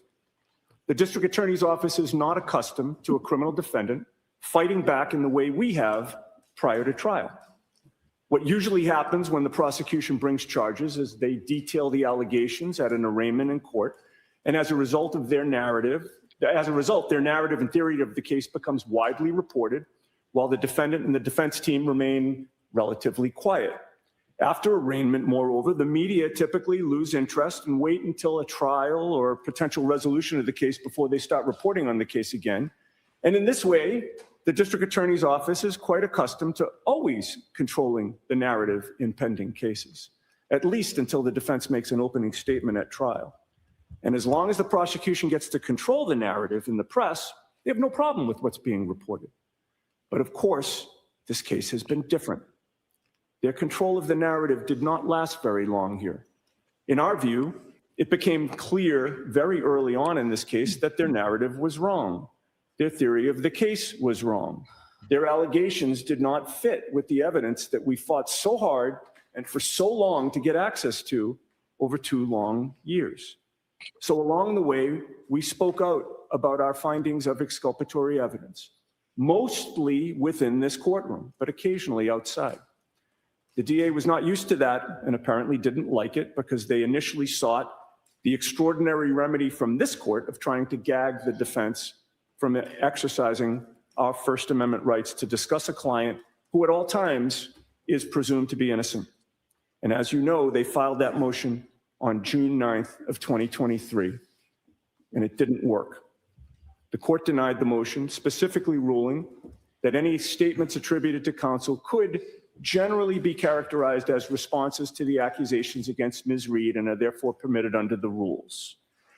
When you made that ruling, though, Your Honor, you admonished both sides that commenting on the credibility of witnesses would have a prejudicial effect on the proceeding. And at that point, we largely stopped making extrajudicial statements. By contrast, Norfolk County District Attorney Michael Morrissey, only 25 days after that court's ruling, instead decided to blatantly ignore this court's admonishment. DA Morrissey went off the rails, gave an unprecedented video statement to the media where he specifically vouched for the credibility of Commonwealth witnesses in violation of the rules of professional responsibility, in violation of this court's order. A member of the public issued a public records request, and we got this to show all of the media outlets that DA Morrissey made sure received his statement. Before any trial has occurred, he called the defense theory in this case, quote, a false narrative. Before any trial has occurred, he announced his opinion that nobody within the home at 34 Fairview participated in any murder or any cover-up. Before any trial, he vouched for the credibility of Commonwealth witnesses Jennifer McCabe, Matthew McCabe, and Brian Albert. He announced that those witnesses were forthcoming. In other words, truthful.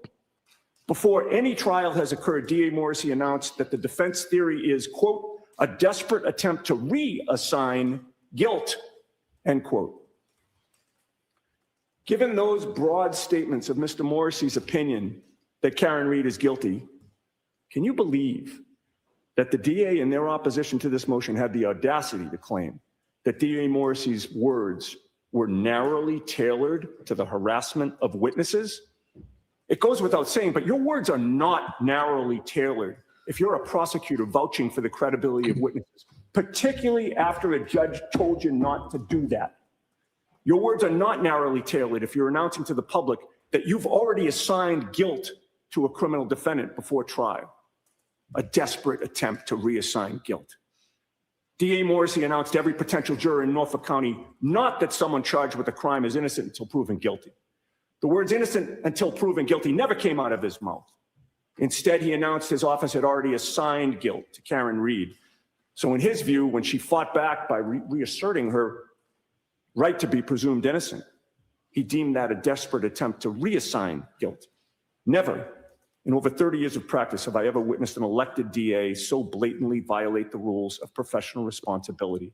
Never have I witnessed an elected DA trample on the constitutional rights of a criminal defendant who enjoys the presumption of innocence. And I do have some perspective in this area. I had the privilege of spending the first 10 years of my career as an assistant district attorney in Middlesex County. I had the privilege just like, what's his name? For some of the finest DAs. Greg Connor. Yeah, what's his name? Yeah. Look at his face right here. Like, I love an attorney who like truly cares. Like this is a man who's like truly, he's not just doing this because it's his job. He's not just doing it because he feels like he needs to do this to represent his client. Like this is like, look at his body here. He's furious. He's truly outraged, which we're going to hear in a minute. This Commonwealth has ever seen, from Scott Harshbarger to my mentor, Tom Riley, to Martha Coakley, Jerry Leone, Marion Ryan. In addition, I worked with some of the finest Massachusetts state troopers acting as homicide investigators, men and women I respect for their integrity and prowess as ethical investigators. In a million years, I could not imagine any of my former colleagues and bosses making such a statement. They were professionals with ethics and a humble respect for the awesome power they possessed as public prosecutors. So for those reasons, in some ways, it pains me to have to file a motion like this. But DA Morrissey, through his poor and unethical decision-making to release a video statement designed to prejudice potential jurors against my client has forced my hand.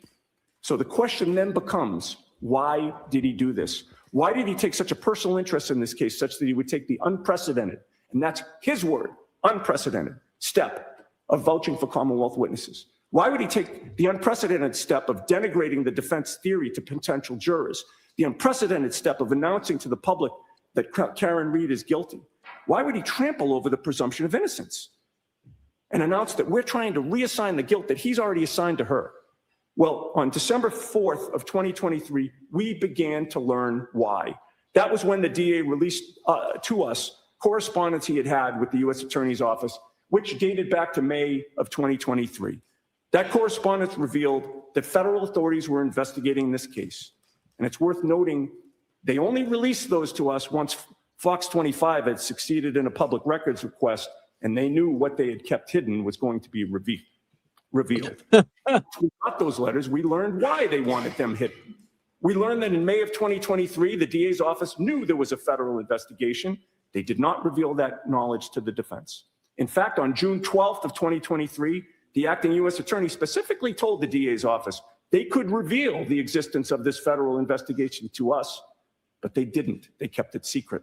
And then worse, Your Honor, on December 4th of 2023, the district attorney's office provided a false notice of discovery to this court and to the defense. In that notice of discovery, they claimed they had received no confirmation that any witnesses had testified before a federal grand jury. We now know that was a lie. We know it's a lie because 7 months earlier, DA Morrissey wrote that multiple state witnesses had received subpoenas. We know that was a lie because now that we've got the information from the feds, Nicole Albert testified before a federal grand jury that she participated in a group conference call with Jennifer McCabe, Matt McCabe, Brian Albert, ADA Lally, and victim witness advocate Stephen Nelson, a group conference call before she testified before the federal grand jury in July of 2023. We also know it was a lie because he wrote in his letter, and I quote, They're all impeached. confirmed They're that not credible. Why do you have to meet? Why do you have to have a group conference call before your federal grand jury? You're not supposed to talk. What are you chit-chatting about? testified before the federal grand jury. Yet 7 months later, the DA's office tells this court that it had received no confirmation. That is outrageous. We are outraged that he lied to. We need to watch this. I will rewatch this every chance I get. That is outrageous. We are outraged. That is outrageous. We are outraged that he lied to us. That should be a clip for you. Court should be outraged that DA Morrissey lied to you. Just to be clear, I put that at the bottom of my timeline. That is outrageous. We are outraged that he lied to us. This court should be outraged. Guess who's not outraged? It should be. Oh, it's Bev. Bev. Bev is, we don't see her right now, but I need everybody to just imagine what she's doing. She's just over there, like, what'd you guys say before? Writing her resume, filing her taxes, writing a shopping No, she's list. over there checking her eBay auctions. Yeah. What do you think she's is she purchasing or selling? She's buying cheap stuff. Like she's buying like secondhand Temu. Yeah. I mean, look at her hair. She's getting her hair products from secondhand Temu. No purple shampoo. Also, she's about to interrupt and just make everybody mad, but he's still cooking. In a prior hearing in this case, I argued to this court that the letters back and forth confirmed that DA Morrissey believed that he personally and his office in general was being targeted by the U.S. Attorney's Office. I chose my words carefully. I never said he received a target letter.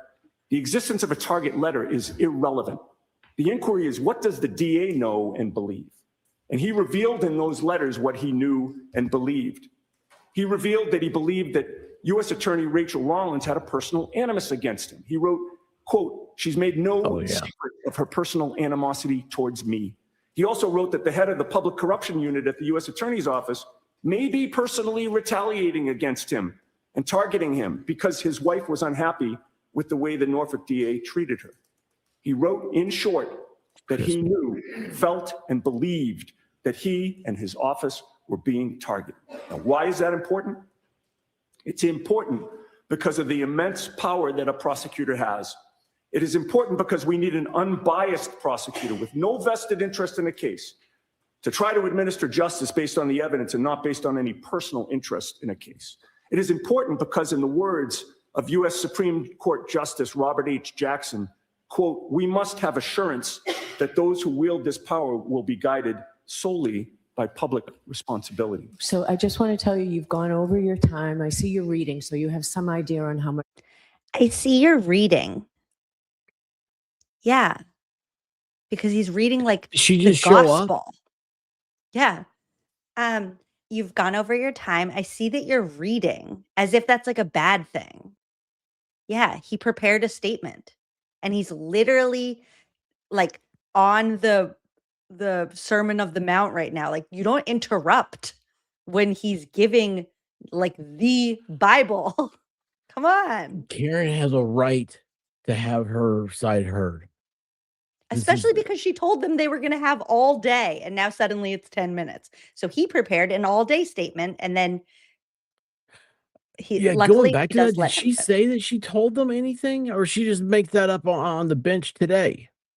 No, so she had told them in February, you guys will have all day at this hearing in March. And then on the bench that day, she's like, oh, you guys have 10 minutes because it's only one motion. Like I said all day when we were going to do like all the motions. The governor that appointed her, every single person they ever support, you should be everybody should be against. Oh my gosh, it's so bad. Well, It is so Deval bad. Patrick appointed her and he's not governor anymore, but yeah, it's bad.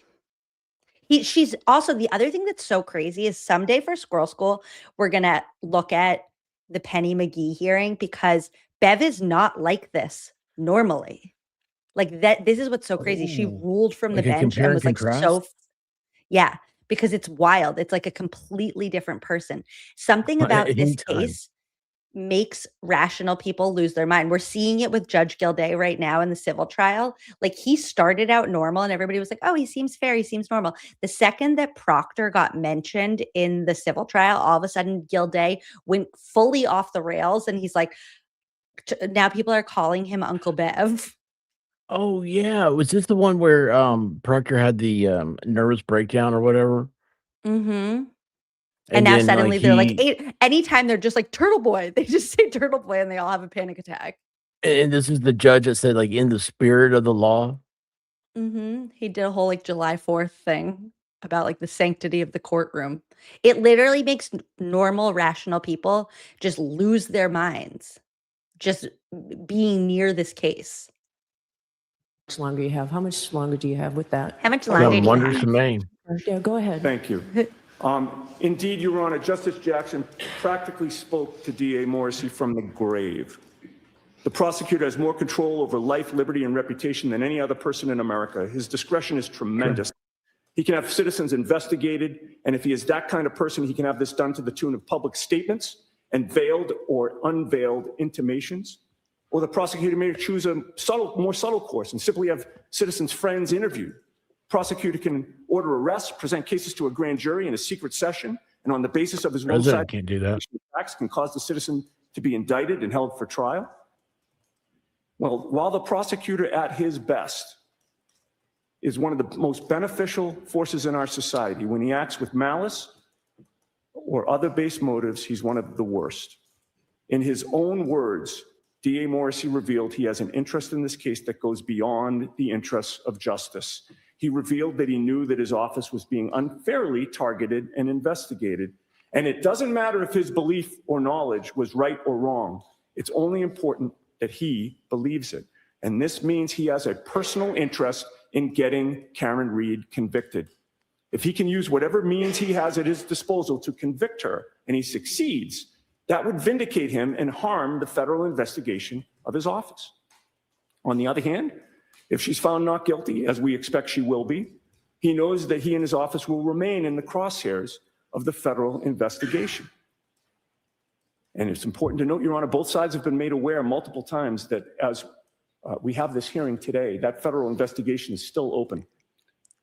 Now, I just want to pause on that for a second. So in those letters that we looked at, Michael Morrissey says this whole thing about how the U.S. attorney, Rachel Rollins, has like a vendetta against my wife, and that's why she's doing this. Clearly, we know that that's not true because of everything that they end up finding, which makes me think that he just made that up.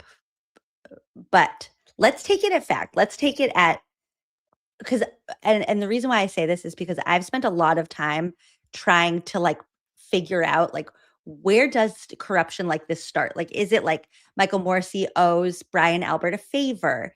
Is it that basically what Yannetti says here is that if Rachel Rollins really does have this vendetta against Michael Morrissey, then he has, let's pretend, okay, wait, I'm going to pause for 1 second. Let's pretend that Michael Morrissey really does believe that that's why all of this is happening. Then he has a motive to find Karen guilty because then he can say, well, a jury convicted her, so it's not about me. It's the jury of her peers convicted her and she was found guilty, and that's that. And then the federal investigation goes kaput. But if she's found not guilty, then the federal investigation continues. And so he has a motive to make sure that she is found guilty, which I find interesting. Back to Yannetti, who can say it better than me. Yeah. Office will remain in the crosshairs of the federal investigation. And it's important to note, Your Honor, both sides have been made aware multiple times that as we have this hearing today, that federal investigation is still open. They've called most of the Commonwealth's witnesses to testify, but they're not done. DA Morrissey has an interest in this case not to do justice, but to win. That's why he hid his knowledge of the federal investigation for 7 months. That's why he slow-walked discovery. That's why he gave a lengthy video statement saying Karen Reed is guilty. That's why he talked about our theory being a desperate attempt to reassign guilt.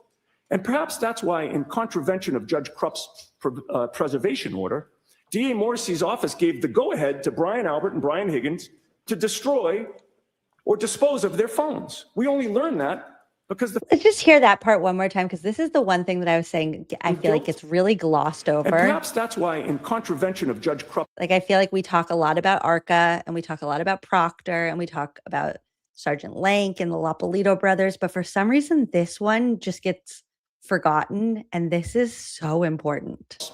Preservation order, DA Morrissey's office gave the go-ahead to Brian Albert and Brian Higgins to destroy or dispose of their phones. We only learned.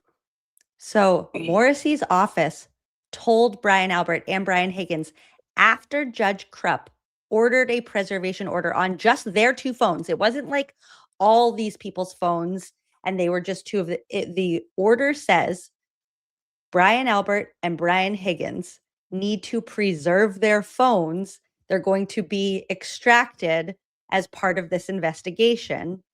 And the DA's office told both of them, go ahead and destroy your phone. Yeah, I don't know. So Nuna Needs a Nap, that's such a cute name, said, I didn't know that. Like, for some reason, this is the one part of all of this that like gets forgotten. And I don't know why they didn't get in trouble, but that's why they didn't get in trouble, because the DA's office said, go ahead and destroy your phone. Let's hear that one more time. Investigation for 7 months. That's why he slow-walked discovery. That's why he gave a lengthy video statement saying Karen Reed is guilty. That's why he talked about our theory being a desperate attempt to reassign guilt. And perhaps that's why, in contravention of Judge Krupp's preservation order, DA Morrissey's office gave the go-ahead to Brian Albert and Brian Higgins to destroy or dispose of their phones. We only learned that because the federal authorities revealed that in their investigation. And I'm just about ready to end. And who is Judge Krupp? So Judge Krupp is another judge in Norfolk County who this preservation order must have happened before he lost his ever-loving mind about this case, because then he does a bunch of shady things to Aiden. But Cuzco Wright asked, is that in writing somewhere? No, this is the only time that we hear about that, but it is in writing because David There's an Unetti order. says that it's in, well, the order we know about. So the order they read in the in court, but what doesn't come out in the testimony is probably because Brian Albert and Brian Higgins aren't going to sit up there and be like, Michael Morrissey said it was okay. So they, it's in Adam Deitch's report in his 3,074 pages that he handed over to both the Commonwealth and the defense, where it says that they were giving the go-ahead. Guilt. And perhaps that's why, in contravention of Judge Krupp's preservation order, DA Morrissey's office gave the go-ahead to Brian Albert and Brian Higgins to destroy or dispose of their phones. We only learned that because the federal authorities revealed that in their investigation. And I'm just about ready to end. The DA also, as my colleague has indicated, I'm sorry, the FBI has confirmed that Jennifer McCabe Googled how long to die in the cold at 2:27 in the morning. But what has not been mentioned is that 5 minutes before that, Brian Higgins and Brian Albert were calling each other at 2:22 in the morning on January 29th after previously testifying they were both asleep at that time. There was a lot of suspicious activity in the early morning hours of January involving the witnesses that Morrissey improperly announced to the public were telling the truth. We're getting to the bottom of it, and the truth will come out. But as we continue to defend her, Your Honor, like any criminal defendant, my client deserves a neutral, impartial prosecutor interested solely in justice with no vested outcome in this case. And it's crystal clear we do not have that in Michael Morrissey. That is why he should be disqualified from this case. And that is why I urge you to do just that in the interest of impartial justice. Look how hopeful they were. She's got a horrible poker face. And rightfully so in this moment, because you would think, like, there's not a jury there.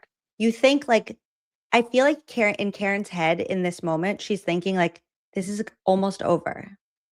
Like, this has been a nightmare. I haven't even been able to grieve my boyfriend yet, but this is finally going to end. I'm not going to have to go to trial. I'm not going to have to be a criminal defendant. I'm not going to have to worry about going to jail because my two incredible attorneys that I've assembled just laid it all out there, all the reasons why this prosecution should not continue. And yet, Little does she know. Crispy said, what kills me is that they did this with the entire world watching. I think about this all the time. It's like, this is what makes me wonder, like, where the corruption, like, where the roots are and where it grows, like, where the leaves are, because to feel comfortable continuing to prosecute Karen, knowing that the feds already said, like, hey, by the way, like, you have the wrong person, with the entire world watching, it's like they knew they were protected. All right. Thank you very much. Who's arguing this? You, Mr. Lally? Yes. All right. So let's start with 10 if you need more. Every time Lally's about to be like, I don't need any extra time. It's like her voice is fading. I don't think I'm going to need much more than that. Of course not, because you already know the outcome. The court has reviewed all the materials. The court is well aware of their standard, and it's a standard which I would submit just simply hasn't been met here. To characterize counsel's actions in this particular proceeding with specific reference to the media and saying it's different, I think is minimization to the highest degree. Essentially, what the defendant is positing, or what counsel is positing in this motion, is that due to a recorded statement by the district attorney over 6 months ago, that impinges on her right to a fair trial, or it impinges, shows some sort of deleterious motive on behalf of the district attorney in the handling of this case. Now, I will say, impinges and deleterious seem like words outside of Lally's vocabulary, almost like somebody else wrote this for him.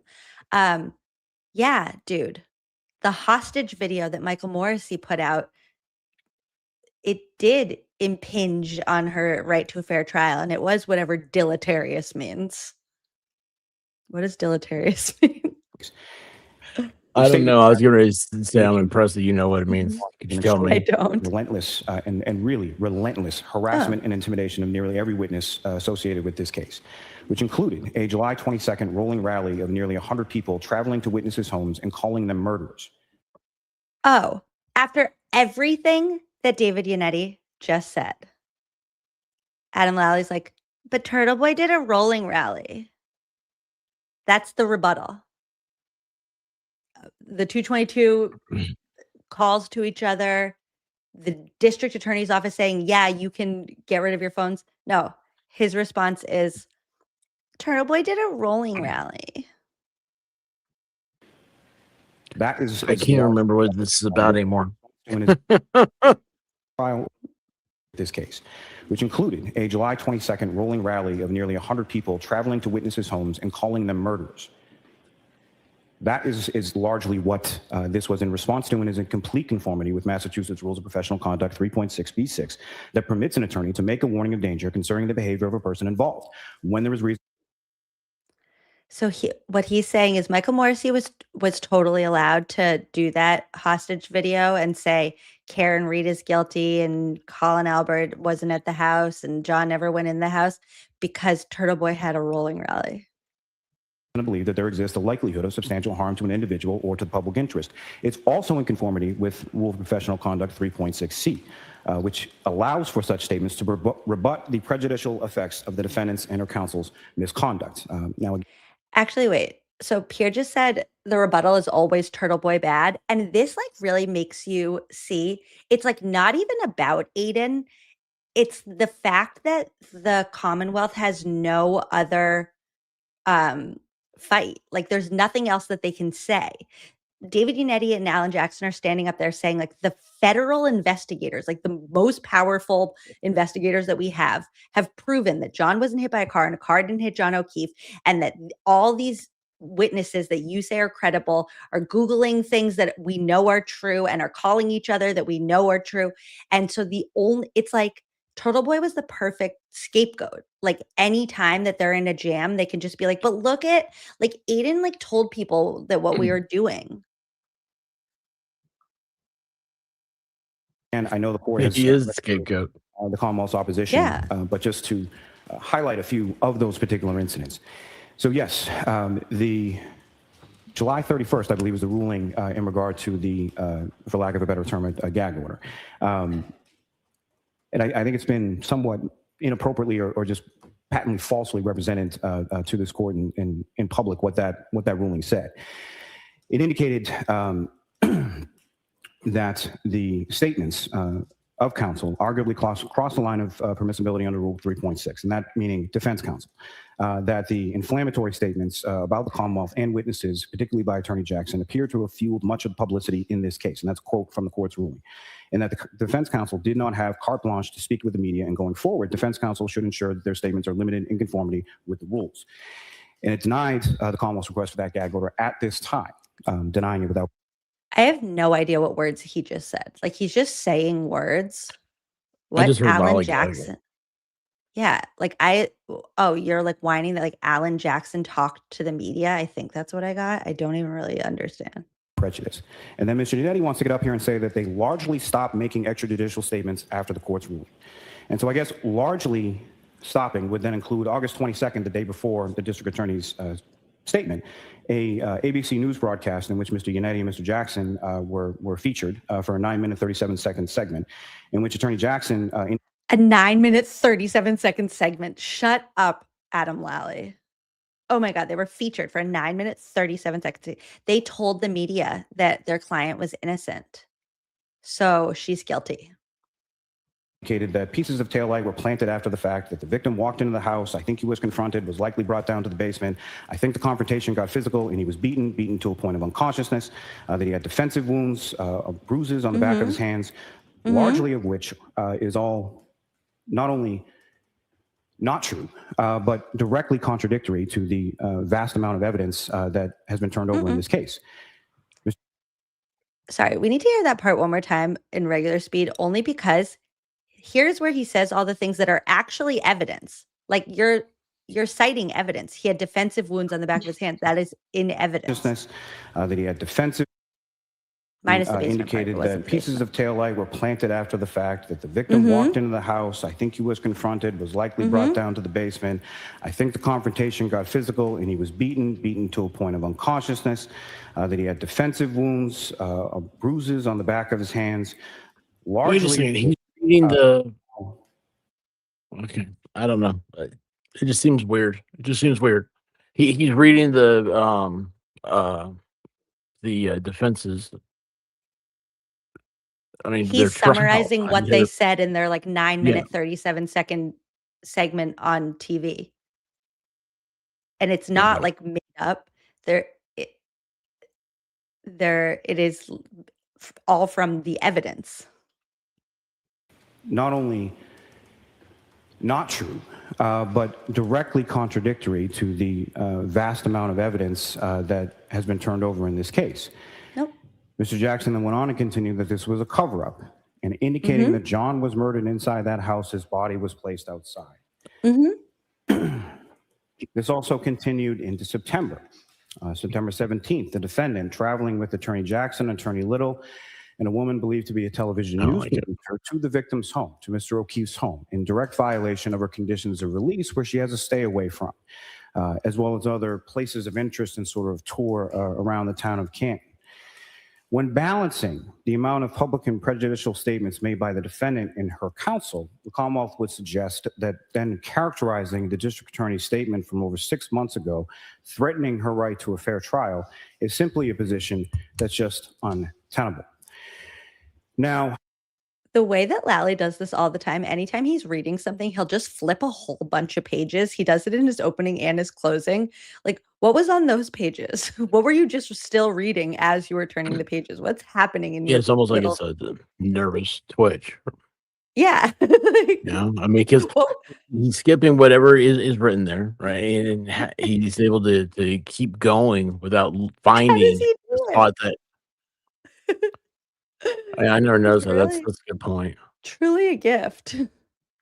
in context, as far as those, Yeah, he particular- didn't miss a beat there. He just kept No. talking and turned like 5 pages. Like, how does he do Attorney that? Little, and a woman believed to be a television news producer to the victim's home, to Mr. O'Keefe's home, in direct violation of her conditions of release, where she has to stay away from, as well as other places of interest and sort of tour around the town of Canton.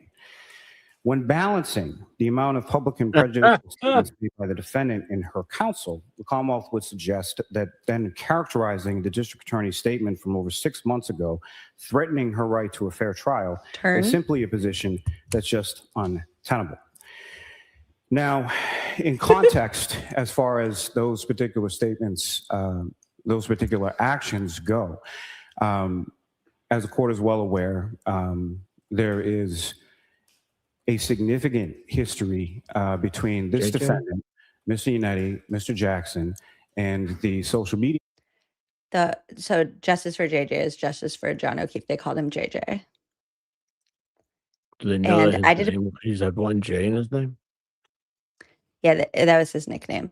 I made a parody video once where I just put that pin on because also Jen McCabe goes by JJ. So I was Jen McCabe in the parody video and I made a pin that said justice for JJ and then I crossed it off and wrote me.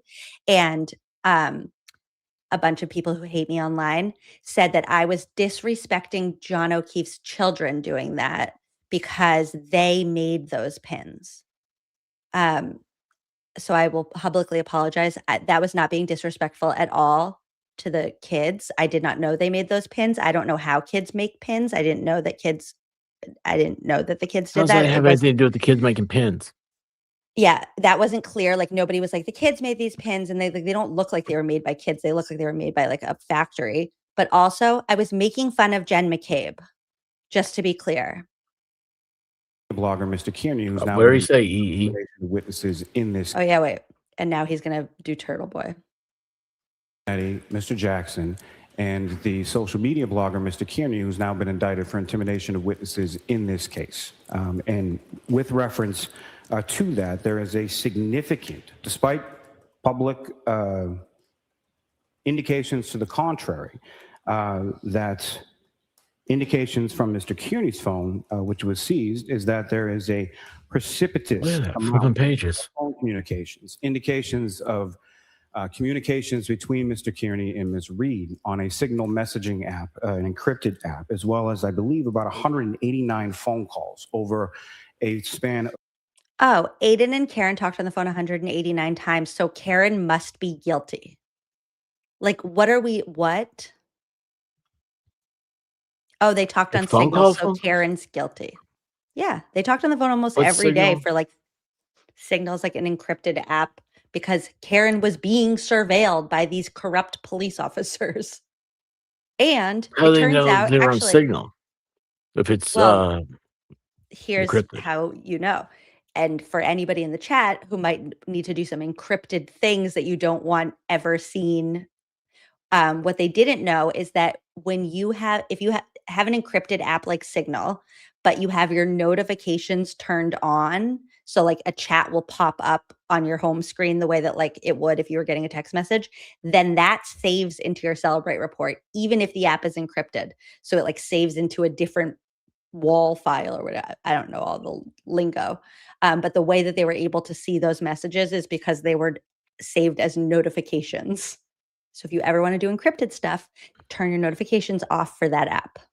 a few months. You know what I want You're for a welcome. FOIA request? I want to know all the brands of phones everybody uses because those are not phones that you want. We actually find least- out all of the phones that the Canton police use for the potato pictures that they take. Like Gallagher had an iPhone 6, so that actually made sense that his pictures were potato Wait, pictures. those pictures were taken on on phones? At the scene, yeah. Oh, The only geez, the people who had a real camera were the ones that we looked at last week, the Zach Clark and Evan Brent, who took like the real pictures that like Yeah. actually look legit. Yeah, everybody Like, else just took them on their phones. And then also iPhones they got rid do of not their even phones. take a picture. They take an idea of a picture. There's so much processing in there. That's why they look good because it's all AI basically. Like I'm saving you guys all from Oh, there you go. Indicated or contained in the phone. She's a photographer. Also, going back to the spring of 23, direct communications between Mr. Kearney and Mr. Yannetti and Mr. Kearney and Mr. Jackson. They went out to lunch with Mr. Kearney following Oh, they went to lunch with Turtle Boy. Look at the way he looks up and says they went to lunch. and Mr. Yannetti. They go to D&E. Mr. Jackson. They went out to the lunch waterfall. with Mr. Kearney following a court date in May of 2023. Oh, God And this is a forbid. person who counsel in the memo seems to want to distance themselves from, based, I'm presuming, on subsequent indictments. But the truth is in the phone. The phone doesn't lie as far as those communications are concerned, as far as those communications between counsel and between the defendant They already in this did. particular case. So to say that this is a different case, again, I would suggest is a large minimization of what actually has transpired here. Lastly, what I'll say in reference to the federal grand jury, what is also clear from the federal grand jury is that this was an investigation which was initiated by the defendant and Mr. Yannetti. So to claim that he was in the dark or didn't know about this federal investigation, every bit of discovery that the federal government has from the state case was provided by Mr. Yannetti. Nothing. Let's just pause there and think about what he did. Every bit of discovery. So they're saying all 3,074 pages that Adam Deitch and co. turned over came right from Yannetti and Karen. He doesn't even say AJ also. Like, give AJ some credit. So AJ and Karen just told them information and then they printed it and sent it back. No, they hired ARCA. They did all of these phone extractions where they found out about the 222 calls and the 227 Google search, and everything they found out was their investigation. It didn't come from Yannetti and Karen. Yannetti and Karen just said something. I think I need a transcript of this and run it through the AI and ask it to Do it. simplify I'll it add for that to me. your homework. I mean, no, and I don't mean simplify really. I mean like bullet points. This is so now the feds, all the 3,600 pages or whatever, They got turned over from Karen's team. That's what he's saying, right? Yeah, that's what he said. He said everything in the But they're the ones 3,074 that are page. in the all the letters to the feds. I don't need this is hold on. This being my I don't have much of a brain. Okay, this is not working. This is not how this is this is where you guys are starting messing with me. You're messing with me. I got it. Okay. I'm good. You're No, making this up. so Yannetti and AJ get up there, spout all of these facts that came from the feds that nobody has ever heard before about all of the reasons why Karen is innocent. And then Lally gets up and says, Turtle Boy and Karen texted on Signal. They went to lunch. AJ talked to the media, and everything that the federal investigation uncovered came from David Yannetti. Those are the rebuttal arguments. Oh, yeah, spoiler alert, in case it wasn't really clear. Bev does not side with the defense team on this one. Was initiated by the defendant and Mr. Yannetti, between the defendant in this particular case. So to say that this is a different case, again, I would suggest is a large minimization of what actually has transpired here. Lastly, what I'll say in reference to the federal grand jury, what is also clear from the federal grand jury is that this was an investigation which was initiated by the defendant and Mr. Yannetti. So to claim that he was in the dark or didn't know about this federal investigation, every bit of discovery that the federal government has from the state case was provided by Mr. Yannetti. Nothing was asked for from the Commonwealth. Nothing was asked for from the district attorney's office, the state police. Oh, guess what? They didn't have to ask you guys. They're the feds. They could just get anything they want to at any time. It's a separate investigation. Yeah. And also, which they did. They don't need a warrant for our phones. They can just watch us and take it and do whatever they want with it. And that's what they did to Brian Albert's phone and Brian Higgins. Because, and think about this. So they know about the 222 calls from Brian Albert to Brian Higgins, even though their investigation started. I'm assuming that they found that actually it could be before they destroyed their phones, because they destroyed their phones in September of 2023 and the federal investigation started in like May of 2023. So it actually is possible that they got that information before their phones were destroyed. But it's also possible that they got it afterwards and that they're able to get stuff from whatever the cloud is.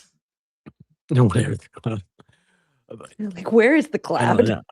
Right? Like, Mine's a thundercloud.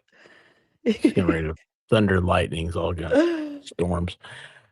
I don't know. I mean, I don't know how they do stuff, but I don't know Signal. I don't know all those things. I don't know what they could. I thought everything was backed up. I thought the cell phone company had every text you ever tell, except for like T-Mobile. Exactly. Like you can destroy your phone, but it's still floating around somewhere. Yeah, Bimedit said they got it from the carrier records, which I hope that's what they did, because then that means it's still available. It still like exists. So it doesn't, just because you destroyed the physical phone doesn't mean diddly squat. So again, what I was intimating before in reference to the motion to dismiss, I have no idea what they have seen or what they haven't seen, how much of the file, how much of the discovery or anything else. It's all sort of been provided and colored by Mr. Yannetti. And this goes back to November of 2022. So to then claim that you were sandbagged. Okay, wait. Also, Taylor Fair just said, remember, Dr. Wolf said the feds were watching the trial very closely. Adam Deitch in a recent interview also said, I watched both trials, especially, he like emphasized, he was like, especially the first one. Or didn't know about an investigation that you initiated over a year before until late in December of 2023 is, I think, disingenuous is... I love it. Disingenuous would be about the nicest term that I... Maybe you shouldn't have closed your notebook. Disingenuous is about the nicest term. Okay, well, you can call it disingenuous. Doesn't mean it's wrong. Can come up with for that. Thank you. All right. Mr. Yannetti, a short rebuttal, I guess, or a short comment. Karen just looked up at him like a little kid. Like it was like her dad stood up. Look, this is so cute. Disingenuous would be about the nicest term that I can come up with for that. Watch the way that Karen looks up at him like it's like her dad. Giannetti, a short rebuttal, I guess, or a short comment. It just kills me though. I mean, I saw your look, but also Bev saying rebuttal, I guess, or short comment. Yeah. I mean, jeez. Delali's argument was on everything except for Mr. Morrissey's conduct. Just like it doesn't matter if Mr. Morrissey and his office are actually targets of an investigation, it's only what he knew and believed. Similarly, with regard to his conduct in keeping secret the existence of a federal investigation, it doesn't matter whether we knew about it or not. It's the fact that Morrissey knew, kept it secret for 7 months, and didn't reveal it to the defense until the media got access to those letters. And with that, I would rest. Okay. Thank you. So I do have a question. Did you file the Rule 17 motions already, or do you expect to file them later today? We will be filing them by the close of business today. Okay, and they're pretty much outlined in your previous motion, what you needed to file, and there are additional ones in your motion. I believe to they're continue. outlined. Yeah, they're outlined, Judge. Okay, I asked because Mr. Roach told me that on the March 20th date, the council wants it to be via Zoom. I'd prefer it not be, because with Rule 17, as you know, the record holders come into court and object. So I don't want you all to be on the screen. And Mr. Yannetti, certainly your local counsel. Mr. Jackson, if you want to be on the screen, you can. But I need somebody here. Nice of you. Okay, That's fine. It makes sense to me. Yeah. It makes sense to me. Yes. Can I appear in person and have my client join me? No, she has to be here. Okay, thank you, Judge. All right. Was there something else? Yes. I would ask, may we approach just as the scheduling issues? Okay. Okay, so then this ends. What's on his social calendar? He's got to reschedule. Nothing. Clearly nothing. Man, nobody's inviting him to birthday parties. Well, I don't know. Maybe he's. It's so late, but there's one more thing that I need to just briefly just close this whole loop on. So that was, what did we just say? March 20, what date did we just say that was? March 23rd? March 12th. March 12th. Okay. That was March 12th. This is an article. I'm not even going to pull it up because it has like a bunch of ads and stuff, but it's from March 26th. And the headline of the article says, Judge in Karen Reed murder trial denies motion to dismiss, trial to start April 16th. And the article says, the judge in the Karen Reed murder case denied a defense motion to dismiss the case on Tuesday and said the trial will begin as planned in April. Blah, blah, blah. Judge Beverly Cannoni issued a 24-page ruling on Tuesday, shortly after a hearing for the case was held at Norfolk Superior Court in Dedham. There has been a federal investigation into the case. Defense attorneys said in February, documents provided by the U.S. Attorney's Office, quote, appear to be exculpatory. Prosecutors disagreed, saying it was, quote, about 90% consistent with what was already known. Then it recaps what was said in the hearing. And then it says, Cannoni wrote in her ruling that after the hearing that she was denying the initial motion to dismiss due to, quote, extensive evidence supporting the indictments. And that's all we need to know. She denied everything we just heard because of extensive evidence supporting the indictments. So these fans you have that you talk about that say creative, untrue things about you.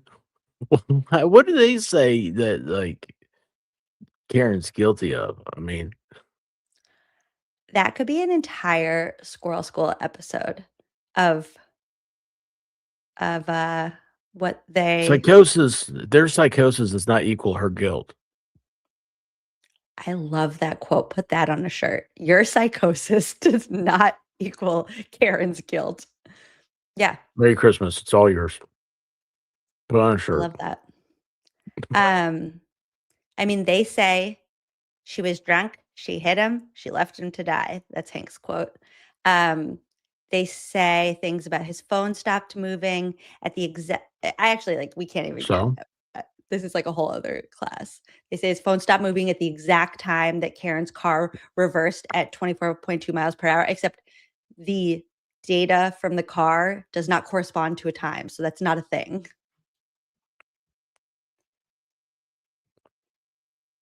Okay. So Yeah. they're stupid. Blah, blah. I've been saying stupid a lot. I apologize. Now I know it's a lazy word, but it's I mean, it- when the shoe there's only fits. so much you can take up. I mean, it's what's the one that bothers you? Have you had a unique comment that you're just like, what? I mean, at this point, nothing that they say about me bothers me. No, And no, no, nothing that about they the say about the case bothers me because it's they're just stupid. I've said this before, I feel to me, it's like unprofessional somebody opinion. trying to argue that the earth is flat. It is that Well, I mean, it's like nothing to argue there. It is. it's I'm just not, it's not even a conversation anymore. I feel silly when we even still talk about taillight and stuff. Oh yeah, so the evidence that Michael Proctor started with was the missing shoe. Are you messing with me? They make my favorite one is Tuesday from the 4 to 5 girls drew a heart around the taillight and then a heart right here on John's arm and was the hearts line up, the heart on the taillight lines up with the heart on John's arm where his dog bites are. So that clearly came from the heart on the car. It's none of it makes sense. They say Karen said I hit him. But wasn't arrested. Right. And nobody heard it and it wasn't captured on any recording that was recording Was that at brought that into time. evidence ever? Yeah, it's on Well, it's yeah. on I mean it's it's testimony from Laura McLaughlin and from Jen McCabe. Actually, Hank Well, does yeah, a I really remember cute her saying. when Hank takes over for Lally, he does a really cute thing with Jen McCabe where in their pretrial prep, he's like, okay, so we need to make you seem like you're a really sweet, adorable, helpful person. So we're going to say that when Karen said I hit him, Jen says I turned to her and I was like, Karen, be quiet. You're crazy. Don't say that. You're just losing it right now. So Jen tried to help Karen. So she didn't say crazy things. She's an accomplice.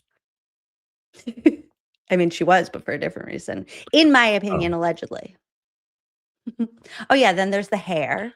There's the 1 to 2 hairs on the bumper that stayed there forever from all the So tell me about drives. the hair. What's the deal with that? I've heard about that since day one, and I will say, I've seen a car that's hit a deer, and it did not do damage to the car, but there were hairs penetrated into the car like that, and it stayed there.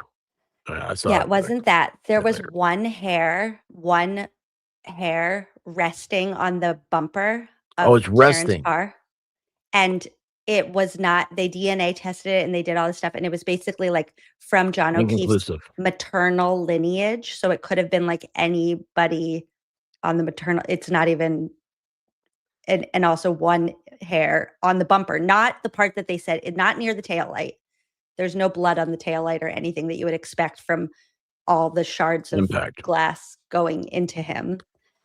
Yes, there's the straw that was discovered 6 days later in a place that was plowed. Yeah, I can't remember. There was DNA of that? I thought there wasn't. Which I one is actually it? can never remember. I should just look this up once and for all because I say this every time. I don't think they ended up even testing it. And I've heard people say that was a black straw and that when we see the straw that they're leaving the waterfall with, it was a clear straw. So I think it was just trash on the road, which also could have been the 3 little tiny pieces of taillight that they found that night. That could have also just been trash. But There's so much taillights. oh yeah, another thing every we haven't intersection gotten into that will actually like break your brain is that there were multiple contributors of DNA to the spots on John that were like nefarious. So like a spot of blood on him had 3 male contributors, and then they just tested John's DNA against his own clothing, and then they said, yep, that's John's DNA, and they never tried to figure out who the other 2 contributors were. There were 5 contributors of male DNA on his shoe, but they never figured out who the other ones were that weren't. They were like, yep, John's DNA was on his clothes. Case closed. At this point, I don't even think John was wearing clothes. So, I mean, I still don't know about the missing shoe. I don't know. Nobody does. The guy trying to hit on Karen by wearing John's clothes, the blue arm This guy. is important. They did say that the DNA was not Yuri or Proctor's. So that's good to know that they weren't also the killers. They were just the bad investigators. So like I'm glad we cleared that up. And so we don't really know. So this is actually another thing that like the antis say is those couldn't be dog bites because there was no dog DNA found on the swabs of John's wounds. Now, number one, there were tissue samples taken from John's injuries on his arm that got lost. Nobody knows. They're just gone forever. I can already say we're accepting the DNA is correct from a place that uses solo cups as evidence containment devices. They don't do the actual DNA testing, but yes. They take the samples. They took the samples. So that's what I mean. So they took these swabs. We don't really know where the swabs were from. It truly could have been like Michael Proctor swabbed the inside of his ear and then sent it in. And what came back from that swab was there was no dog DNA present. So that's what they're like, well, a dog that bites would leave a lot of saliva. Okay, but there was pig DNA found. Wait, then you made me want to ask another question. Do you think like these swabs, I mean, they're like cotton swabs. Do you think that Proctor like used ones one time as like a Q-tip, maybe? Like, Yeah. He's like, oh man, my ear, like it feels dirty, and like he cleans the wax out. I bet he Yeah. tracks. Like he also pooped at Mike Lank's house and there was no toilet paper. So he used a Q-tip and then sent that in. I don't know. Is that true? No. I believe that. That's what's so weird. Oh my gosh, it sounds like who all pooped over there? Jen McCabe. How do we know she pooped? Well, because she needed an excuse for why her cell phone data showed that she was at Mike Lank's house, a Canton police officer, the next day after John was found, and the next day after Nicole texted her and said, don't want to text about it. We'll find out more information tomorrow. And then suddenly Jen's phone data is inside of Mike Lank's house. So she made up this whole story about how, she was just dropping off Carrie's daughter and they were sitting outside in the car, but then she had to go to the bathroom. So she went inside. So that's why her phone showed that she was inside Mike Lank's house, not because they were talking about the case at all, not because he's the fixer for their family, but because she had to poop. She didn't say poop, but like, come on. She's a pooper. She's a public pooper. If you're going to lie, then I'm going to tell people that you pooped in Mike Lank's house. Oh, You want to tell the truth? Nasty. And I'll say, fine, you didn't poop at Mike Lank's house. Do we know if he got new toilets afterwards? Like, Yeah, they may have the been clogged up. legend says his house still smells today. Oh, it got in the walls. Oh, the paint. Mhm. Once you get a smell in the paint, yeah, it doesn't matter. I don't care how many times you paint over it. You can't get that smell. Mhm. You're It's like Lally's office with the cigarettes. I was gonna say that. Yeah. Oh my gosh. Also, she doesn't that's brush why her they teeth, invented lead paint. and we don't know about other What? hygienic things that she did or did not do at Lank's house. So there's that. And she wipes does from brush her back to teeth, or she front. did? Okay, we got to go to bed, Mitchell said. It's 2 No, o'clock in the he can morning. go to bed. I'm not Mitchell. There's a reason why you've never sent me a message. I'm gonna be up all night now. You know why we need to go to bed? Harass Because somebody. Carter doesn't have summer school on Fridays. And I realized this Oh, last yeah. week when I was like, oh, shoot. I usually have Fridays to like recover from this. Okay. Yeah, sorry. I am so glad that we went on this journey tonight This is because one of the wait, best hold times I've on. had. Thank Squirrel you. became a new member. Thank you so much. Silver That's a Swag cool way of 1285 spelling became a new squirrel. member. Thank you so much. I can't tell if Lefty Lulz is being mean to you, but if they are, then I disagree because I think you're the It smartest used to be person on YouTube. favorite airhead. So I'm thinking I'm moving up. Or maybe not. Perfect. Like I used to be the favorite airhead, but then now I think he said foremost. So I You're don't the know. king. That's no, Madam I- August Butterfly pointed out that if it was not Turtle Boy, then it would be Lucky being plowed by Massachusetts, and that is 100% true. And thank you guys so much. Could you Ghost imagine? 13 became a YouTube member. Thank you so much. And so did Amanda the. And Amanda. Betsy That's a Starry asked great- about if there's any polling data in the DA race, and that is going to account be on. part of your homework because you're going to get to nerd out about the DA's race. I'm going to make you homework for that. And Silver Swag You're gonna sent have to write it all down. 1999 and said, well done. Thank you so much. And also my husband just texted and said, go to bed. gosh, And Mindy sorry. Joe became a YouTube member. So now I really need to go to bed. I feel You like a do. little kid, like getting in trouble. I'm in trouble all the time. I Usually love it's you, my mods. fake Lally Siggy, but not my Siggy anymore. Yeah, what happened miss there? What'd she do? How come she got miss bumped down the social ladder? Oh, I don't know. I miss being your Siggy. Okay, I'm ending this. Good night, everybody. the You're the line best. of social confusion or whatever.